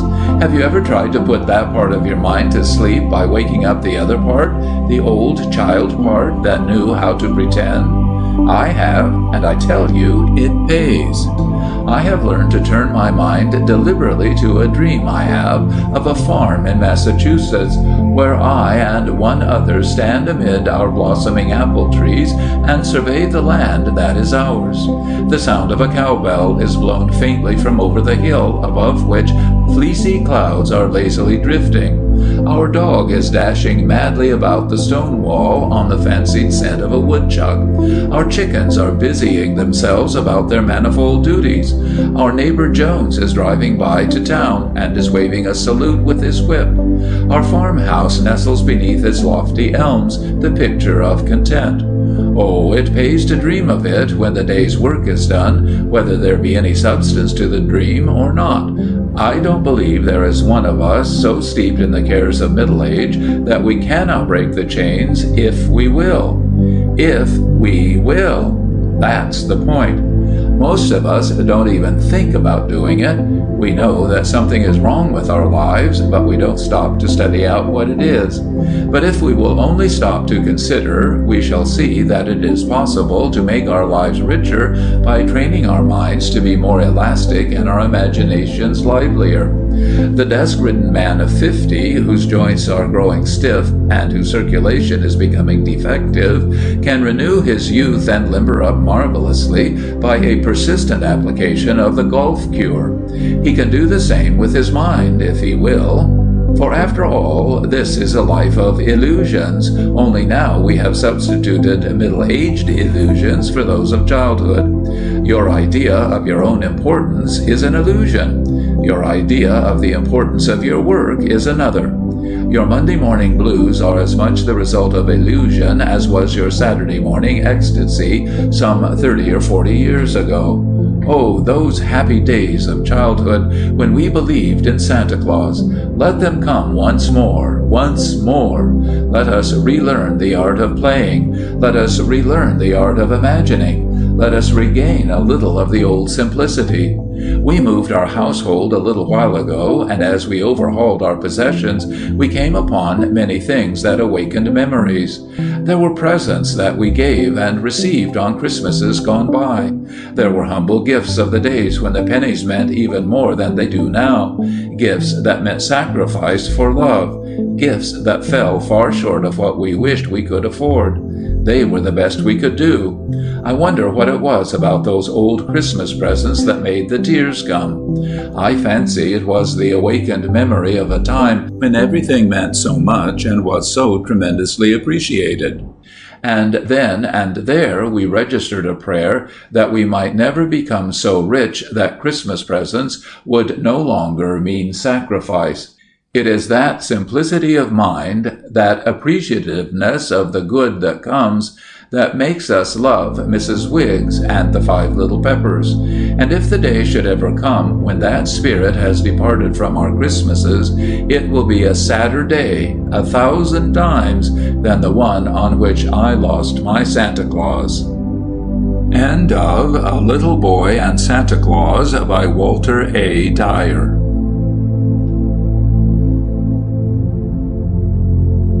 The December Surprise, The Telephone Santa Claus by Patton Beard. The December Surprise. Of course, you know as well as Dottie that there was a pen wiper in the first Christmas pocket. The writing on that pocket said, not to be opened till after you have seen all your presents from the Christmas tree on Christmas Eve. Marjorie liked the pen wiper ever so much. She said that it could be used at school. It was made of round red circles of cloth and had a button sewed at its center. The story pocket was quite bulky, and it said, "Open on Christmas Eve for a bedtime story." Marjorie read it aloud as she and Dot curled up in a big, cozy, comfortable at bedtime. They had to have a very special dispensation from Mother. She said that the surprise book story that came on Christmas Eve might keep the bedtime light lit till it was finished. So Marjorie read aloud The Telephone Santa Claus. The shops were full of Christmas toys. There were Christmas greens and fir trees everywhere. Big ribbon-trimmed holly wreaths began to appear in front windows, and everybody in the streets carried Christmas bundles. At this time, too, Mary Louise, who lived in a large and beautiful house with Mother and Daddy, and who was the only little girl they had, began to plan what she should ask Santa Claus to bring her. Can anybody ever have too many toys? Mary Louise had a whole toy closet full. There were certain very best toys put by Nurse on the top shelf for special occasions, and there were countless everyday toys, some of them a bit broken, but a great many of them quite whole and splendid, ever so much nicer than the toys that Mary Louise's little friends had to play with. Still, Mary Louise wanted more toys. The list that she now was writing in her round, wiggly handwriting had already covered several sheets of large pad paper that Nurse had given her. Mary Louise sat at the big flat desk in the library. Her velvet dress was almost lost in the big armchair that was Daddy's favorite. Behind her was a cheerful fire in the hearth, and it snapped and crackled joyously. Mary Louise's blue eyes traveled about the room as if seeking fresh inspiration in the objects that they rested upon. She already had everything, but she wanted more, and so she put the pencil on the paper and continued the letter to Santa Claus. "I want 2 new teddy bears, the biggest you have, Santa Claus," the pencil said. "I want one that is pure white like snow and another that is furry and brown. Both should have a squeak, and if you have any that will growl, I'd like that kind too. I want a white doll carriage lined with pink satin. They have them at Bunty's department store, where I saw them once, and they cost $25. I want a big doll to go in it. I want a whole wardrobe of clothes for it, a new doll cradle, and it must have a pink silk dress too. I want a doll that will open and shut its eyes, one with real hair. It must talk too. You can bring me, beside this, a boy doll with a sled and all the different kinds of clothes that a little boy ought to wear. I want a real toy automobile with a horn and a lamp, not the kind that is like a tricycle, because I already have one like that. I mean the real kind that runs with gasoline. They cost $125, maybe a little more, but I don't think you mind what they cost. I want a dollhouse that is nicer than the one you gave me before. It ought to be big enough for me to go into myself, and I would like to have it built in the garden like a real house. You can put it down by the greenhouses because it will be too big to bring into our house or carry down the chimney, I know. And then, too, I want... Mary Louise's blue eyes considered the ceiling for a space of time. I want a ring like Mother's, one with a blue stone in it, she added. While she was trying to think of something else to ask for, the door of the library opened and in walked Mary Louise's Big Daddy. He glanced for a minute at Mary Louise and he took up the telephone. Mary Louise's daddy was busy there several minutes. He watched Mary Louise nibbling the end of her pencil, and he looked over her shoulder at the letter. As he did so, a smile crossed his face. "Writing to Santa Claus, Mary Louise?" he asked when he put down the receiver. "I was wondering what to ask for next," Mary Louise informed him. "I think I'll ask for another pony. Nibbles is very nice, of course, but I'd rather like one that will trot faster.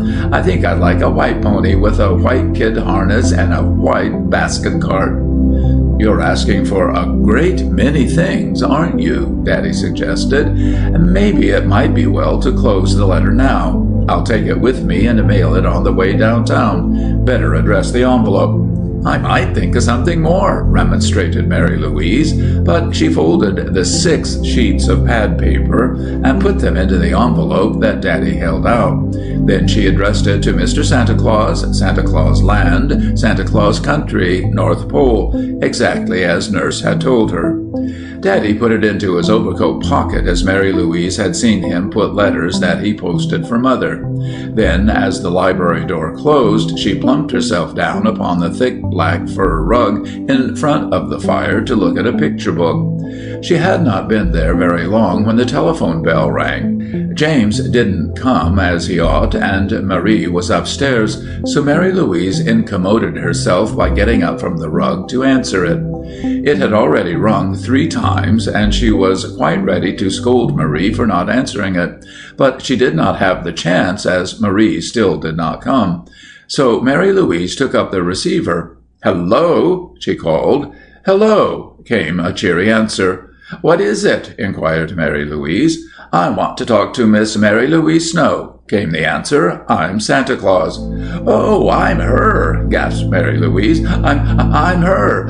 Never before had Santa Claus called Mary Louise up by telephone. Never had she spoken to him, except for a few brief minutes at a Christmas party celebration. "You are," returned the voice. "Well, I'm glad you are at home, Mary Louise. There's something very special that I want to talk about. It's almost time for me to receive your usual Christmas letter. I suppose there are a great many things that you will want. Have you been a good little girl this year?"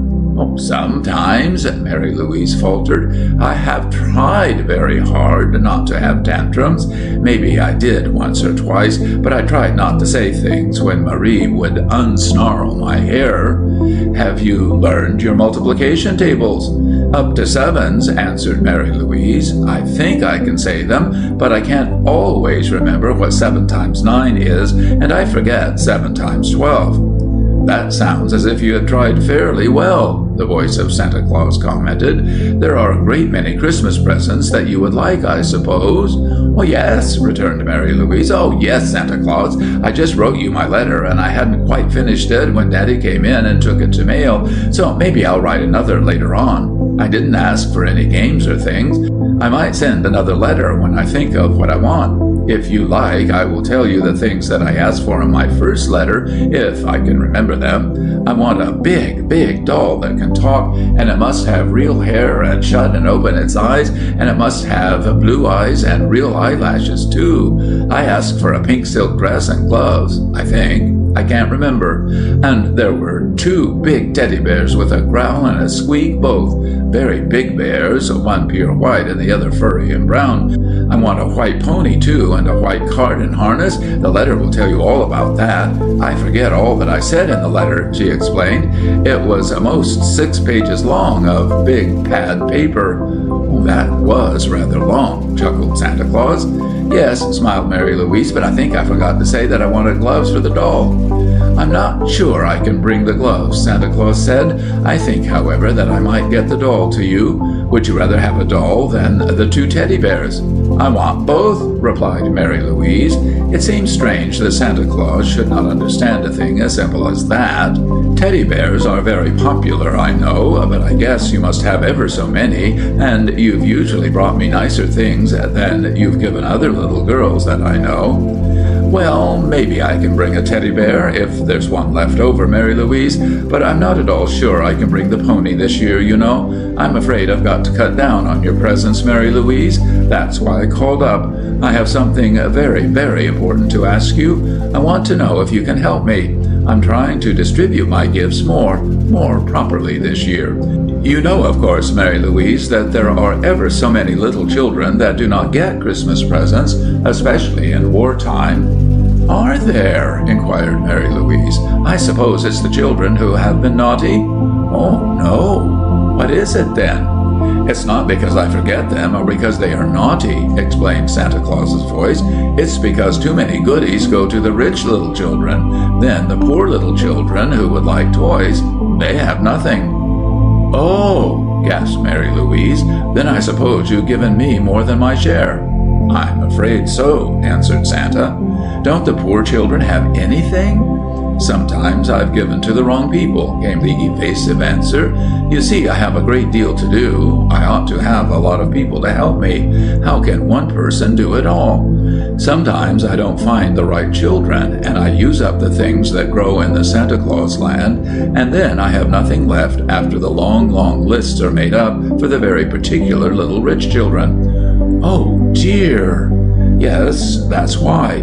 Do you want to give up some of your things this year so that they can go to the poor children?" Mary Louise reflected. "Which?" she asked. "Do you mean the doll, or the pony, or the automobile, or the new dollhouse? You have about 100 dolls, haven't you?" "No," corrected Mary Louise, "only just 76, counting the little bits of china ones in the dollhouse. Without these there are about 40, but only 20 are big ones." "Well," chuckled Santa Claus, "that seems to me a good deal too many. You could give up the doll, I think. Suppose that you were a little girl who had never had any doll ever." "Well, but I'd like the pink doll." "I'll tell you what," Santa Claus suggested. "You think things over. Maybe I'll find that I can spare a pink doll for you after all. But I want you to help me look out for some of the poor children this year, and I want you to buy at least 6 presents out of your very own money. I want you to find some children that I ought to know about.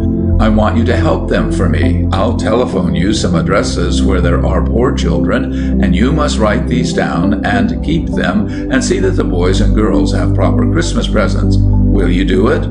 "Oh, yes, Mr. Santa Claus, gladly," returned Mary Louise. "I have $19 in the bank, I think. My daddy will help me." "No, I don't want your daddy to help you. It's to be your very own money." "All right, I'll not ask him. Of course, I want to help you, Mr. Santa Claus. I'd love to do it." "Well, goodbye. If I can, I'll come on Christmas Eve to your tree. You do the very best you can, Mary Louise, and invite the poor children to share your tree."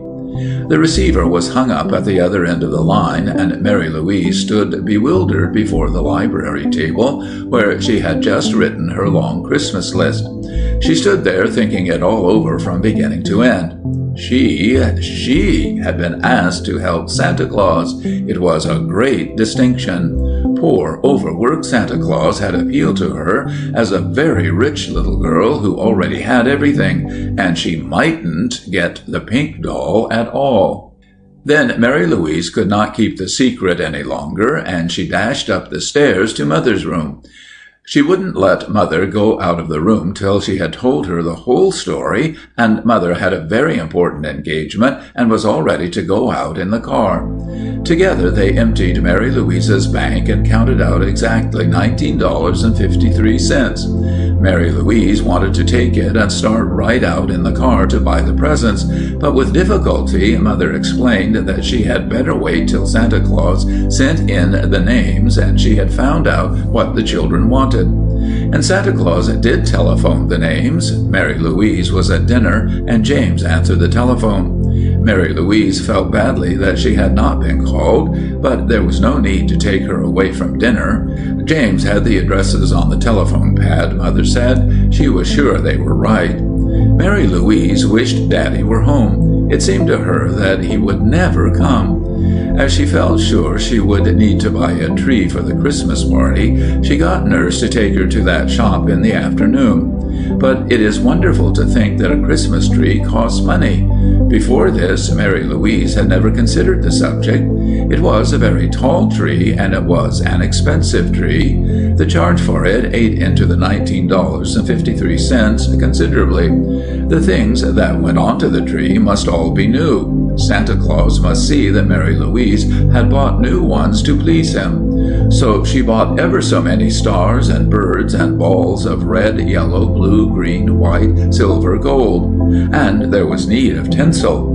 If Mary Louise had had her own way, she would have spent almost all the $19.53 just on that tree without thinking of the consequences. Why, if she had, how could she have bought any presents for the poor children? Next day, after having told Daddy all about it, she wrote to the addresses that Santa Claus had given her. She wrote the letters in ink and used her very best blue note paper. All the letters were sealed with a Santa Claus sticker. It did take a great deal of time, I assure you. The invitations were to Mamie and Johnny and Toby Smith. They were to Tony Patino and Lily Wicks and Benny Wicks, who lived in a part of the city Mary Louise had never seen. Nurse said it was a very sad part of the city. When Mary Louise asked if she might go there and see it and see the children, Nurse said she guessed Santa Claus didn't know what he was talking about. She guessed not. Mary Louise insisted, but all in vain. Santa Claus had told her what the children's ages were and left the gifts to Mary Louise's selection. When Daddy had taken the letters to the poor children in his overcoat pocket to mail, Mary Louise fell to planning about the gifts. Only one little girl, all boys. How dreadful. But Mother helped Mary Louise by suggesting things that little boys might like. From her own playthings, Mary Louise selected her biggest doll for Lily and would have given her ever so many other dolls had not Mother thought that Mary Louise might add other little girls to her Christmas list of poor children and make the helping of Santa Claus more equally distributed among those who might otherwise be forgotten. How fast the $19.53 did go, just buying the tree and the fixings and the sled and the overcoat and mittens and skates and carts and baseball bats. It was a tragic moment when Mary Louise suddenly discovered that Benny had been neglected and didn't have as many gifts as the others. She consulted Daddy, as there were no boys' toys among her playthings and nothing seemed right. Daddy said, well, he said she might work and earn the money to buy Benny a present. Never in her life had Mary Louise worked to earn money. How can I earn money? She asked. Daddy thought, if you will learn the 7 times 7 table and the 8 and 9 and any of the others, I'll give you $1 for every one you can say perfectly. That's very special, Mary Louise, because it's Christmas, you know. Dear me, to think of having to sit down quietly in all the excitement of Christmas rush and learn horrid multiplication tables. If anything was work, that surely was. But where there's a will, there's a way, and Mary Louise did it. She did it so well that she remembered all of the 7 table perfectly. She also went on and learned the 8 and 9 tables and the 10 table. That was easy. Then, being quite enthusiastic, she tried hard at the others and mastered the 12 table after keeping at it a steady day. With the proceeds of these earnings, paid gravely by Daddy, she was able to buy Benny a game, and when she went to buy it and found some little poor children right by the car that stopped at the entrance of Bunty's department store, she was able to invite them then and there and go right in and buy presents for them. They needed woolen scarves and mittens, and Mary Louise had found presents on the toy shelf among the toys kept for very special occasions. These would do for them. When once Mary Louise had started to help Santa Claus, there was no knowing where it would end. Whenever she went out, she saw little children whom she was sure Santa Claus had forgotten because they looked so wistfully in at shop windows.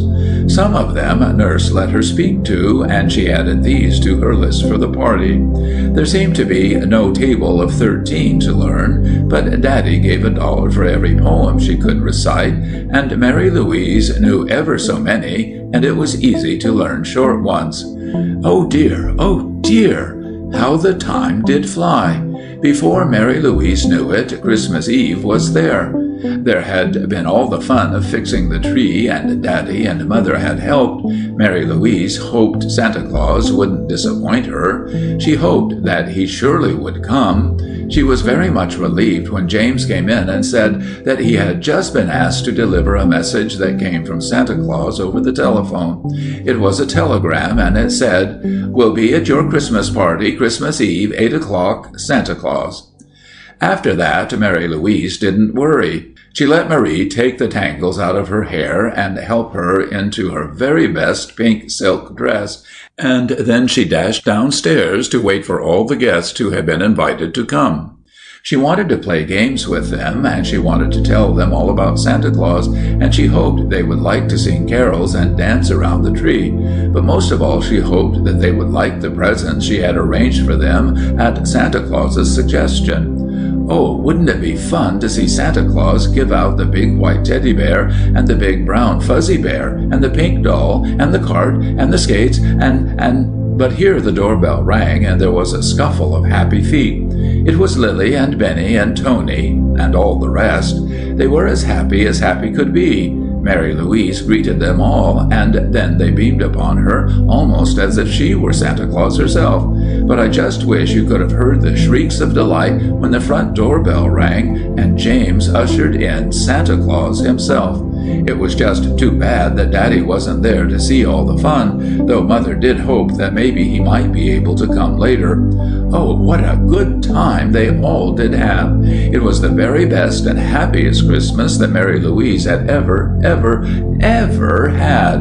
It was wonderful. Why, Mary Louise had such a good time that she forgot all about the pink doll till Santa Claus came and gave it to her after giving out all the other gifts. It was the very doll that Mary Louise had wanted, but she asked Santa Claus to be sure he could spare it and that he had neglected nobody else to give her the doll.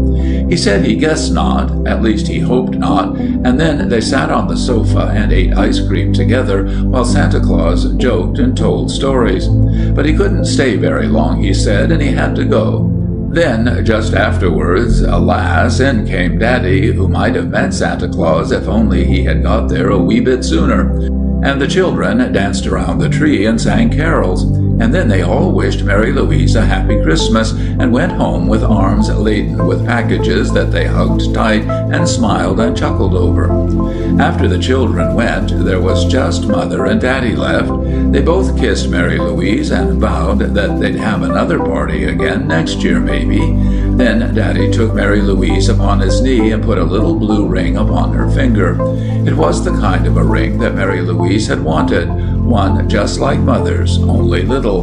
And Mother told Mary Louise that her Christmas present was the dollhouse. It was coming as soon as possible. It was so big that one could play inside, and it was to be placed right close to the garden greenhouses. It was a Christmas that Mary Louise never forgot and couldn't forget, even if it had not been for the blue ring and the multiplication tables. End of The December Surprise, The Telephone Santa Claus by Patton Beard.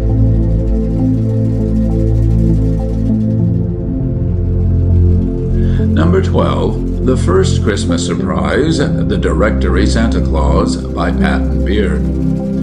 When Dottie had made the surprise book upon that memorable day when she had not been able to go to school, she had calculated wrongly, so Marjorie's surprise book had more than the usual number of leaves, and it lasted till the following Christmas. The first surprise of that December, which closed Marjorie's surprise book, seemed very thick and fat indeed. It proved to be 2 stories in place of 1, and with them was a Christmas card. "I'm sorry that the surprise book must end," sighed Marjorie. "Aren't you, Dot?" And of course Dottie held out hopes that Santa Claus might bring another. I shouldn't wonder if he did, for Santa Claus likes to make surprises. Maybe it was he himself who had told Mother how to make the first surprise book long ago.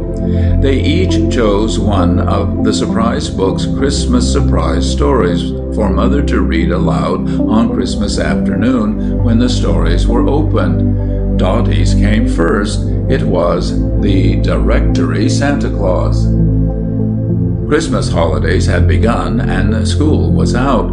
The scholars had spoken Christmas pieces that told of gift-giving and Santa Claus. Rose Snyder and Lily Pfeiffer, with school books under their arms, pushed open the heavy oak doors of the big city library and trotted with one accord upstairs to join the line of children waiting to get in. "I got a dandy book," Lily volunteered as they wedged into the waiting line. "It was all about a little girl that went to see Santa Claus. I'm bringing it back now. Say, Rose, you get it on your card. It's an awfully nice story." But Rose shook her head. The thin snub of her nose turned up even higher than ever.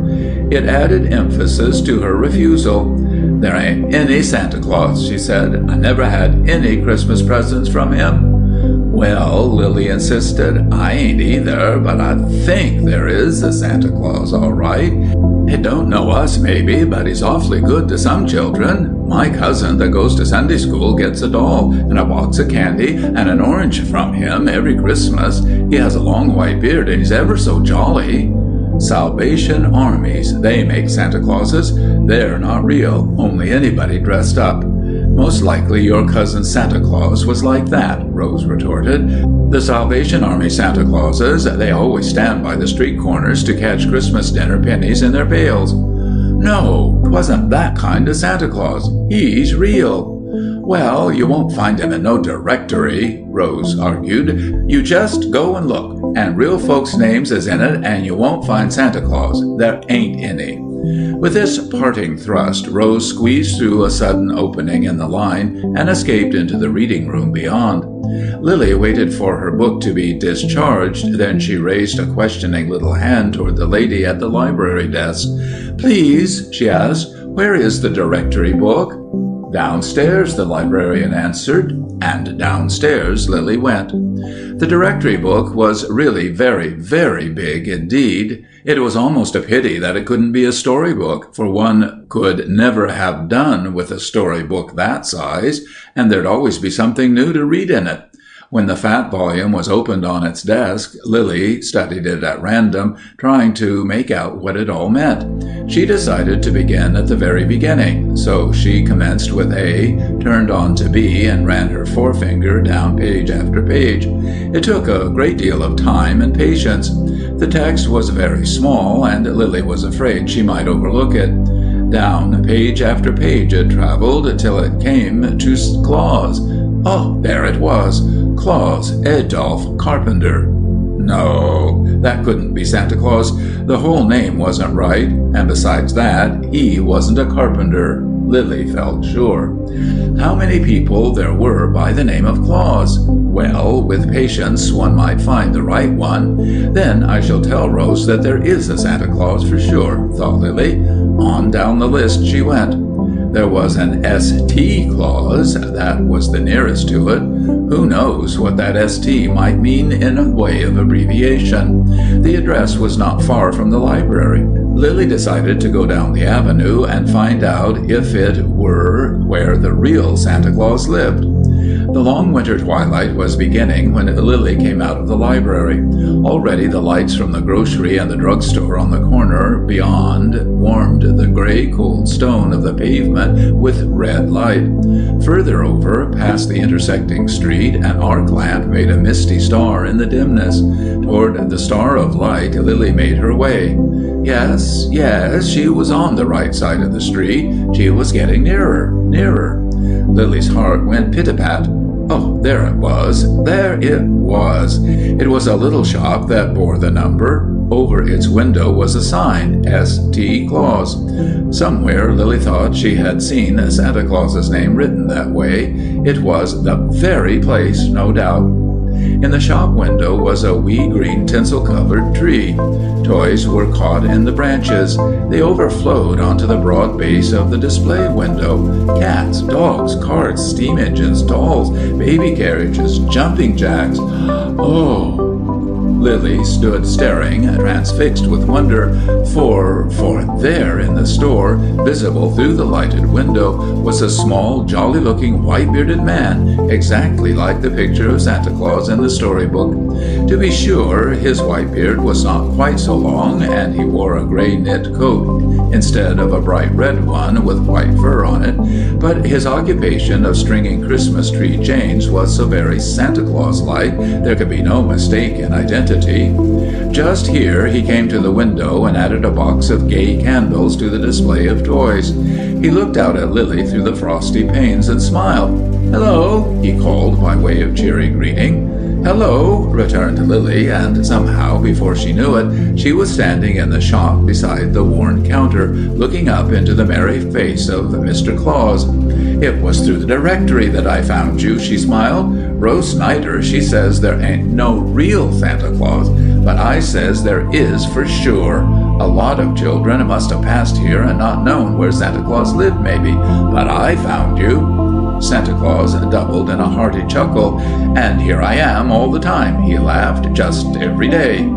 "Didn't anybody know you was the real Santa Claus?" Lily gazed confidently into the old man's bright eyes. "They had ought to know by the sign," she suggested. "How should they?" the little man replied. "Santa Claus, everybody knows he likes to be an ordinary citizen. You won't tell the kids, will you?" Lily hesitated. "No, not if you don't want I should, but there is Rose Snyder, and she says there ain't any real Santa Claus. It was through her saying that I found you in the directory. She said there wasn't no such name there." There was a silence. "I've got it," he announced suddenly. "Just why don't Rose believe in Santa Claus? Because he never brought her any presents, or what?" "I think it's because you forgot her mostly," returned Lily. "I says to her you forgot me too, but you didn't know about us maybe." He thought. "Where do you two kids live?" he questioned, and she told him. "I'll tell you what I'll do," said he. "I don't want the other children to find it out that I am the real Santa Claus, so you better not tell them. You run home now, and you keep it quiet. Wait till real Santa Claus time at Christmas, then Rose will believe." Ah, yes, and she did. It was a wonderful, wonderful Christmas for Lily and Rose. It was better even than Rose's cousin's Christmas, for they shared together a little tree that was left on Christmas Eve from Santa Claus, and each little girl had a doll and some candy and a game. "It's from the real Santa Claus, and I know him, but you don't, Rosie Snyder," Lily beamed. And Rose retorted, "I do too believe in the real Santa Claus. I want a story about the real Santa Claus and the little girl," she demanded of the librarian at the children's reading room next day. "Lily Pfeiffer, she says it's an awfully good story, and she likes I should know more about him. It's true for sure, ain't it?" And the librarian smiled. End of The First December Surprise, The Directory Santa Claus by Patton Beard.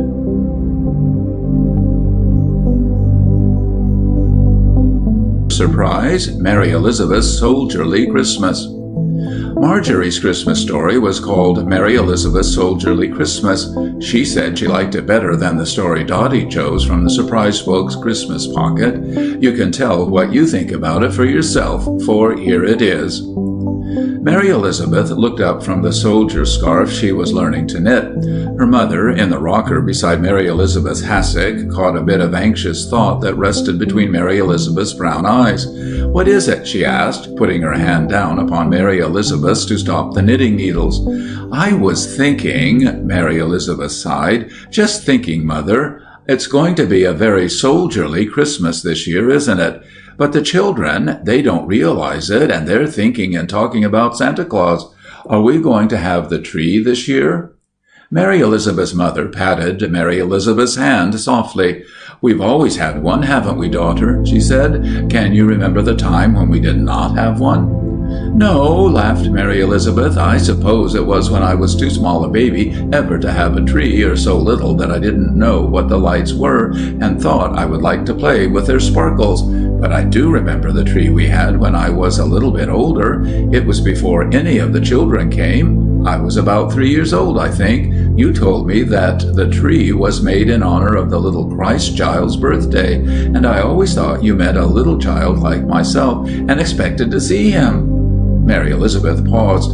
"Then I grew bigger, and by there were all the children and the baby, and I was the oldest, and we all thought that a funny friend who was a jolly old man called Santa Claus brought us the toys we found in our stockings. We thought all the play was real, about his coming down the chimney and about his sleigh with the 8 reindeer. It used to seem strange that so big a man as Santa Claus could squeeze down our chimney, and by I suspected it was all a play, and you told me that it was just a funny, jolly way to make the very little children enjoy the fun of Christmas surprises. You told me then that I might help toward Christmas myself by trimming the tree. That was to be my part. Each year I was to do it all myself, and every year I tried to make it some new and lovely kind of a surprise. I always have loved to fix the tree. I always have felt that it must be the kind of tree that the little Christ child would love if he came in the way that I used to think you meant when I was still little." "Your tree has always been a beautiful tree, Mary Elizabeth," Mother smiled. "It has always been a tree that shone with happiness. Each year we have loved it so that the children could not bear to part with it at New Year's, you know." Mary Elizabeth smiled, but her question still remained unanswered. "Will there be a tree this year?" she asked. "I'm afraid the children would be sad without it, Mother." "I, too, have been thinking, Mary Elizabeth," said Mother. "It is indeed a soldierly Christmas. What do you think we had better do?" "Well," answered Mary Elizabeth thoughtfully, "we have the ornaments, though I usually buy some new ones. I would have to get candles. The tree would not cost so very much, only it seems as if every penny ought to go to the little French and Belgian children, and there are the soldiers to send things to, and when everything is the way it is, why, it really hardly seems like Christmas." "I know," returned Mother, "but we sent all the money in the children's bank and all your money and my money, Mary Elizabeth. We have the soldiers' things all done. Almost. I think we ought to have the tree for the children, and you can fix it up somehow, can't you?" "Yes," smiled Mary Elizabeth, but she was thinking that she must somehow find a way to make that tree as pretty as usual, even without any money to buy things. That day and the next, Mary Elizabeth pondered the question. She thought of this and of that, but nothing seemed quite right. There was no way to earn any money, and the tree had no star for the top. It had been lost somehow. It was not with the tree fixings in the box in the attic. How to get a new star? That was one question. How to get the candles was another. And Mary Elizabeth's tree had always been a tree that people came in to look at and admire. It was not like any other tree. It was always a surprise somehow. Money was needed to buy things to make it wonderful. Money was needed to make it a bright surprise as usual. At school, Mary Elizabeth found herself puzzling over this problem as vacation time drew near. It was harder for her than any arithmetic problem, for it could not be solved at all. Twice she saved 5 cents by walking home, and that bought candles, but the problem remained as usual. It was how to get more money. Then there came the day when the magazine came. It was always something of an event when the magazine came. It had new pictures in it, and often it had cut-out pages for the little children. Once there had been a circus with clowns to cut out, and ever since that time, Brother somehow got a hold of the paper as soon as Mother took it from its wrapper. He was always hoping for more circus, you know. He knew its pages by heart and spelled out the titles and headings of the pictures. When Mary Elizabeth came home one day, he announced that the magazine had come. "What's in it?" questioned Mary Elizabeth. "Pictures," Brother replied mysteriously, "but not any of a circus. It's a puzzle page. You have to guess what the pictures are, and they'll give a prize of $5 to the one who answers and tells what the pictures are." But Brother was still busy with the magazine, and Mary Elizabeth was called away to help Mother with the little sister. She did not see the page, though she thought about it and wondered if she could answer all the questions and get the money that way to trim the Christmas tree. In the evening, after supper, after the little children had gone off to bed, and Brother too, with them, she found the magazine and looked it over. Yes, it was a contest, and the pictures were Mother Goose. It seemed easy to guess them. Mary Elizabeth guessed Simple Simon right away. It was the picture of a funny doll fishing in a little pail with a hook and line. She tried the others. She was not so sure of all, but she guessed them with the help of the little children's Mother Goose to refresh her memory. She was so excited that she felt the prize was already hers. She was sure she must win. Just think of it. The first prize was $5 whole, and the second prize was $2 whole, and there were 8 other prizes, each of $1 whole big dollar. 10 chances that Mary Elizabeth might earn some money for her Christmas tree. Her hands shook as she took up pen and put it to paper. She used her very best paper, and 3 times or more she discarded what she had written and tried to do better. She wrote with extreme pains and slowly. It took all the evening just to write the short answer. She put it into its envelope to mail on the way to school next day, but she said nothing about it as she kissed Mother good night. Nearer and nearer came Christmas time. The little children talked more than ever about Santa Claus. Brother planned what kind of a stocking he would hang up. They talked about the tree and asked Mary Elizabeth what she supposed Santa Claus would make as a tree surprise this year. At these times, laughingly, Mary Elizabeth suggested that there would be candles on the tree and that perhaps there would be tinsel. She said that maybe Santa Claus would send all his Christmas to the little French and Belgian children and not have much to make into a surprise here at home. She told them stories about Santa Claus and the Santa Claus land. She played with them to keep them amused, but she thought all the time of the Mother Goose contest, and as time went on, she felt less sure each day of having won. Once she passed by the 10-cent store and found a beautiful gold star and wanted to buy it. Then one day Mary Elizabeth actually found a 10-cent piece near a shop upon a busy sidewalk in town. Her heart went thump at the sight of it. She asked several persons if they had lost anything, and they replied no. So Mary Elizabeth went straight to the 10-cent store and bought a star right away. All this time, Mary Elizabeth watched anxiously for the postman. The time set for the close of the contest came and passed. No letter was brought to Mary Elizabeth. She knew that she would have had a letter if she had won any prize, of course, but Mary Elizabeth, with her heart heavy as lead, wondered whether she had really ever believed she would win. She admitted that she had. She was sure her work was right, that is, all answers were correct. The writing was neat, there were no blots. She had done her very best. Mary Elizabeth was too soldierly to cry. She told nobody. She set about planning how she would cut paper ornaments out of colored wallpapers and paste them together. She would make some paper dolls and dress them like fairies with the tissue paper she had. She would make wings with tissue paper, too. She would ask Mother to let her make some gingerbread animals and men to use on the tree. She would gild some nuts and pine cones, maybe. There was the star. There was the box of candles. Those were something. But if only she did have money, she would trim her tree with the emblems of all the allies and have a really soldierly Christmas tree. Mary Elizabeth went into her room and locked her door tight. She took the key of her lower bureau drawer and sat down upon the floor beside it and drew it out. In it lay all the Christmas tree things with the box of candles and the star. As she looked at the bright Christmas things, a tear dropped upon her lap. Oh, it might have been so different. Why is it that when one is just in the midst of Christmas planning, somebody comes to the door and knocks? Did you ever spread all your things out on a bed or table or on the floor and fail to have somebody come to knock at your door and demand to be let in right away? There came a knock at Mary Elizabeth's, but first the latch had been tried. "Let me in, Mary Elizabeth," cried Brother. "I can't," returned Mary Elizabeth. "You can." Thumpity thump thump thump. "Go away," admonished Mary Elizabeth. "I shan't let you in. You can't come in." "Well, you'll be sorry," said the muffled voice of Brother. "You'll be sorry." But he left off knocking at the door and ran away. Mary Elizabeth wondered if perhaps he suspected about the play of Santa Claus. He was getting to be quite big. Maybe he knew about the tree. Maybe he would have to be let into the fun of Christmas planning next year. But was it fun? Wasn't it dreadful to worry about the tree and plan how to make it all new? No, it was not worry. No, it was not. Mary Elizabeth denied this stoutly.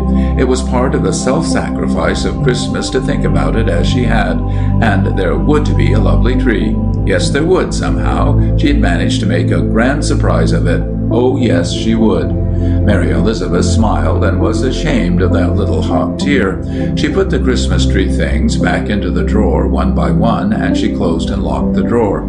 Then she went to the window and looked out across the snow. She thought maybe some cotton would look pretty and snowy on the tree like that. She heard Brother at the door again, but she wasn't quite ready to let him in. She wanted to be alone and think. She did not want to tell stories about Santa Claus. His little voice came plaintively. "Please, Mary Elizabeth, let me in. I'll tell you something nice if you'll let me in." But Mary Elizabeth was not ready to hear what Brother thought Santa Claus was going to bring. She did not go to the door. Then she heard his soft little footsteps trot away down the hall, and she felt sorry. She opened the door to run after him, and there, where Brother had left it, there lay a big square envelope with the name of the magazine upon it. Mary Elizabeth gasped. She tore it open and read, "Dear Mary Elizabeth, your good work has merited the reward of the second prize of $2 offered in the Mother Goose contest. The money is enclosed, and we hope that it will bring with it a very happy Christmas." Happy Christmas! Hooray! Oh, how fine! Happy Christmas! Why, of course, Happy Christmas! Wasn't it splendid? Wasn't it a surprise? Waving the letter, she hugged everybody that she met. Mother, Brother, and all the children. Something splendid had happened, they all agreed. Everybody congratulated Mary Elizabeth, but only Mother really guessed why Mary Elizabeth didn't spend it all right then and there the very first day in buying candy and peanuts. That was what Brother and the little children suggested. But next day, after vacation had really begun, and when the little children and Brother were safely out of the way, Mary Elizabeth, with her little red kid purse, slipped out of the house and off to buy the flags of the Allies to use for the Christmas tree. Mary Elizabeth had decided, too, what the Christmas surprise was to be. Yes, it would be a tree covered with flags, and Old Glory would be with the star at the top. And then came tree trimming, and the tree was, oh, it was ever so much more wonderful than any tree had ever been before. Everybody said so. The little children said so. Brother said so. Mary Elizabeth herself knew it was so. All the poor little children who came to the tree said so. It was Mother, however, who knew about the very soldierly Santa Claus that had made the tree so lovely. It honored the little Christ child's birthday, dear, she said, as she kissed Mary Elizabeth good night. It is the tree of the soldiers who are fighting for all that Christmas means. The star was there, replied Mary Elizabeth. End of the 2nd December Surprise, Mary Elizabeth's Soldierly Christmas.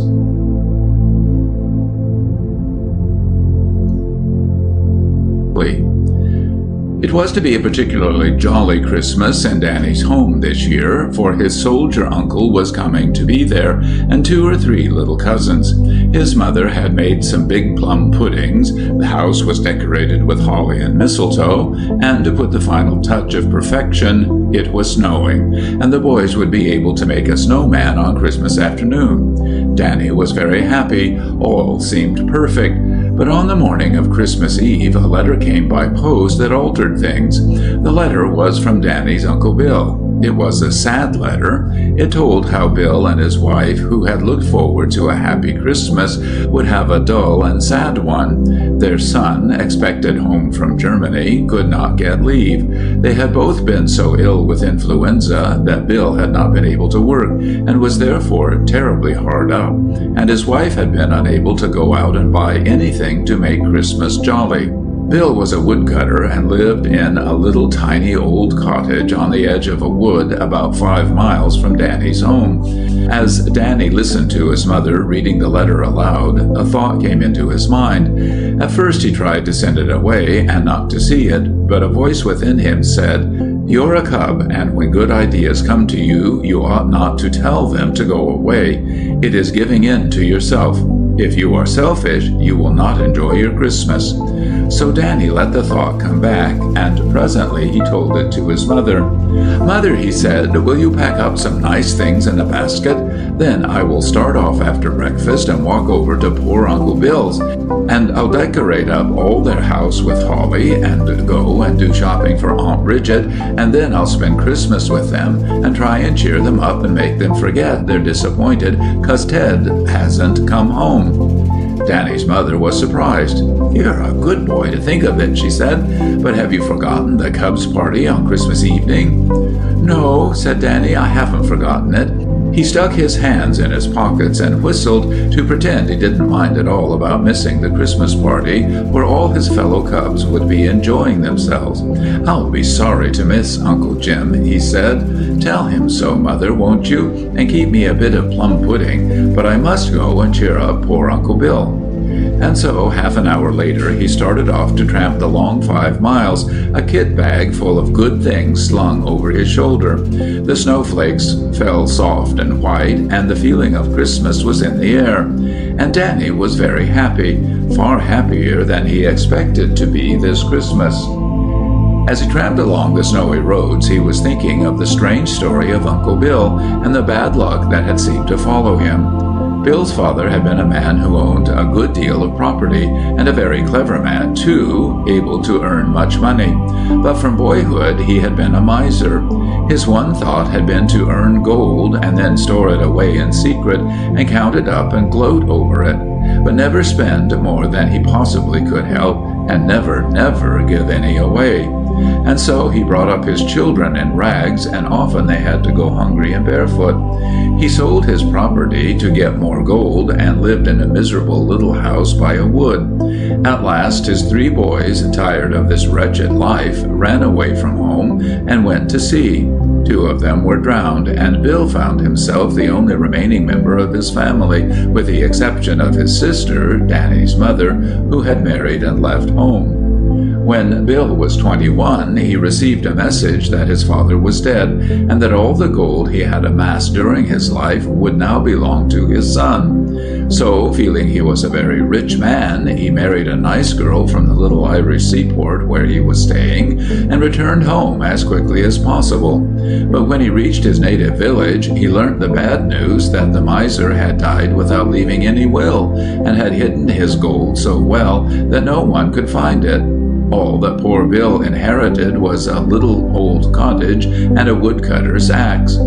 There was nothing for it but to make the best of a bad job and settle down in the little house and become a woodcutter. And so Bill and his young wife did their best to make a comfortable home of the old place, but it was a hard life, and it was difficult always to be contented when they knew that somewhere thousands of golden sovereigns lay hidden that should have belonged to them.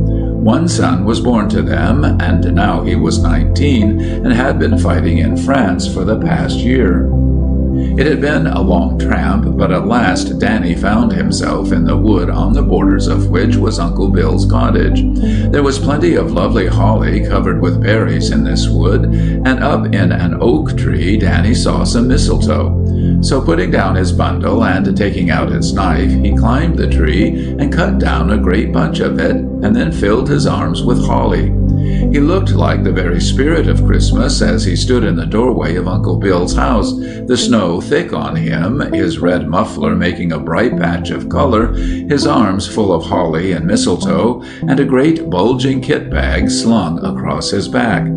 The little room of the cottage looked dull and dismal. Only a tiny fire burned feebly in the great open fireplace. Bill and his wife, looking pale and ill, sat one each side in silence. But Danny's appearance seemed to work a miracle. He had brought the spirit of youth to the house. Before long they were all laughing. He and Uncle Bill were putting up holly above the pictures and hanging the mistletoe in the chimney corner. And Bridget was unpacking the kit bag. Before long, Danny had been out and chopped some logs, so that a fire was roaring and crackling up the chimney and sending sparks flying like fire fairies. "This is something like Christmas," said Uncle Bill, as they sat down to a good dinner from what Danny had brought, though the plum pudding and mince pies were being kept for Christmas Day. After dinner, Danny started off for the village to buy the things Aunt Bridget needed. By the time he had finished his shopping and was starting back again for the woodcutters, the sun had set in a glory of red beyond the snowy trees, and blue dusk was quickly closing in. As Danny passed the last house in the village, he was surprised to see a figure standing in the garden. He had noticed this house before as he passed, and had seen that it stood empty, the windows shuttered, the doors locked, and everything deserted. Coming nearer, he looked curiously at the figure. It was that of a very, very old man, thin and bent, with a long white beard and long white hair. He was shaking his head and talking to himself in a most sorrowful voice. "A sorry thing, he was saying, "to be gone 80 years old and never a corner to lay your head on Christmas Eve." Danny stopped, filled with pity for the aged man. "Hello, Granddad," he said. "Is there anything I can do for you?" The old man shook his head mournfully. Nay, he said. "I be 80 years old, and I've walked 9 miles to spend Christmas with my grandson, and now I come to his house and find it empty. I haven't got nowhere to lay my head this night, and not a penny to pay for a lodging. It's dying of cold I'll be, a-lying in a ditch all night." And he took out a big red handkerchief from his pocket and began to wipe his eyes. It was too sad to think of this. Somehow a happy Christmas must be provided for this old man, so pathetically like Father Christmas himself. Danny knew the charitable spirit that Uncle Bill always showed, and the warm, generous heart of his Irish aunt, and so he felt sure they would welcome this poor old stranger. "Come home with me, Granddad," he said. "You'll find a roaring log fire and an armchair in the chimney corner, and tomorrow you shall eat Christmas pudding." The old man looked almost dazed with surprise. He peered closer at Danny. "Is it a Christmas fairy you are, out of the wood?" he said in a whisper. This was splendid to be taken for a fairy. "Yes," said Danny, laughing, and taking the aged man's cold, gnarled old hand, he led him through the wood to his uncle's house. "Sure," cried his aunt as she opened the door. "I do believe he's off to bring us Father Christmas himself." Danny soon explained, and Bill and Bridget gave the old stranger a warm welcome. "They do say," exclaimed Bridget, "that if you welcome a stranger on Christmas Eve, he may be an angel." "'Tain't no angel as I be," said the old man, shaking his head. And then he laughed, and he had little twinkling eyes. "If there be an angel about, 'tis yourself, or the boy here." Everyone was hungry that night, and supper was a cheery meal. But after supper came the time Danny longed for. The lamp was put out to save the oil, and the bright dancing firelight glowed in the quaint little room, with its crooked beams and uneven floor. In the deep chimney corner, one on each side, sat Bill and Bridget, and enthroned in the large armchair before the fire sat the ancient stranger, puffing contentedly at a long clay pipe. Danny was curled up on the rabbit-skin rug. "Now," he said, his eyes dancing with expectation, "now for stories." So, to the accompaniment of crackles from the logs, Bill recounted many a strange and thrilling yarn of his sailor's days. At last he was silent. "Granddad," said Danny, turning to the ancient stranger, "will you tell us a story? A mysterious one? I'm sure there were fairies and hobgoblins when you were a boy, long, long ago. Or do you know a ghost story?" The old man nodded his head. "Yes," he said, "there were fairies sure enough when I was a boy, but I was not a good enough boy to see them. but a hobgoblin I did see once. 'Twas on such a night as this, Christmas Eve, with snow on the ground, and 'twas but a stone's throw from this very house. This was splendid. Danny turned round and fixed his eyes on the old man's face. Tell us, he whispered. I was born in this here village, he said, and here I married a lass, and here my son was born, and was on his first Christmas he fell ill of the croup. Very near death he was, and my wife begged me to run fast as I could to fetch the doctor. The shortest way was through this here wood, and though I was afeard something terrible of the little people, as it might come after me in the dark, still for love of the boy I came this way. 'Twas moonlight, and as I reached the end of the wood, just about outside of this house, I breathed again with relief. But too soon, for when I got to the Druid's Oak, you know it for sure, that big old oak, the last of the wood, I saw a hobgoblin. The old man made an impressive pause. Danny was gazing at him round-eyed. What was it like? He said. 'Twas dressed all in a black cloak with a hood over its head, and it had a great bag on its back. It was up in the Druid's Oak, and just before I got to it, it dropped to the ground, light as a feather, and ran quickly into the shadows. I was half mad with fear, and calling on the saints to protect me, I ran and never stopped till I reached the doctor's house. That story is true, by all that's holy. I swear 'tis true. How big was the hobgoblin? Asked Danny.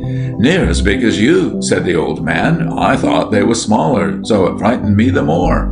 I told the story to one and another in the village, and some laughed at me, but one or two, very solemn-like, told me they had seen that hobgoblin too. They said that 'twas very lucky to see it, but one must not talk of it to any man.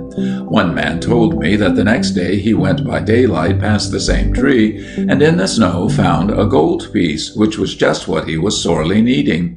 He was sure 'twas the hobgoblin had put it there for him, and sure enough my baby was cured from croup from that time. Do you think the hobgoblin still lives in the oak? Asked Danny, as still comes out on Christmas Eve? Oh, yes, said the ancient stranger. Hobgoblins live for 500 years. This one is still in the oak as likely as not, and they used to say he always comes out on Christmas Eve. Oh, cried Danny, I wish I could see him. Perhaps he would bring luck to Uncle Bill. The great log fire was beginning to burn low. The ancient stranger was beginning to nod. The church clock struck 10 through the stillness of the clear night, while the earth slept beneath its counterpane of snow. Time to turn in, said Bill. He took the aged stranger and led him to the little room that would have been Danny's, but which Danny had insisted should be given to the stranger, saying he could sleep very well on the rabbit-skin rug before the fire. I think I shall go and look for the hobgoblin, said Danny.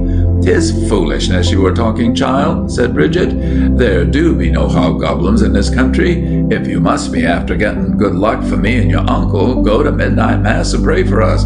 'Tis more likely you will get what you do be wanting there than from hobgoblins.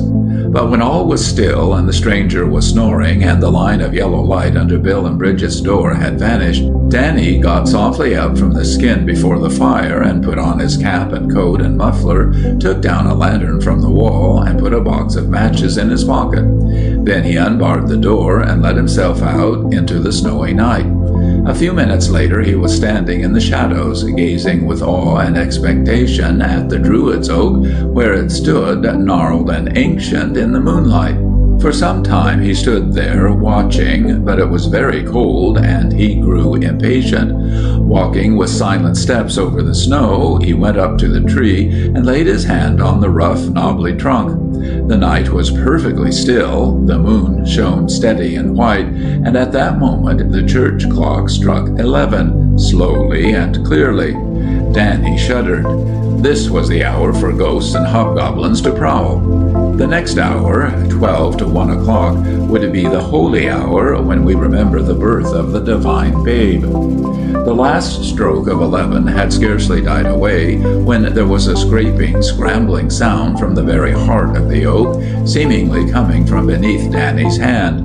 He started, and his heart seemed to miss a beat, and then race on. Something within him seemed to say, "Run, run!" and his legs almost obeyed, but his will was stronger than his instinct, and remembering that he was a cub and must not give in to himself, he stood his ground, only drawing a little into the shadow.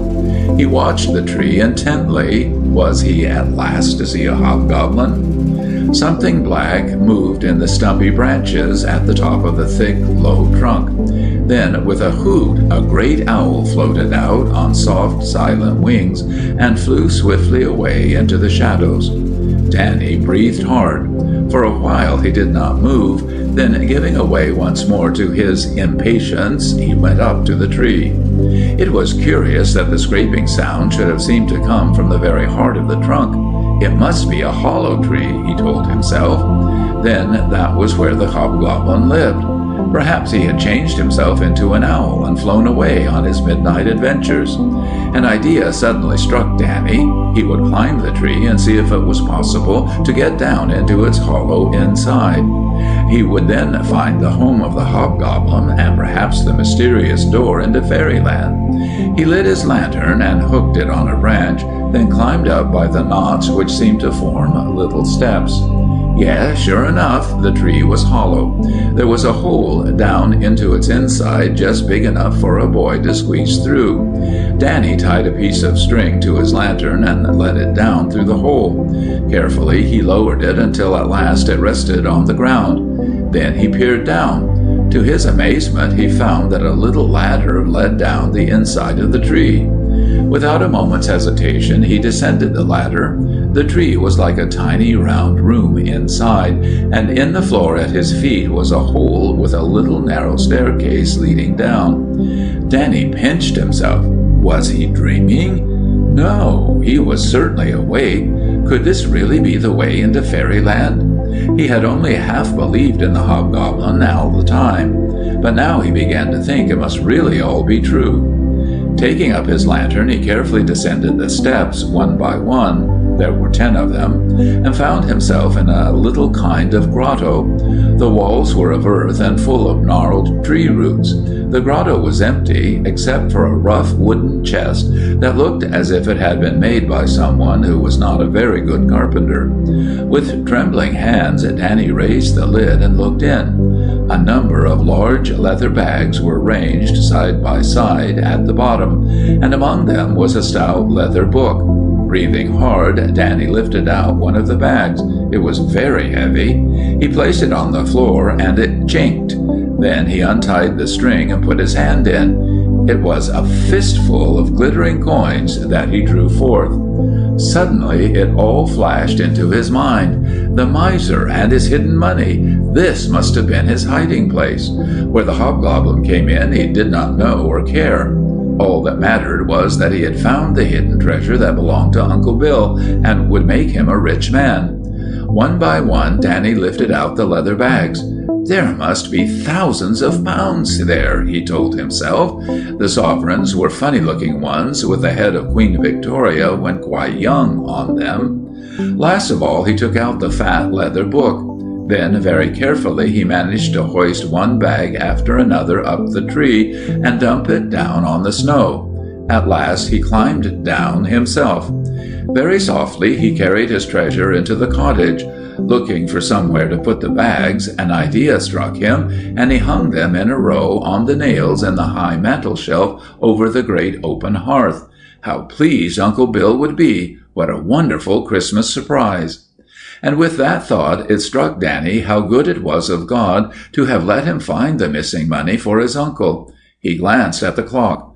11:45, it said. Aunt Bridget has said he should go to midnight mass and pray for their luck to come back. Now he would do better than that. He could go and thank God for having given it back. Putting on his cap once more, he hurried out along the snowy path and turned into the warm, lighted church. Never had he thanked God so fervently for anything. But soon he forgot all about the money in the wonderful sense of Christmas morning and the new realization of the little Christ born to be the brother and Savior of men. Very sleepily he stumbled home and curled up on the rug before the red glow of smoldering logs. "How soundly he sleeps," said Uncle Bill the next morning as he lighted the lamp and bent over Danny. Bridget laughed and shook him by the shoulders. Danny opened his eyes and sat up. His first thought was to look up at the mantelpiece. Yes, there hung the bags. "Oh, thank God," he said. "I was afraid it was a dream."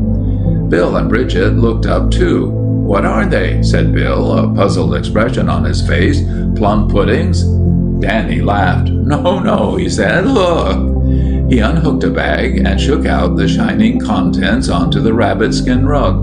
The sovereigns gleamed and glinted in the lamplight. Bill and Bridget stood speechless. Then Danny explained all that had happened. At last they examined the book. It was inscribed at the beginning with the miser's name in a little crabbed handwriting, and there were entries made every Christmas Eve, beginning with Christmas 1830. Each Christmas there was a larger sum to record, until at last, in 1898, was entered £3,100. "And it's all yours, Uncle," said Danny, smacking Bill on the back. Bill's heart was too full to speak at first, but Bridget had plenty to say, all that they would do with it, all that this would mean for the boys' future and their old age. The stranger joined them at breakfast.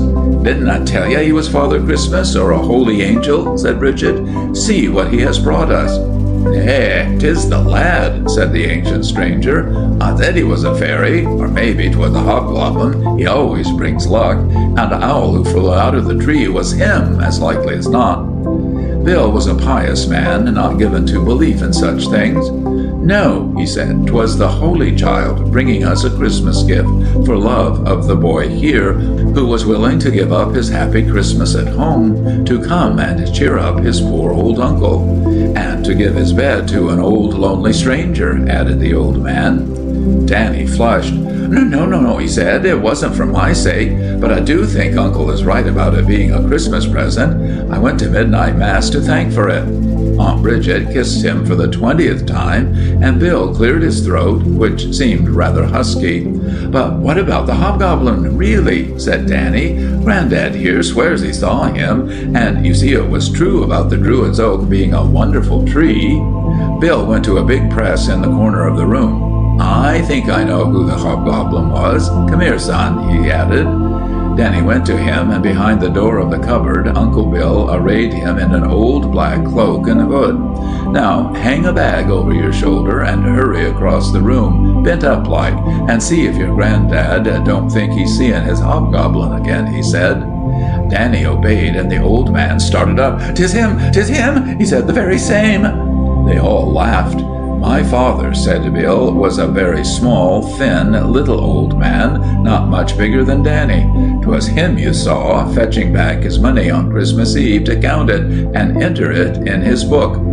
The old man was nodding his head slowly. "So, after all, I've never seen a hobgoblin," he said. "I'm 80-year-old. I shall die afore I get another chance." "Never mind, Grandad," said Bridget. "You'll be after seeing the angels then, so it'll be all right." End of Christmas Eve by Vera C. Barkley.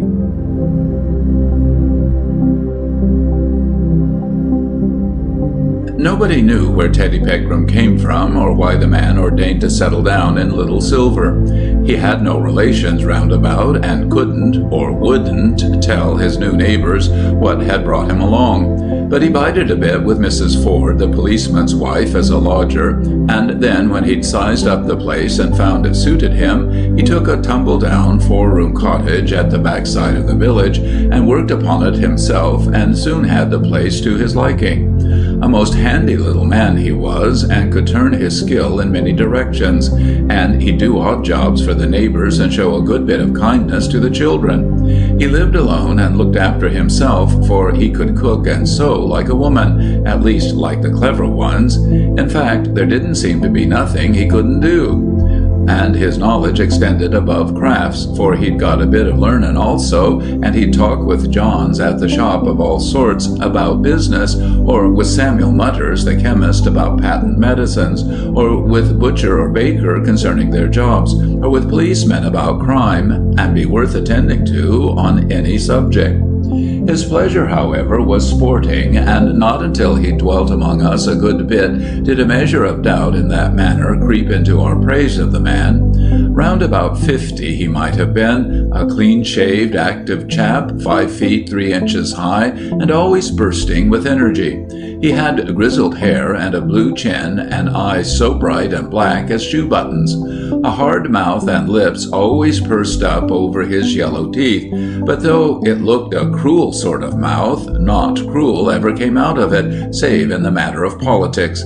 He was a red radical and didn't go to church, yet against that you could set his all-round good will and friendship and his uncommon knack of lending a hand to anybody in his power to serve.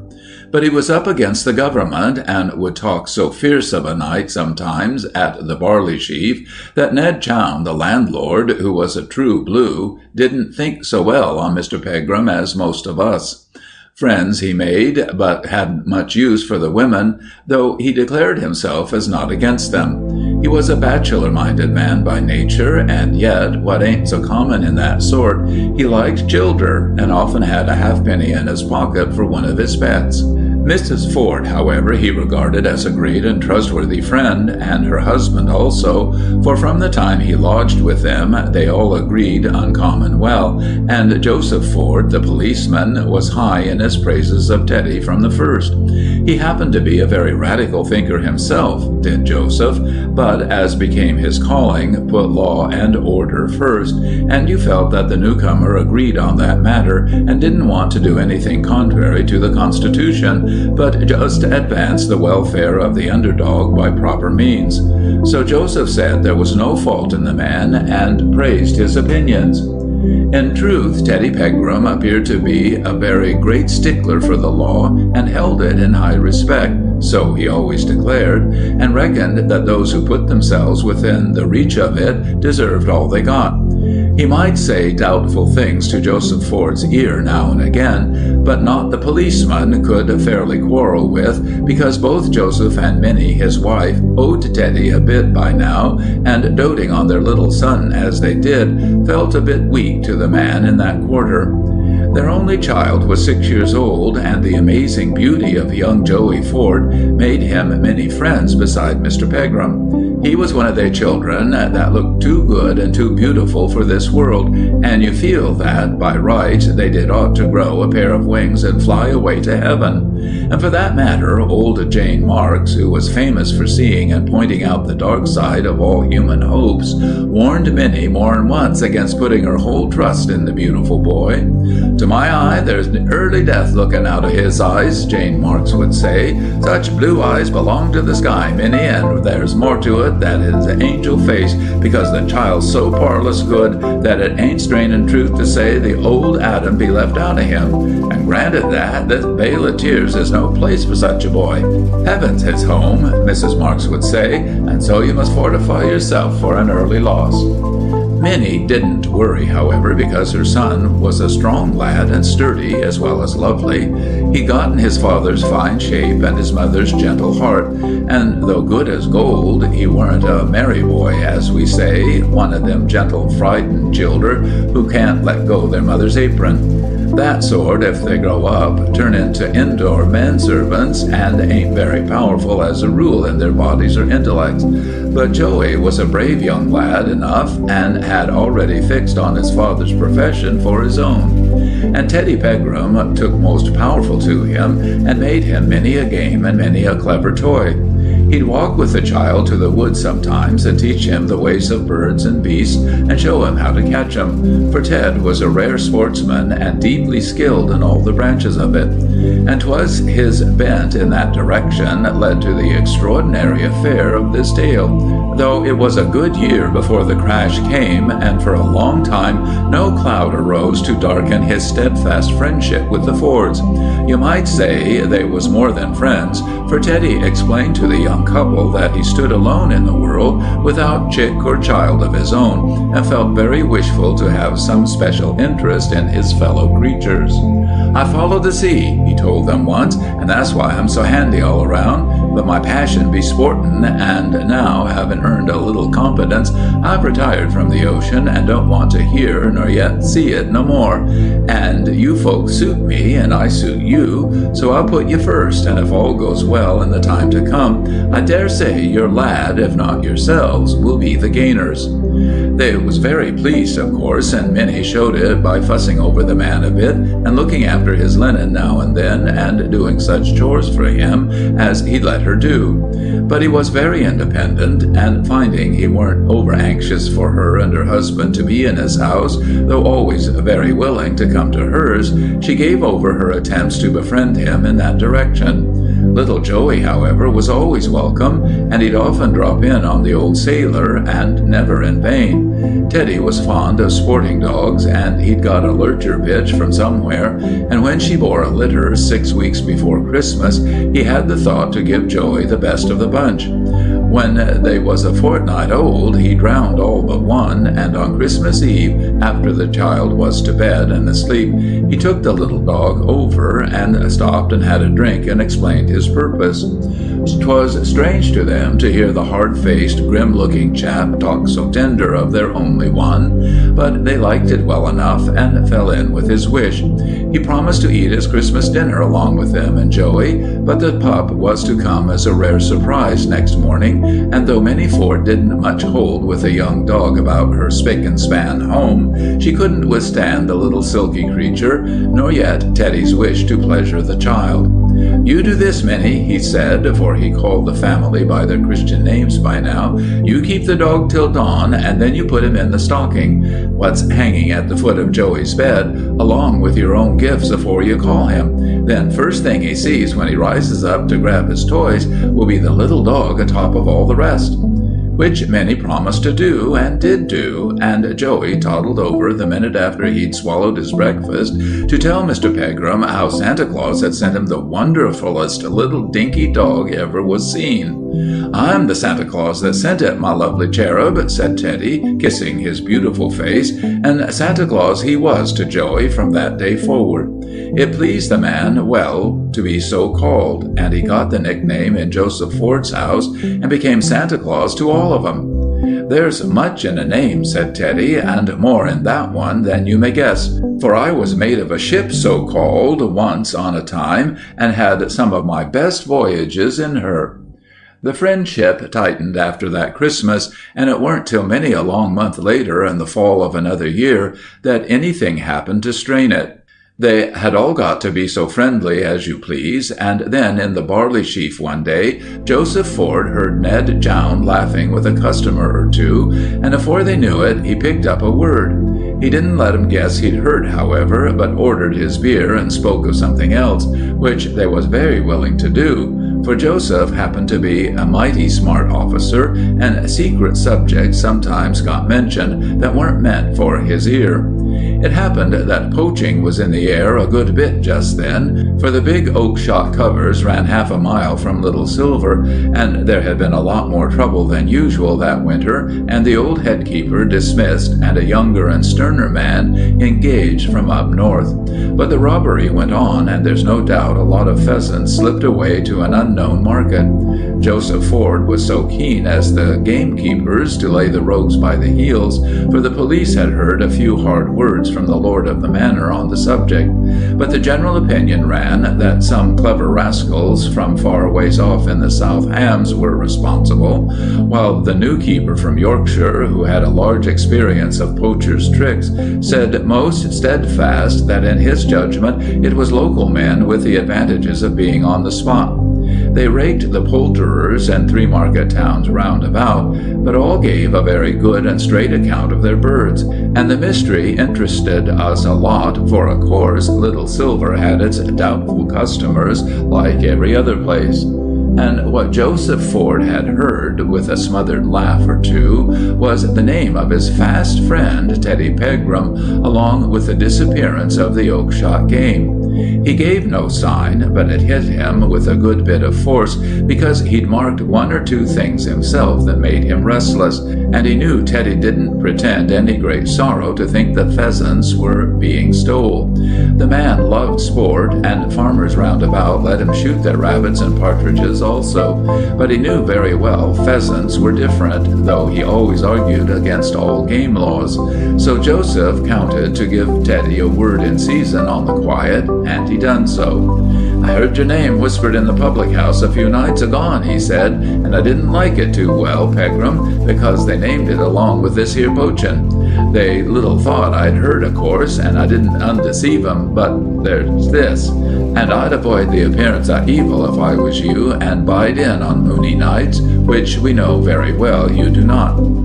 The other showed much surprise to hear such a thing. He was playing along with Joey and the little dog at the time, and teaching the puppy to learn tricks. The creature was full of brains, as mongrels are apt to be, and Joey loved it dearly, and loved the giver only less. He'd called it Chalk, because the puppy loved chocolate so well as Joey himself, and the dog had grown to be his dearest treasure. Well, Teddy gave over his games now, and stood up and showed a great deal of annoyance. His bead black eyes flashed, and his jaw stood out, as it always did when he was vexed. "Too bad," he said. "If I knew who the man was, I'd have him up for libel, I reckon. I may or may not agree about the damn birds, but I wouldn't have made a policeman my fast friend in this place if I weren't a straight man, and I'm a good bit surprised, Joseph, that you thought it worth your while to name such a thing to me, and I'll go out of a moony night when and where I please, so long as it's a free country. So now then." He sulked a bit and didn't come to see the Fords for a week, though Joey was over often enough to see him, and Joseph felt rather interested to mark how the little man had taken it. But then Santa Claus made friends again and came into Sunday supper and brought a pheasant along with him. He made a lot of fun about it and pretended as he'd shot it in the coverts overnight, and presently he told Joseph that if he wanted to run him in, he'd best to go to Mercer's at Newton Abbot first and find out if he'd bought it all decent and in order, or if he had not. So the matter dropped, and all was firm friends again till the blow fell. Poaching went on, and Joseph noted that Teddy was apt to be from home a bit, and would often go away for a day or two. And the new headkeeper, who was sleepless on the job, traced where a car had come across one of the drives in Oakshotts by night, for the wheels had scored the grass, and where the thing had stood was a dead bird the blackguards had overlooked. The pheasant had been shot roosting, and an air gun was the weapon, for they found the slug in it. And the next thing was that just before the end of the season, Joseph Ford set out to lend a hand with the job on his own, unknown to anybody but the head keeper. He worked out of his business hours and off the regular policeman's beats, and the keeper, who now felt pretty sure one of his own undermen was in it, and he'd got treachery to deal with, put Joseph up to a secret plan. Oakshotts is a huge place, and the 6 keepers kept there couldn't be everywhere, but an unknown 7th man might steal a march on the rogues and lie hid when 'twas given out the others were somewhere else, and that was done by Joseph with a very startling result. The season had near reached an end when, on a quiet moonlit night in January, Joseph kept his 3rd secret watch at the edge of the North Wood. He'd got there at dusk, being off duty at the time, and there he bided. And then, just after moonrise, he saw a dog slip past him within 10 yards, and he knew the dog very well, and his heart sank.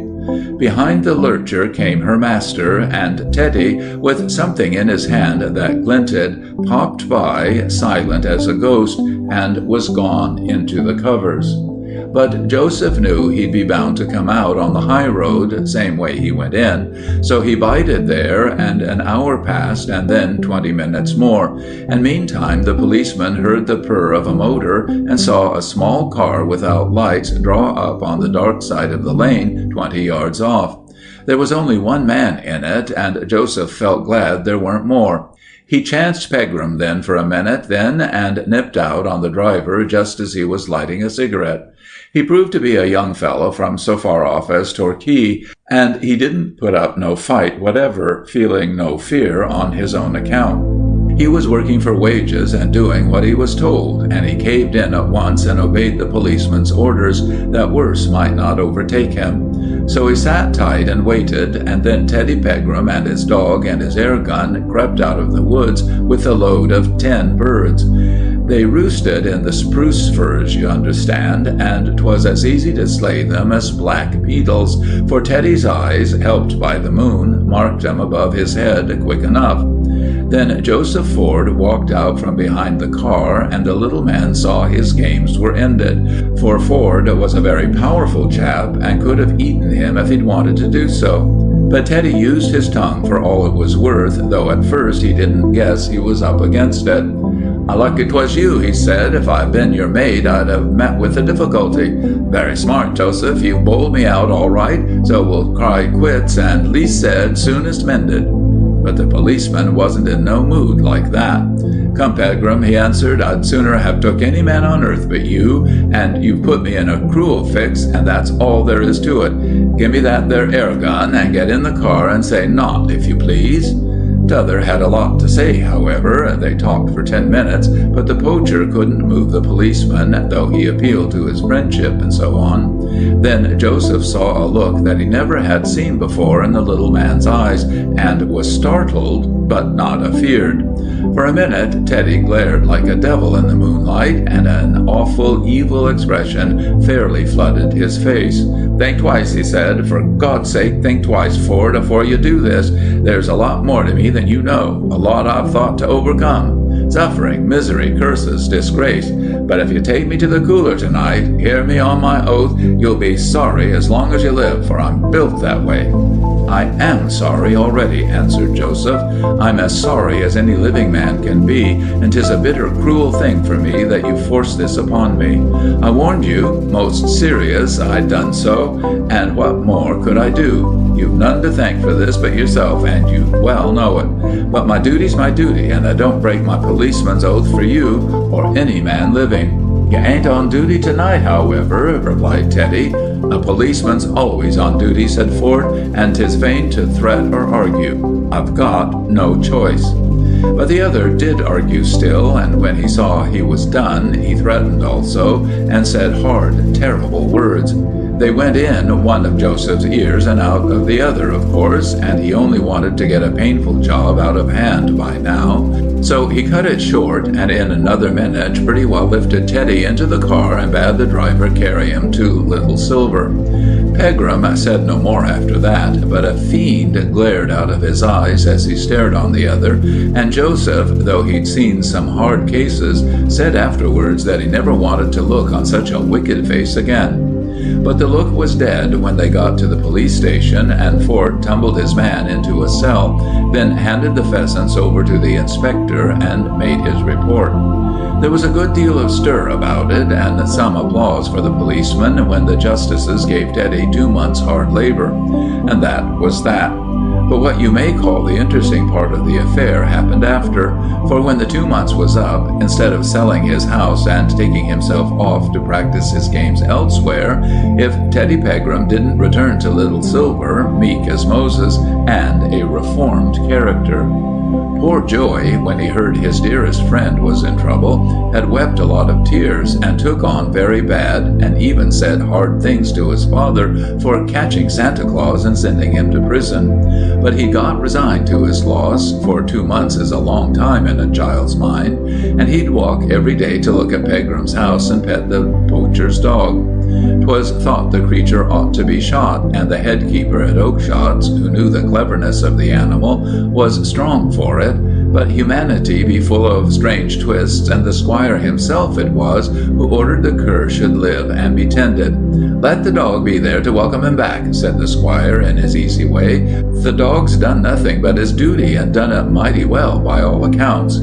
He was pleased, you see, because he'd got to the bottom of the mystery, and he had a great trustful faith in human nature, and hoped that Teddy would turn from his bad ways after a taste of clink. And it certainly looked as if the good man was right.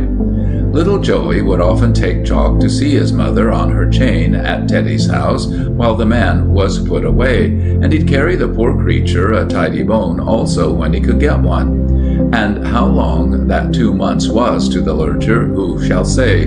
But one fine morning Pegram was back again, and he welcomed the child same as he'd already welcomed his dog. And Joey went back full of great joy to say as his friend was home once more, and terrible pleased to see him, which interested Joseph and Minnie Ford a good bit, for they guessed that they'd made a bitter and dangerous enemy in that quarter, and little thought to see the man again. Yet he'd come back, and more wonderful still, afore he'd been home a week, he made bold to step in one night and shake their hands, and say 'twas a very nice thing to be home in his own den, a free man. They felt mazed to see him among them, so cheerful and full of talk, as if he'd been away for a holiday. And Joseph wondered a lot, and felt it on the tip of his tongue to name the past and express friendly hopes for the future. But he didn't, and it weren't till he saw Santa Claus down to the gate on his way home that the little chap spoke. "Say not, and try to forget," he said. "You done your duty, and that's all the best and worst of us can do. Be my friend, for I've got but few." Then he was gone, and Joseph woke to a surer trust in humanity, and felt our common nature crying to him to believe it, while his own policeman's nature warned him to do no such thing. He talked far into the night with his wife, but she was all for believing. "Us be Christians," said Minnie, "and well we know how the Lord works. He's come to right thinking by chastisement, and his heart softened, and never will, I believe, a man as loves the little ones like him be so very bad. He's paid for what he done, and if he wants to forget and forgive, 'tis everybody's place to do the same." "That sounds all right," granted Joseph, "and who be I to say he's not a repentant man? But you didn't see his face, with 10 devils staring out of his eyes when I took him." "Us'll watch and pray for him," answered Minnie. "My heart tells me the poor man won't fall again." And they left it at that, and Minnie prayed and Joseph watched, and the woman triumphed over her husband a good bit as time went on, for Teddy Pegram never looked back so far as could be seen, until, little by little, even Joseph felt that his spell in the jug had changed Teddy to a member of society a good bit out of the common. His friends reckoned that when another autumn came, the strain would be too much, and the old poacher might be found to fall. But as Ted Chown pointed out, it weren't very likely as Pegram would fall again in the same place. If he was minded to fall, he'd sling his hook and go and fall somewhere else, where he weren't known, he said, and indeed Teddy had made the same remark himself. He stuck to lawful sport and went his quiet way until that happened which looked as though he might soon be minded to flit. In the fall he sold his cottage to Ned Chown, who owned a few little dwellings already, and was a great believer in the virtue of house property. But Pegram only let the innkeeper have it on one condition, and that was that he should be allowed to go on living in it while he chose to do so. He explained to Joseph Ford that he never meant to leave Little Silver, but that he was very poor and a thought pressed for money, and glad to have the value of the house in his pocket again. So another year passed over 'em all, and the end of the strange business of Santa Claus came on another Christmas Eve, when he dropped in to see the Fords and express his friendship and good wishes. They quite slipped back into the old kindly understanding, and Joseph felt long since convinced that his stern dealing had been the salvation of the man. In fact, Teddy himself often declared, without shame. They cared for him a lot by now, and Minnie never tired of singing his praises, and the child never felt a day well spent if his friend didn't come into it. Joey was in bed and asleep before Pegram called in his character of Santa Claus, but he'd not forgot his gift and produced a fine box of sweets to be put on top of the child's stocking along with a Christmas card. He looked in on sleeping Joey also and smiled to see the child in the land of dreams with his dog asleep beside him.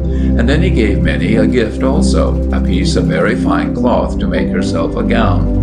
And he promised to come and eat his Christmas dinner along with them, which Joseph insisted he should do. Ford was on night duty at the time, and he left the house with the old poacher and saw him to his own home, while good words passed between them. Then young Ford went to his beat and wondered as he walked at such a fine reformation, and felt proud of himself to think he'd had a hand in it. Yet, though seldom it came uppermost in his thoughts, by some chance the ancient, awful look on Teddy's face rose to his mind that Christmas Eve.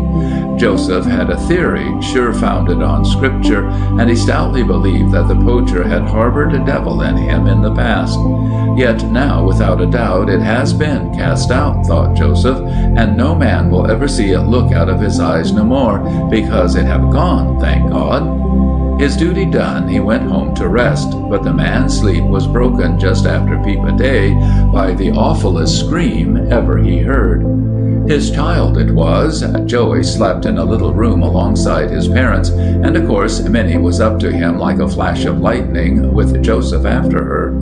He said at a later time that Santa Claus had got in his dreams, and he had suffered all night from a great uneasiness, but he was sleeping sound enough when, just after 6 o'clock, the child screamed and screamed again. And still he screamed when his mother got to him, and his father followed after, stopping only to light a candle. Poor Joey was out of bed with his mother's arms around him when his father got there, and on the bed lay Teddy's box of sweets scattered over the coverlid, with the Christmas stockings dragged up also, but its contents not yet explored. The sweeties came first, and Joey had opened them, and now he screamed and pointed and screamed again, but for the moment couldn't speak. He pointed into one corner of his little cubbyhole, and then the tears came flooding his cheeks, and he stopped screaming and clung to his mother and wept as if his heart would break. Ford, policeman-like, saw it all instanter, and a curtain seemed to lift off his soul, and there glared the eyes of Santa Claus into his mind's eye. In a second he put two and two together, and understood why, deep in his brain that night, had hidden such a feeling of stark care. "Have you touched they sweets?" he asked, shaking the little boy to make him attend. "Speak for your life, Joey. Have you ate one?" Still the child couldn't collect himself. He screamed again when his father shook him, and it was clear some fearful thing had overtook him.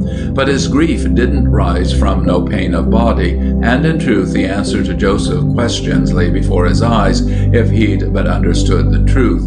No scream would Joey have screamed, nor tear shed, if he'd helped himself from the box, but 'twas a case when a big heart saved a little body, for Joey had put another creature before himself, and the first sweetie out of the gift had went to his pup. 'Twas chocolate Santa Claus had left, and when the dog's jaws closed upon his little master's gift, he gave one jump and leapt off the bed, and was stone dead in 3 seconds before the child got to him. All that the parents presently learned from the shaking babe, and the moment Joseph grasped the truth, he left his wife to praise God, and got on his clothes and ran without ceasing to Teddy Pegram's house. And in no Christmas temper did he run neither, for he'd well have liked in his fury to rob the hangman of a job. The size of the intended crime swept over him in all its horror, as he measured the past and remembered all that the poacher had said and done, and his feet very near gave under him to think of what a fellow creature can harbor, hid from every other human eye. But he wasn't overmuch surprised to find Teddy Pegram didn't answer the door, nor yet to discover the place was all unlocked. He doubted not that his awful enemy had departed overnight, and it came out presently that the last at Little Silver to see Pegram was Ford himself on the previous evening. So he left it at that then, and went home and joined his wife in blessing the Maker for his mercy, and calming the sorrows and terrors of their little lad. An unrestful Christmas, for the local police and the countryside was soon busy over Teddy Pegram, while next day the box of chocolates received attention and was found so full of venom as the poisoner could pack 'em. A 9 days' wonder and no more, for though the police was so placed they could soon learn a lot they didn't know about the would-be murderer, the wretch himself escaped 'em that time. But a very interesting thing threw light, and when Teddy's cottage came to be hunted over, though not a stick offered to show who he might be or where he might have sped, some fingerprints was took by the police, and they got a good picture off an empty bottle in a cupboard and another off a frying pan, and so it got to be understood that Santa Claus was a famous criminal who had come to Little Silver straight from 7 years of penal servitude for manslaughter, and had a record so long as from Newgate to Princeton, and he was 63 years old, or so they thought. They traced him back to London and lost him there, but 5 years afterwards, Hiram Linklater, for that was his famous name, swung in earnest for murder of a woman in the Peak of Derbyshire. Always for rural districts he was, and a great one for the wonders of nature. He told the chaplain of his adventures at Little Silver, and expressed penitence afore he dropped. He also said that nothing in his whole career had given him more pleasure than to hear how his Christmas Eve effort down at Devonshire had miscarried after all, and he pointed out how, by the will of God, his own gift to the little boy had saved him. And he was said to have made a brave end, which no doubt ain't as difficult as people imagine. 'Tis the like of Hiram Linklater, I reckon, as keep up the sentiment of approval for capital punishment, because even in the softest head it must be granted that a baby poisoner is the sort that's better under the earth than on it. End of Santa Claus by Eden Philpotts.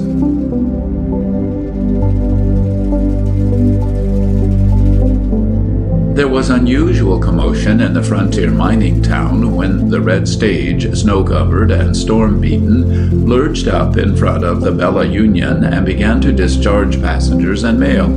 The crowd on the wooden sidewalk was of that cosmopolitan type which rich and recently discovered leads so surely attract: tough-looking miners, devil-may-care cowboys with rolling hat brims and barbaric display of deadly weapons, a choice coterie of gamblers with exaggerated suavity of manners, several impassive Chinamen, very clean, several loafing Indians, very dirty, a brace of spruce, clean-shaven, trim-built soldiers from the garrison down the valley, and the inevitable squad of beats with bleary eyes and wolfish faces infesting the doorways of the saloons, sublimely trustful of a community that had long ceased to trust them, and scenting eleemosynary possibilities in each newcomer.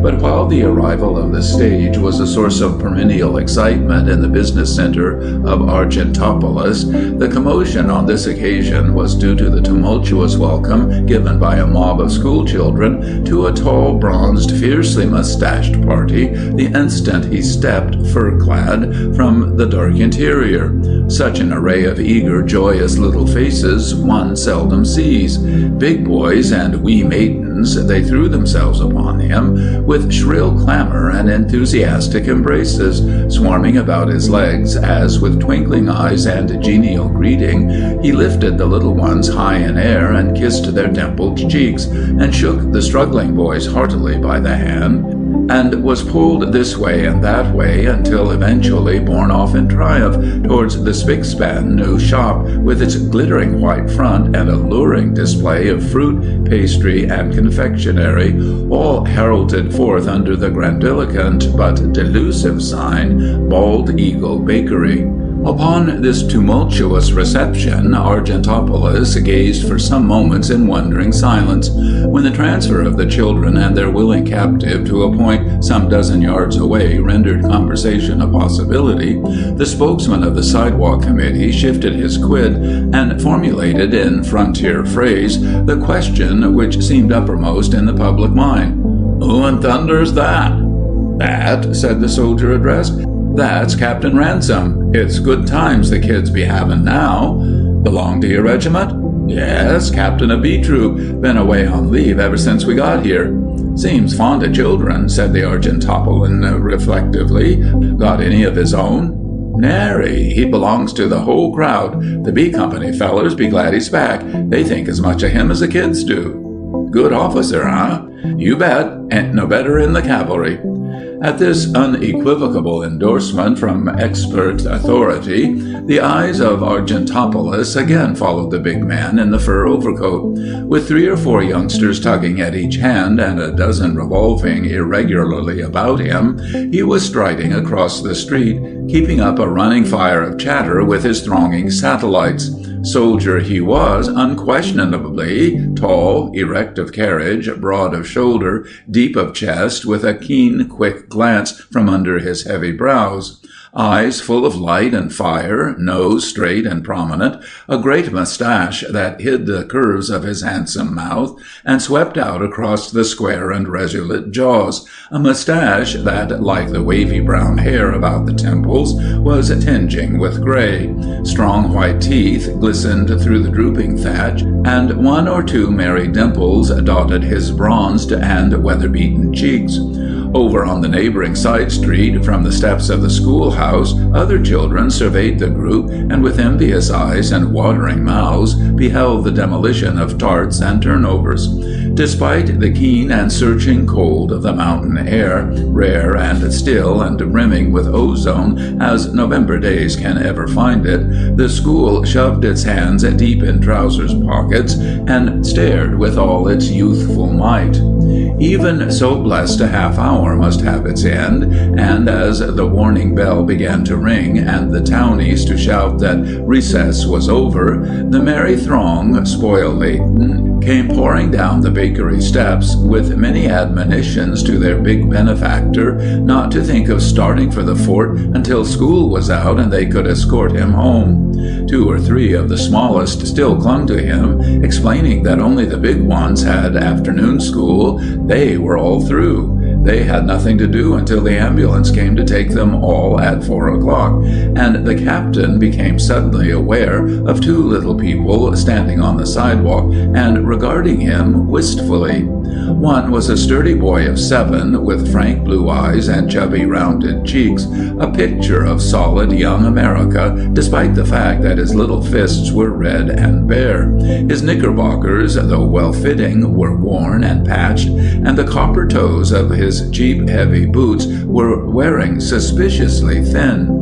He stood protectingly by a little maiden whose face was like those of Sir Joshua Reynolds' seraphs, a face as pure and oval as ever sculptor modeled or painter limned, with great lustrous long-lashed eyes and delicate and dainty features, and all about it tumbled a wealth of glistening golden hair, and all over it shone the look of childish longing and almost piteous entreaty.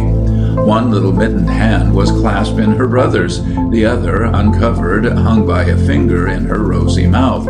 She was warmly clad. Her little cloak and hood were soft and white and fleecy. Her pygmy legs were cased in stout worsted, and her feet in warm arctics, and "Mother's darling" was written in every ornament of her dress. Ransom, stowing away a handful of silver, came suddenly upon this silent pair and stopped short.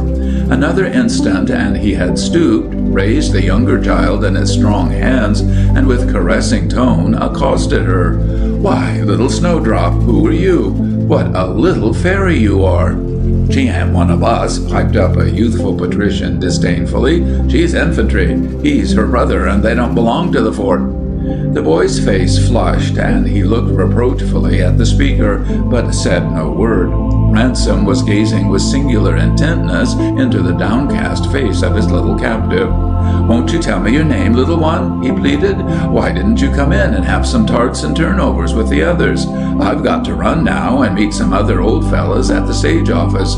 Here, little man," he said as he set her down, "take Snowdrop in for me, and you two just eat all you can, and you pay for it for me. He held out a bright $50. Snowdrop's eyes glistened, and she looked eagerly at her brother. But the boy hung back. For an instant he hesitated, screwing his boot toe into a convenient knothole as means of covering his embarrassment. "Come, Jack," said the captain reassuringly, touching him on the shoulder. The little fellow shook his head. "Why not, my boy?" pleaded Ransom. "Papa won't mind when you tell him it was old Uncle Hal. That's what they call me." A lump rose in the youngster's throat. His head went lower. It's Mama wouldn't like it," he finally said, and just then, with rush and sputter of hoofs, two officers came trotting around the corner, threw themselves from their saddles, pounced upon their comrade, and overwhelmed him with joyous greeting. Another minute and others arrived, and between them all he was led away up the street. While some of the children confidently followed, two remained behind. Little Snowdrop, refusing to be comforted, was applying the back of her mittened hand to her weeping eyes and turning a deaf ear to her manful brother, who was vainly striving to explain matters. "Maud Carleton's crying because Phil won't take the money and give her some goodies," said little Jack Wilkins in an opportune pause. "Who did you say?" asked Ransom, turning suddenly and looking inquiringly at his friends.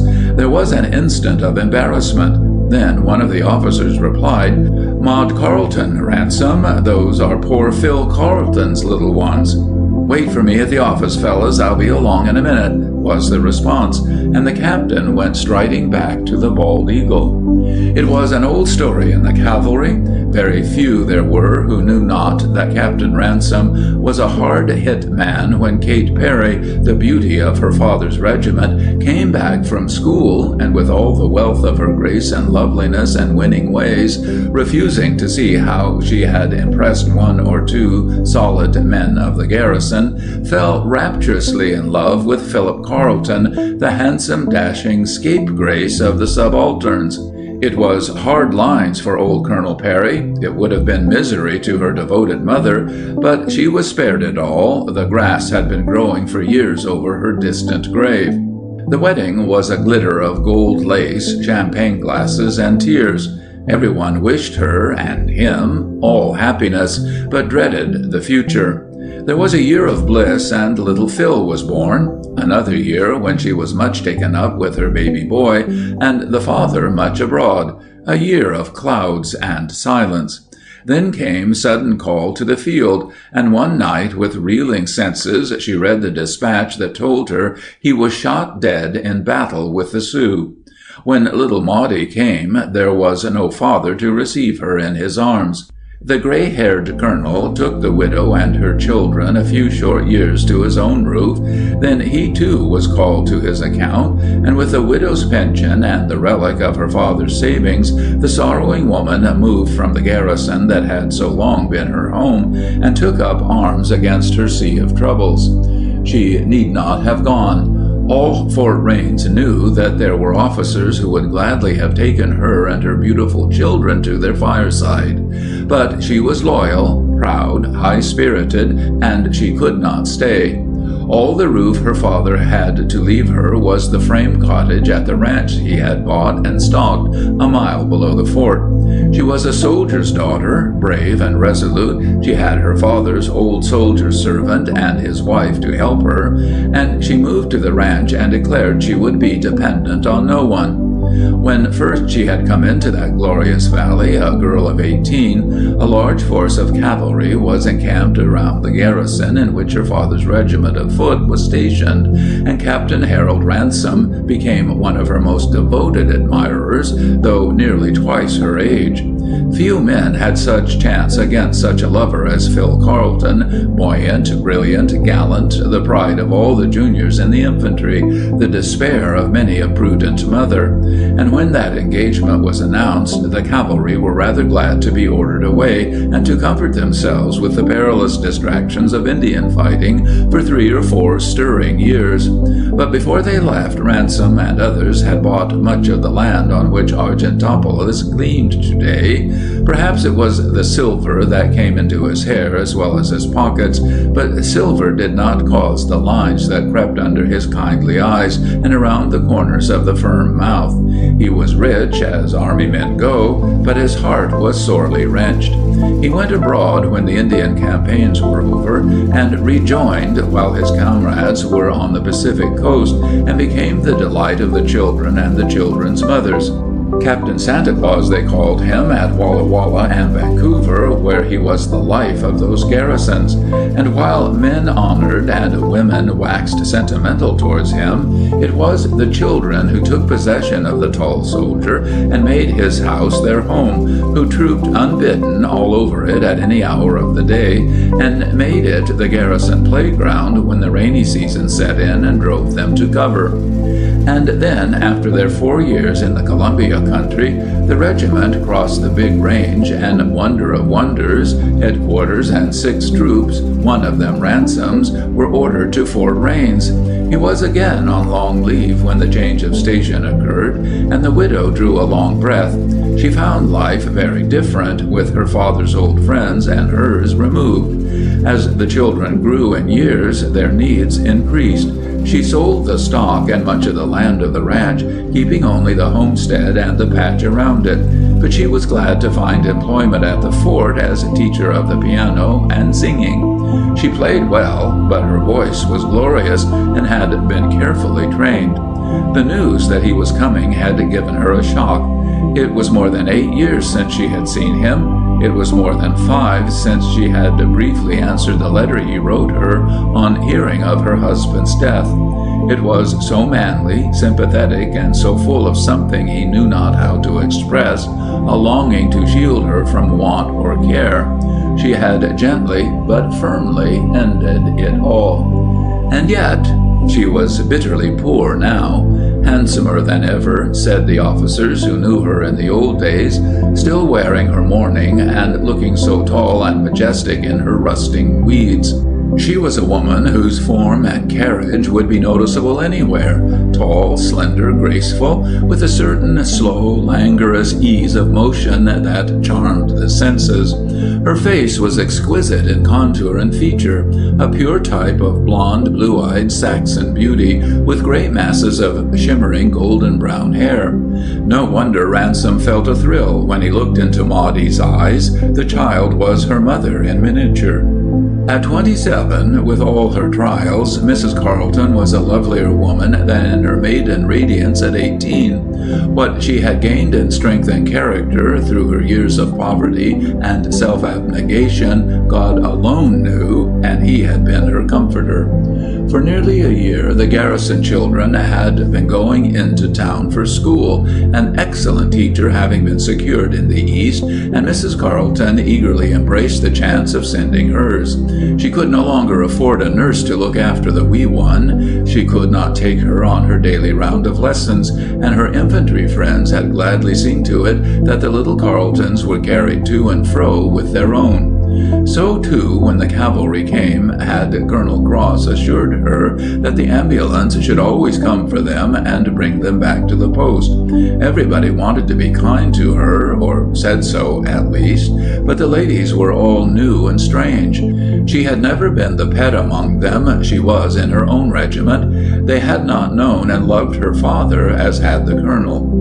They had heard of handsome Phil Carleton, as who had not, but they had heard of Hal Ransom's old-time devotion to her, and now he would soon be back. Rich, growing gray, everybody's friend, the children's idol. Oh, what if she should set that widow's cap for him now? The possibility was appalling.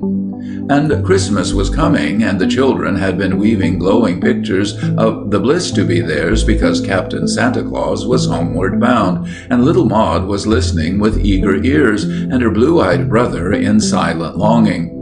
The boy was his mother's knight and champion. She took him into her confidence and told him many of her troubles, and time and again, after Maudie was asleep, the two were rocking in the big armchair in front of the hearth, the little fellow curled up in her lap, his arms around her neck, his ruddy cheek nestled against hers, that looked so fragile and white by contrast.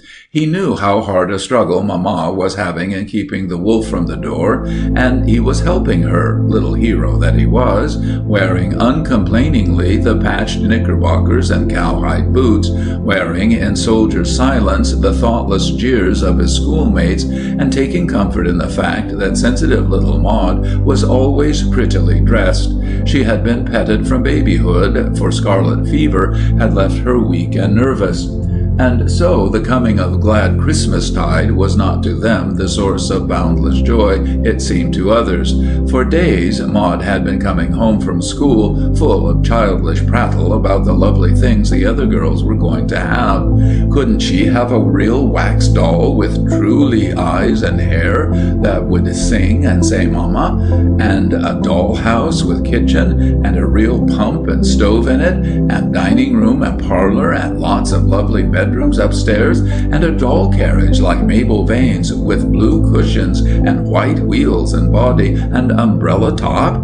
She was tired of her old dollies and her broken wagon. Why didn't people ever give her such beautiful things? If she was very good and wrote to Santa Claus, wouldn't he bring her what she wanted so very, very much?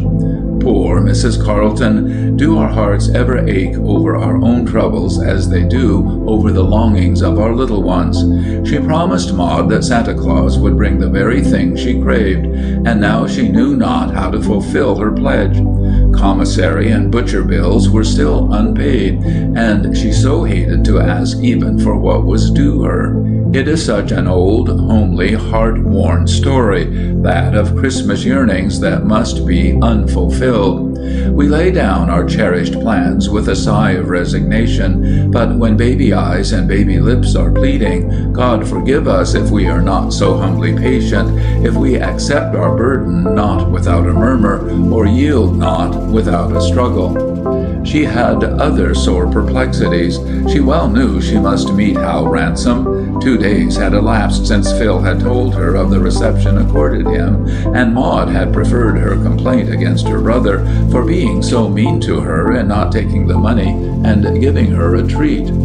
Heaven, how the widowed soul hugged her boy to her bosom that night, and kissed and blessed and cried over him. Come what might, he should have a Christmas worth remembering for his remembrance of her. She had long planned to send to Chicago for a handsome suit to replace the worn and outgrown knickerbockers. It would have crushed her to think of her boys taking money from him, of all people, no matter what the 40s did. Then came the question as to how she would meet him. Go to the fort she had to every day, and meet they must. It was not that he would be obtrusive. He was too thorough a gentleman for that, and her last letter to him was such that he could not be. It was written in the ecstasy of her bereavement, when she was hiding even from herself the faults and neglects of the buried Philip, to whom she had given her girlish love. With lofty spirit she had told him she lived only to teach her children to revere their father's memory, and that she could never think of accepting aid from anyone, though she thanked him for the delicacy and thoughtfulness of his well-meant offer. She had asked herself many a time in the last year whether, if it were to be done again, she could find it in her heart to be quite so cold and repellent. She wondered if he had ever heard that the last year of her handsome Philip's life had been devoted more to other women than to her. She could not tolerate the idea that he, above all, should suppose that between Philip and herself all had not been blissful, and that she had been neglected not a little. And yet was she unlike other women, that just now her toilette received rather more thought than usual, and that she wondered would he find her faded, changed. They met as men and women whose hearts hold weightier secrets must meet, with the ease and cordiality which their breeding demands. Seen there was none, but she saw, and saw instantly, what she had vainly striven to teach herself she was utterly indifferent to, that in his eyes she was no more faded than his love in hers. She could have scourged herself for the thrill of life and youth it gave her. That night, little Philip was hugged closer than ever. He had been telling her how the captain was moving into his new quarters, and the children trooped over there the moment they got back from school, and would not ask them because they were infantry, and Maud cried, and the captain himself came out and took her in his arms, and carried her, and made him come too, and they all had nuts and raisins and apples, and the captain was just as kind to them as though they were cavalry. More too, for he kept Maudie on his knee most of the time, and wanted us to stay, but we had to go and meet Mama.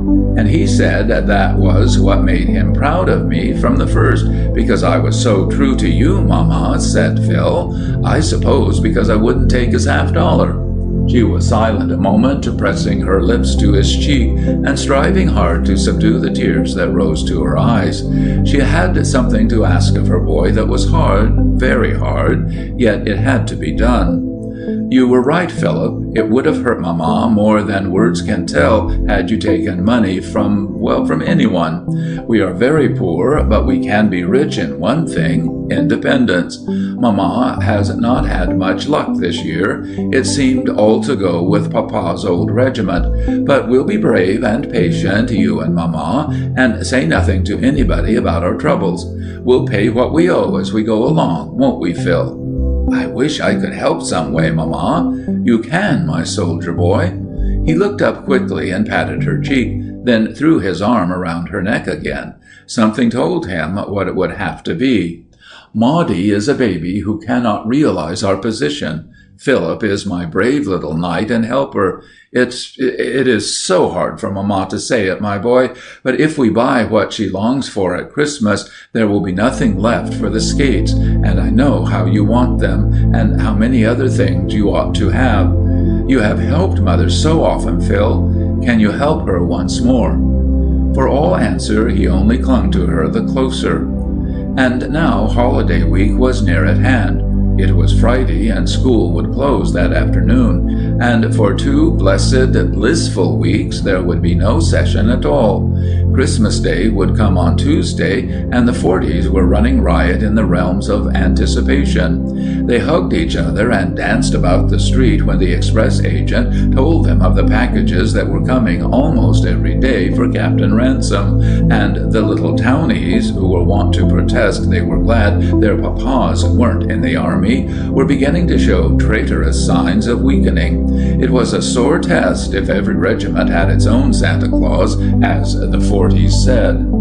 And older heads were noting that for some time Captain Ransom drove not so much townward up the valley as down, and that there was a well-defined sleigh track from the lower gate over to the ranch. Officers coming up from the stables were quick to note the new feature in the wintry landscape and to make quizzical comment thereon. Then on Sunday, the 3rd in Advent, a heavy snowstorm came up during the morning service, and the wind blew a blizzard. It was only a few weeks after the captain's arrival, but his handsome roans were well known in the valley already, and the ladies looked at each other and nodded significantly as they saw the team drawn up near the chapel door when the congregation came shuddering out into the cold. Mrs. Colonel Cross, who had a charming young sister visiting her for the holidays, and Mrs. Vane, whose cousin Pansy had come over from her brother's station at Fort Whittlesey, had both offered Ransom seats in their pews until he chose his own. But he had chosen his own very promptly, and it was well down the aisle opposite that to which Mrs. Carleton had humbly retired after her father's death.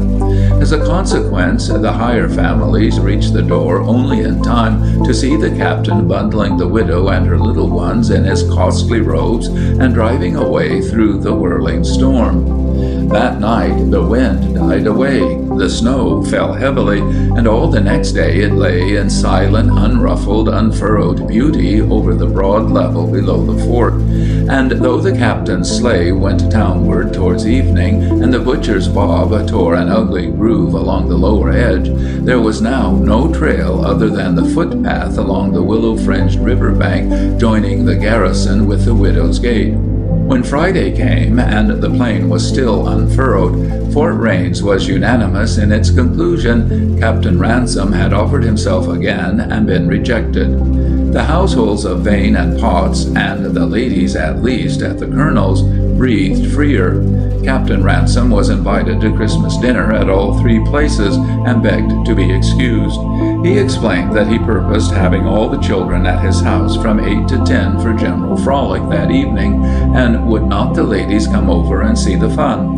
Mrs. Vane and Pansy were for changing their dinner hour to 5 o'clock, if thereby the captain could be secured, and Vane sounded him, but without the hoped-for result. He would have to be at home, he said. Mrs. Carleton was narrowly watched.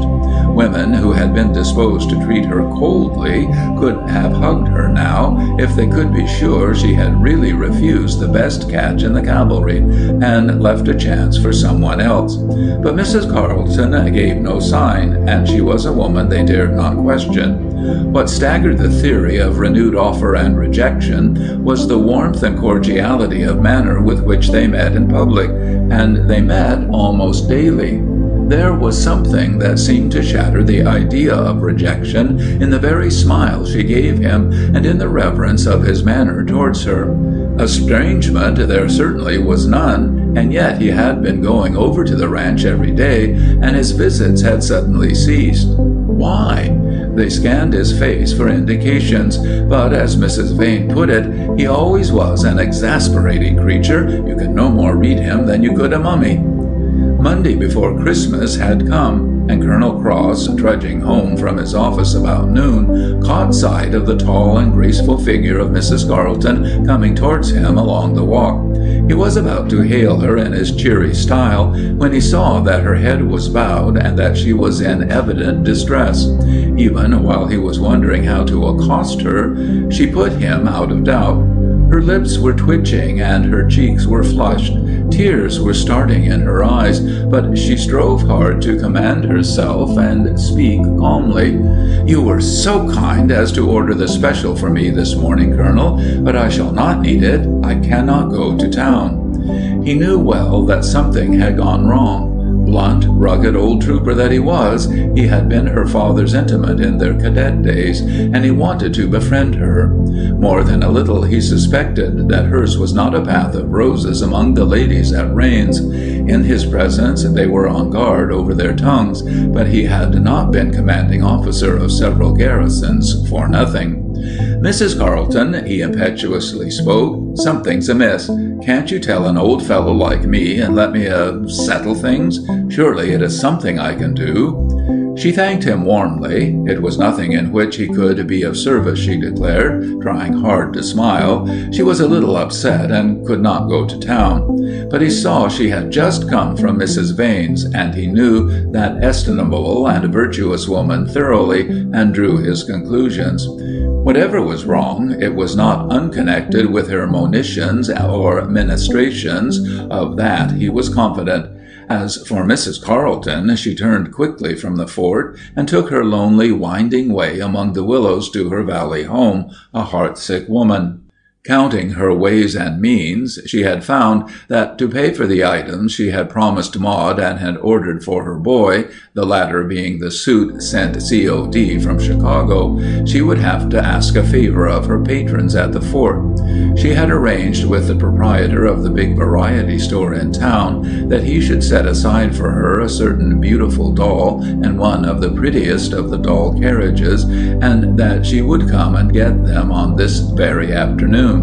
To meet her bills and those expenses, and that there might be no disappointment, she had addressed to the parents of her few pupils a modest little note enclosing her bill, and asking as a kindness to her that it might be paid by Saturday the 22nd. Courteous and prompt responses had come from all but two, and with the money thus obtained she had settled her little household accounts. Mrs. Vane and Mrs. Potts, however, had vouchsafed no reply, and it was to the mothers, not the fathers, her notes had been addressed. On Monday morning, therefore, when she went to give Miss Adele her lesson, she ventured to ask for Mrs. Potts, and Mrs. Potts was out, spending the day at Mrs. Vane's.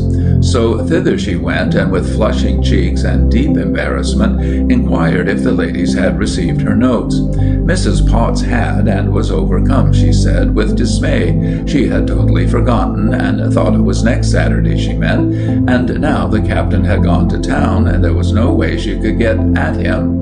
Then came Mrs. Vane's turn. Mrs. Vane, too, had received her note, but she was not overcome. With much majesty of mien, she told the widow that she always paid her bills on the last day of the quarter, and that her husband was so punctilious about it and so methodical that she never asked him to depart from the rule. Mrs. Carleton strove hard to keep down her pride and the surging impulse to cry out against such heartless superiority of manner and management. There was a tinge of reproach in the plea she forced herself to make for her baby's sake.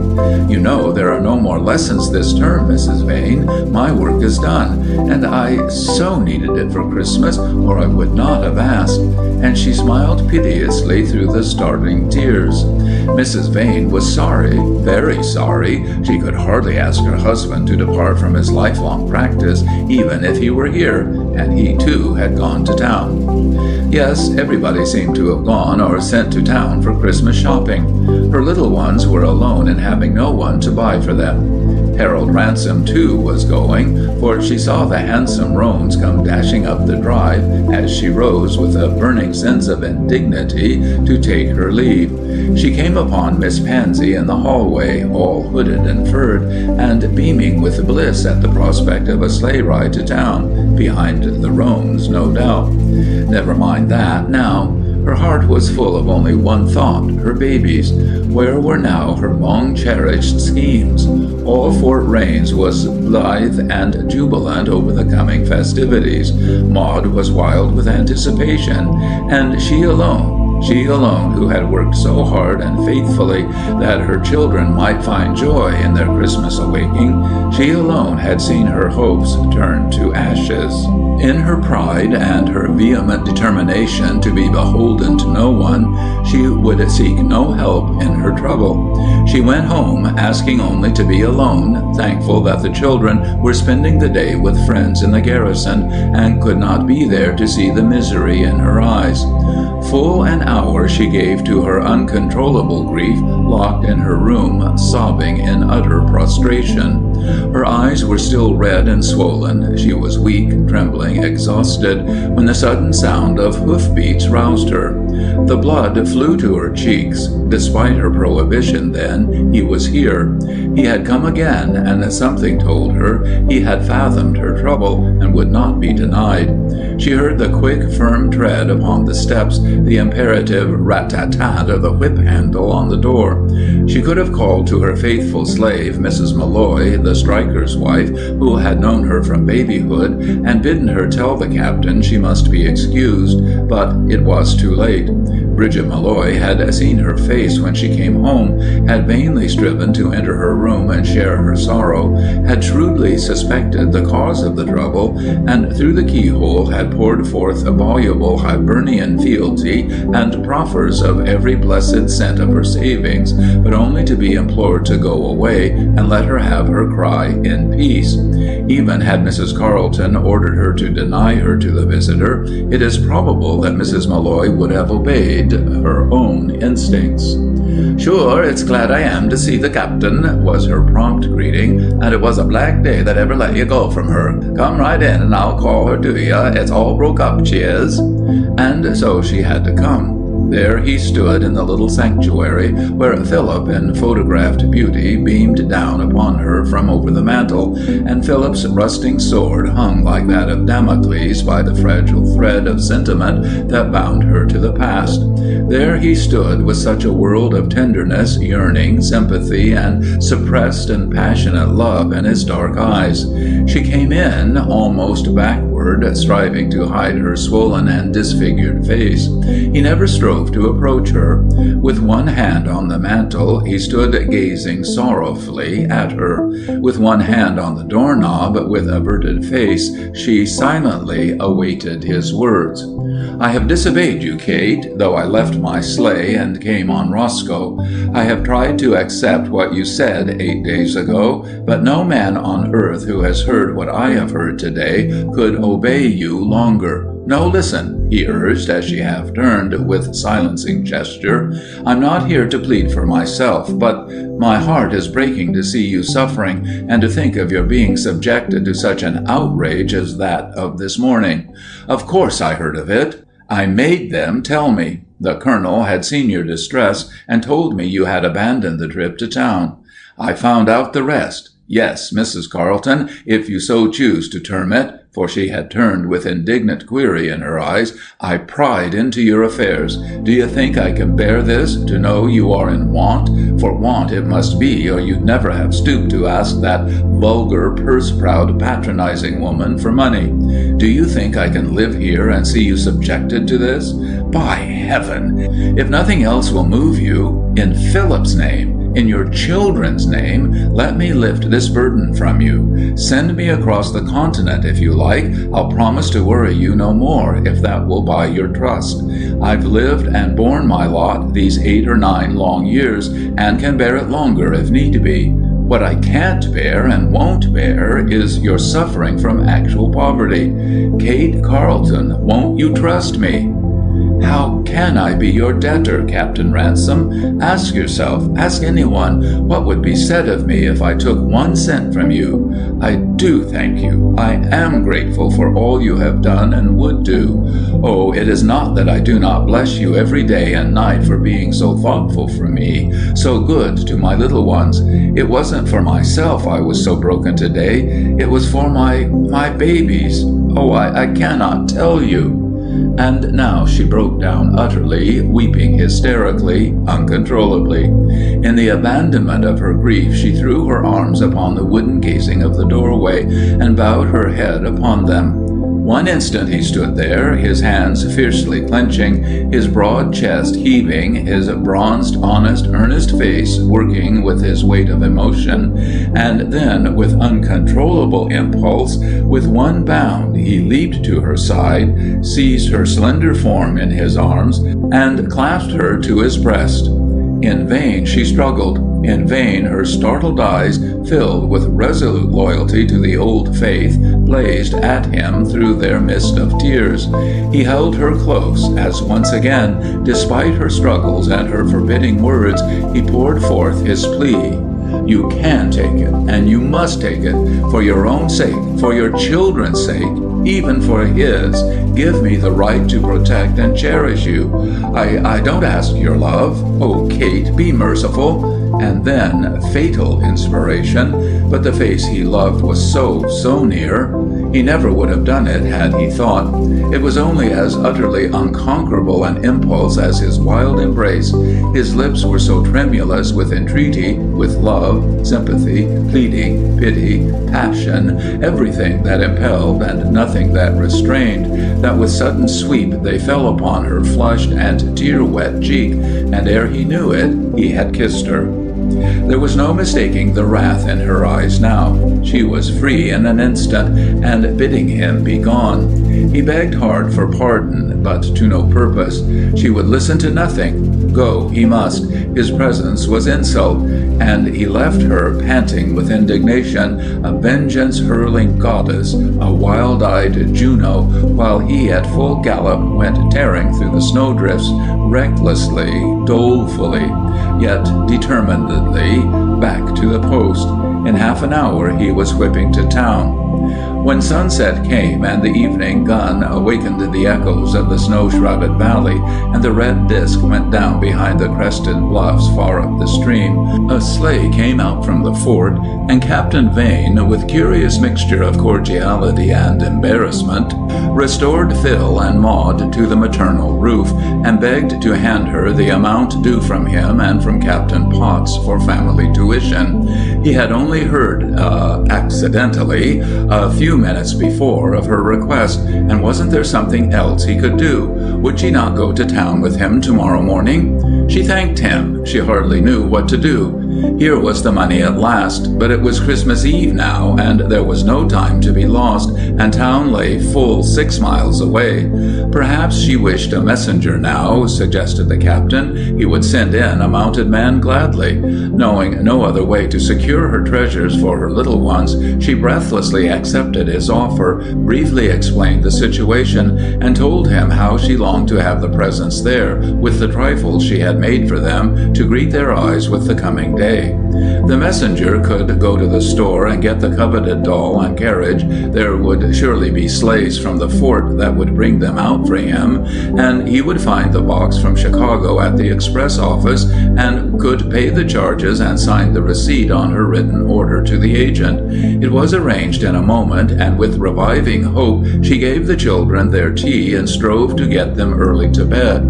10 o'clock came. The little ones were at last asleep. She had filled the stockings with such inexpensive but loving remembrances as she could afford, and had tottered dangerously near the brink of another flood of tears when Malloy and his wife came in, the one with a box of tools for Phil, the other with a set of china for the dollhouse. She had finally bidden those faithful friends good night, and having arranged the few gifts she had for the children, she threw over her shoulders a heavy shawl and went to the gate to listen for the messenger's return.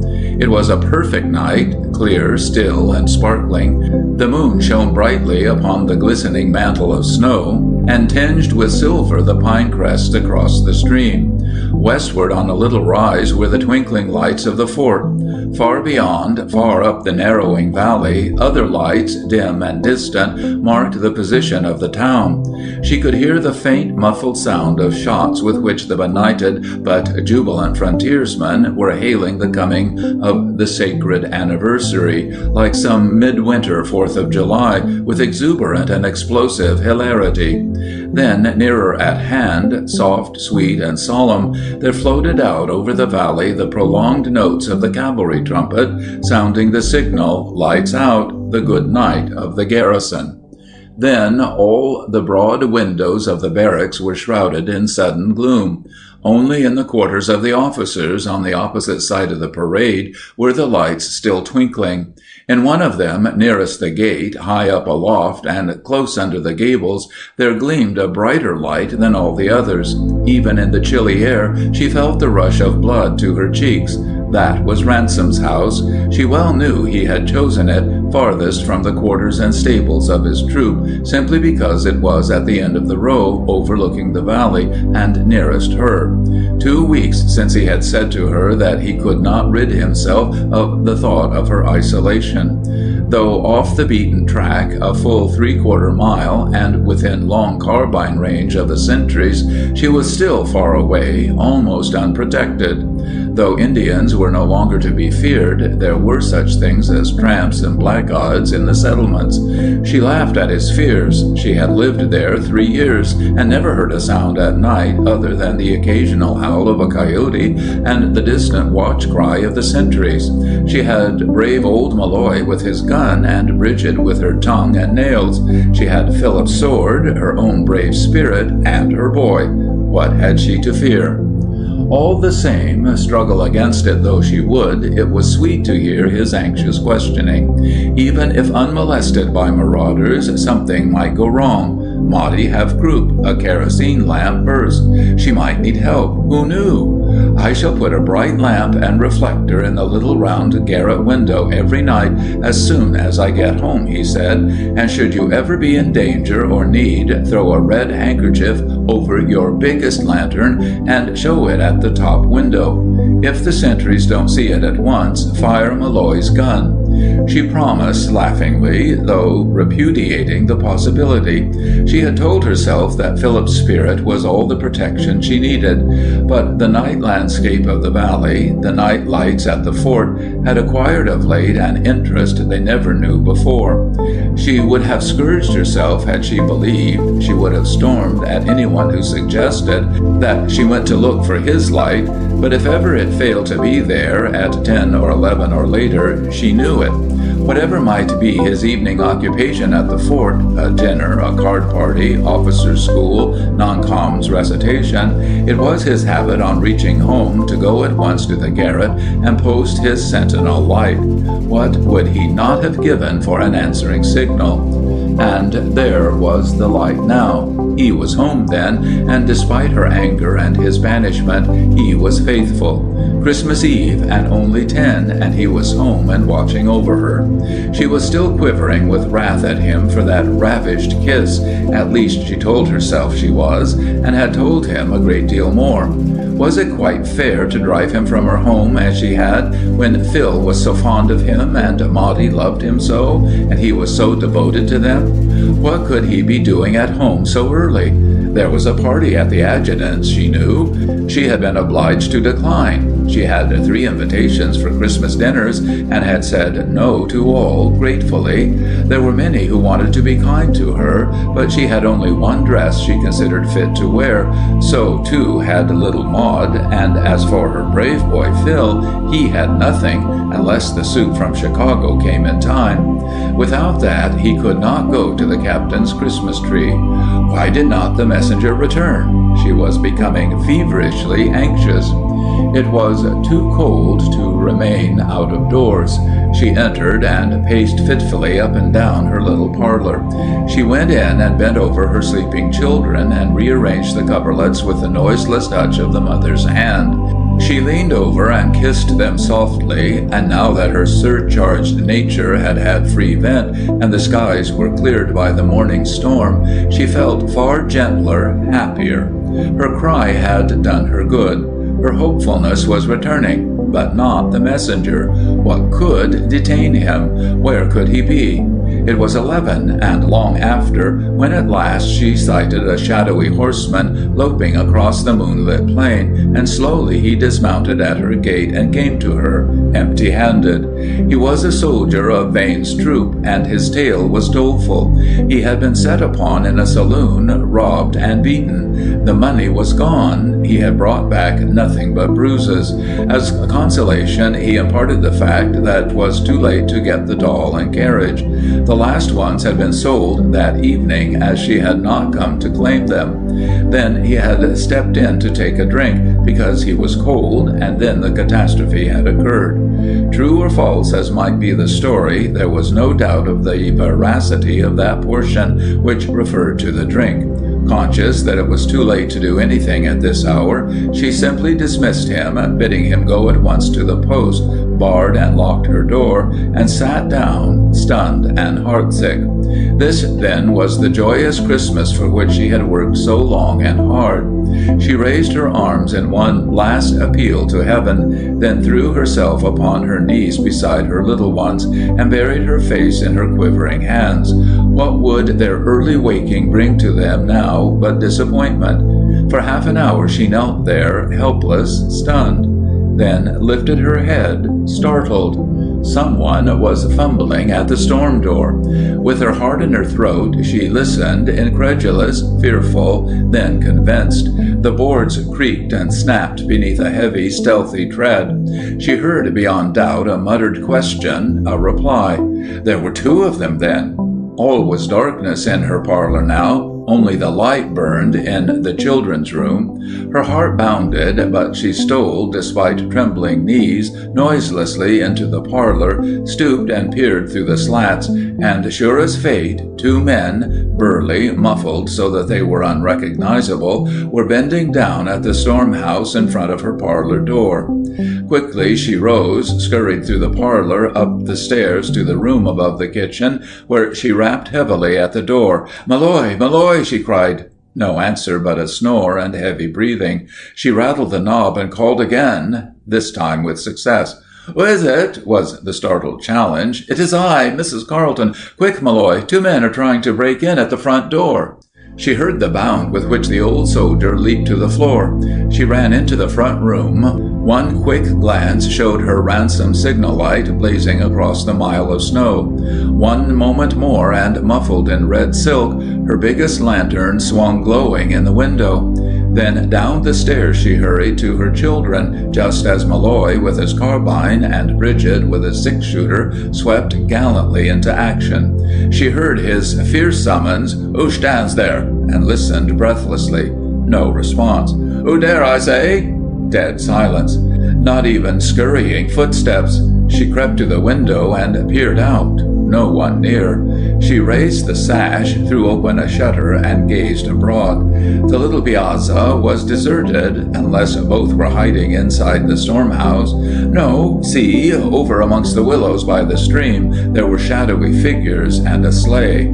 "They've gone, Malloy. They are up the river bank with a sleigh," she called, and then she heard him furiously unbarring the parlor door, preparatory to a rush.